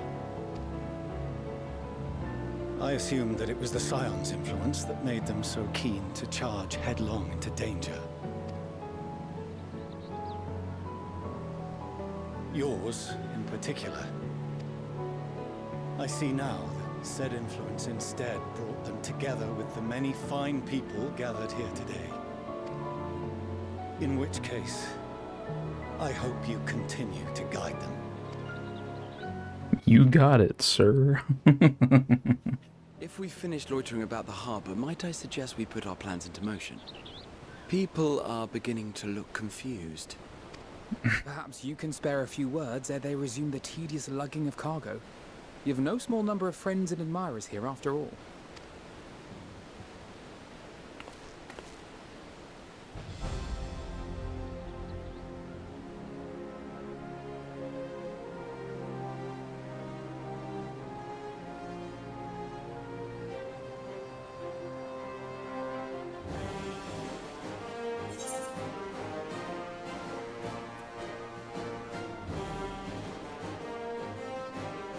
A moment of triumph is close at hand.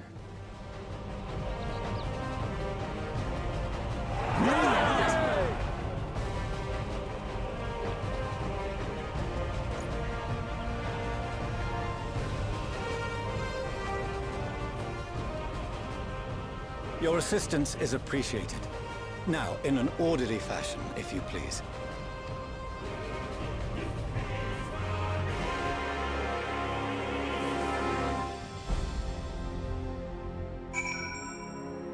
The gang's all here.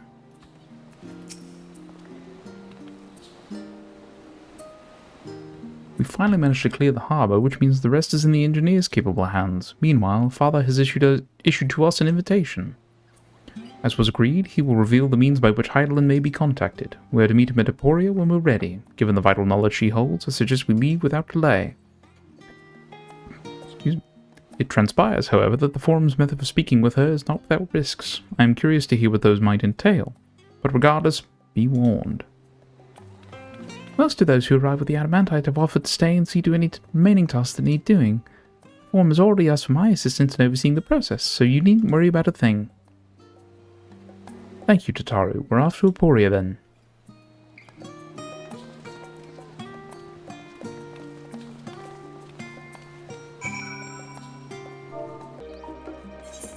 Okay, so we're gonna get the two new side quests here that have popped up here.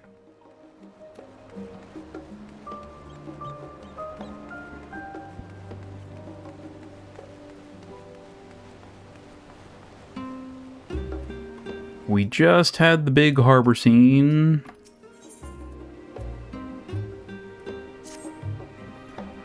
Welcome. What will you be having today? Oh, it's you, Rin. As it happens, Alize also came by recently. Busy as she is, she wanted to let me know that she's patched things up with her father. I'm truly happy for her.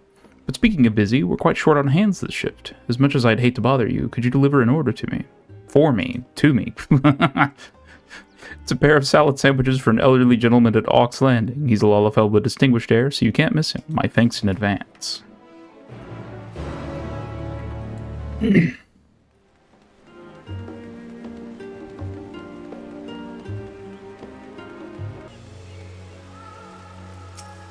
Distinguished Lalafell.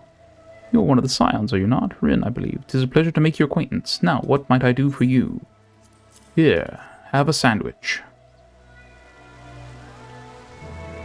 Ah, the sandwiches! How very kind of you to bring them. The last stand serves up many scrumptious dishes, but their sandwiches have always been my favorite. My son, meanwhile, was partial to the pretzels. When I was young, I attended the studium. Louis Soir was a classmate of mine, a kindred spirit in the study of magic, and we inspired each other to greater heights. After I completed my studies, I continued conducting research and eventually became a professor. I married and had a family, settled down. Such a life wasn't for Louis Soir, who was on the road more often than not. My son grew to admire him, and went to become his pupil and earn his Archon's mark. To see him set forth to fight for Eorzea beside Louis Soir filled me with pride, yet so too did I worry, as any parent would. In the end, he gave his life for his cause, so strongly did he believe in it, and having now seen his comrades fighting tirelessly to protect our star, I have come to understand whence came his conviction. Ah, but listen to me blathering on. I know you are a busy woman, so I shall let you go. Thank you, not only for the sandwiches, but also for standing with my son to the last. Aww, it's Papa Limo's dad.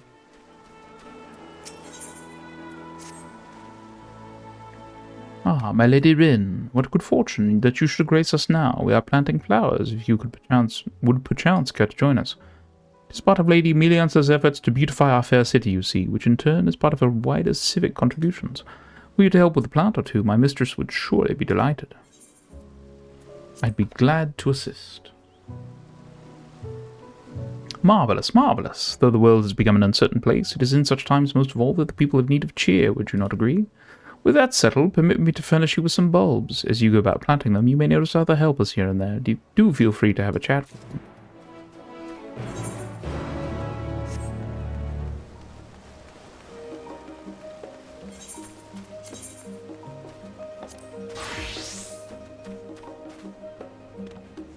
Bum, bum, bum, bum, bum. Let's actually talk with these folks. Wait, you're her. Okay.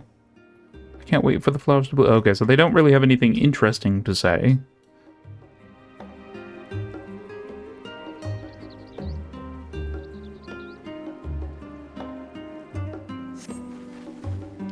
Begging your pardon, but you're Rin Maha, yes? I've heard all about you. Gosh darn mouse. Are they right about you? I've never had the pleasure before, but this feels like meeting an old friend. To not only meet you at last, but have you plant flowers with us besides. It's truly an honor. On behalf of my fellow servants, allow me to thank you for being such a great friend to Master Alphino and Mistress Alize. Sure. Happy to be friends. Friends. Stocky student and a petite student.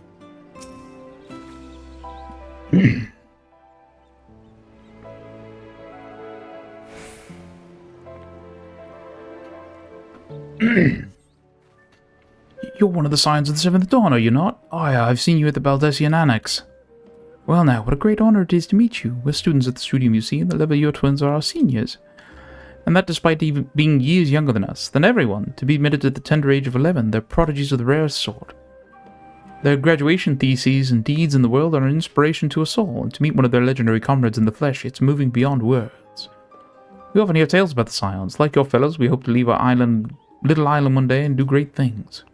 When that day comes, perhaps we'll see you again, somewhere out there.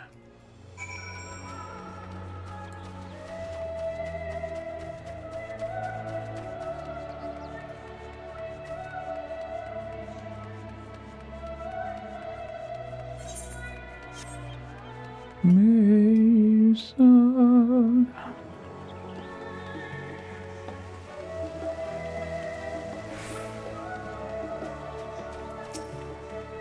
Ah, finished planting the bulbs? Wonderful. In time they will grow into beautiful Nimale lilies, a symbol of safe travels. Upon learning of this in her children's letters, Lady Milliance took to planting the lilies in the hope that no harm would befall them and their beloved comrades. We humble servants share in that hope. Wherever your path may take you, know that you are ever in our thoughts.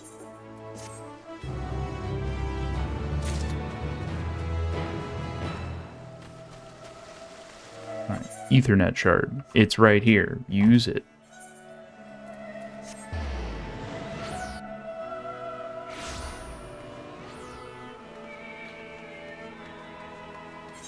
Can I? No. Assuming this still needs some,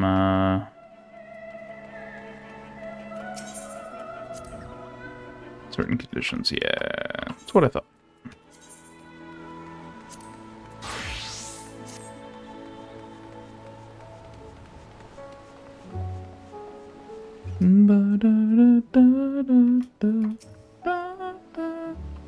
Ah, you're back. Did you have a chat with the customer? I did. Wonderful. The gentleman's a regular of ours, you see. When he heard that the Scions had come to Charlian, he was beside himself with excitement. He dearly wanted to meet you, but wasn't sure how to go about it. So when you appeared when you did, well, I thought I'd make it happen. I appreciate you going along with it. By way of thanks, here's a little something on the house. Enjoy. Sandwiches.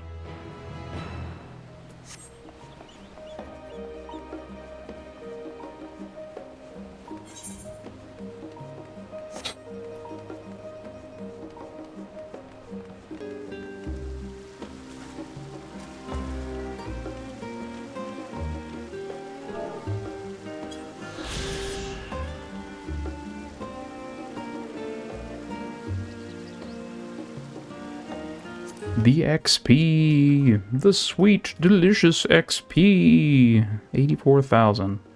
Maybe not that sweet and delicious.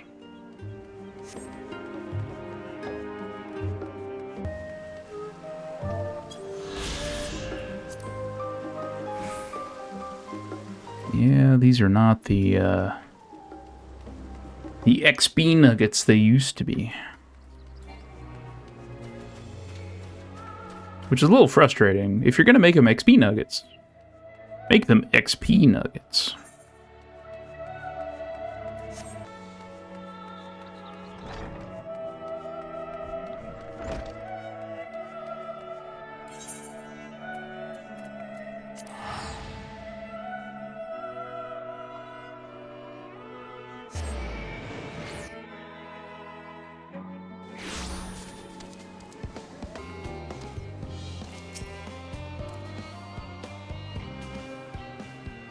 I want to speak with Claire Lane. She has the key to the lift and can send you down after me.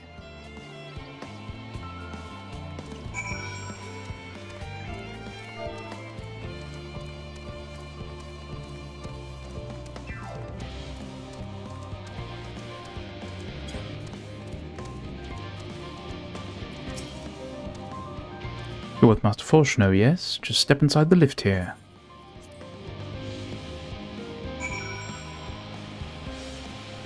Here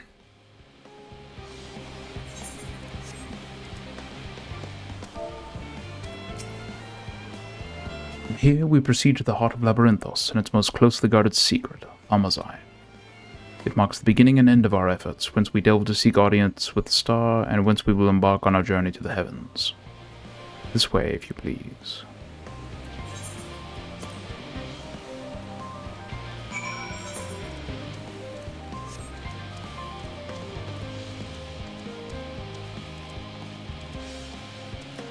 Give me 1 second, chat. Just waiting on my partner here.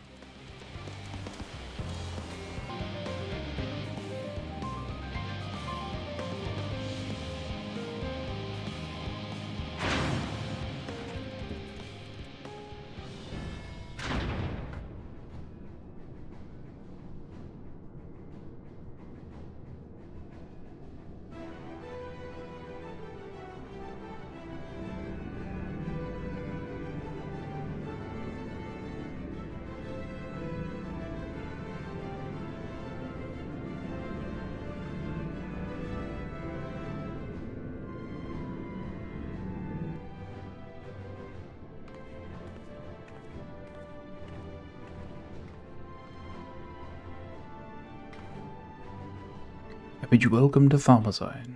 Direct your attention towards its center to behold the ark over which we have long labored. Yeah.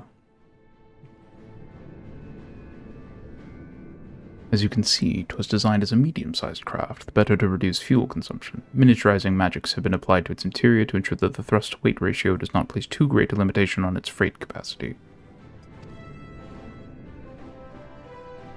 The ether burner, as you know, has been removed for further modification, but we shall reattach it soon enough. I have received word that Cuckold and several of your allies are working on it with an intense fervor. We are sure to see it done. It was by their expertise that many a prior disaster was averted. If anything, I fear they will not afford us much time for speaking with Heidelin ere they finish. Point taken. Let us move on. I must warn you again, however, that even with the benefit of our device, to treat with her is not a simple feat.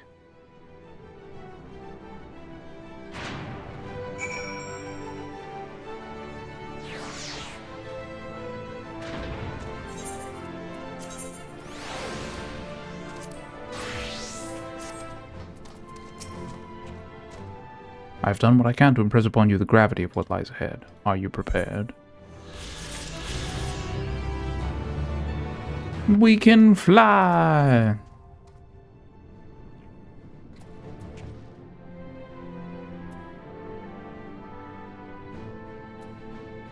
Alright. Pretty sure I know where we're at, chat. And as I was saying before, and then we kind of had stuff happen. I think we've reached a good stopping point for this evening. I know that we haven't gone until midnight. But this next little bit leads into some stuff that takes a bit, and we want to give it room to breathe, as it were. Not to mention, my summoner still needs some work. So, we are going to call it there for this evening. Tomorrow, being Friday, that will be the last day this week for the Streamathon. As a reminder, we do this, or we will be doing this Tuesday through Friday, 2 o'clock Central to midnight, until either we are all caught up and ready for Dawntrail, which basically just means we get through all the patch content, leading into the main scenario quest for Dawntrail, or the release, which is the early access 28th of June, full release on July 2nd. Hopefully we will see you again next time. And until next time, this is Qwestley reminding you to be legendary. Have a good night, everybody.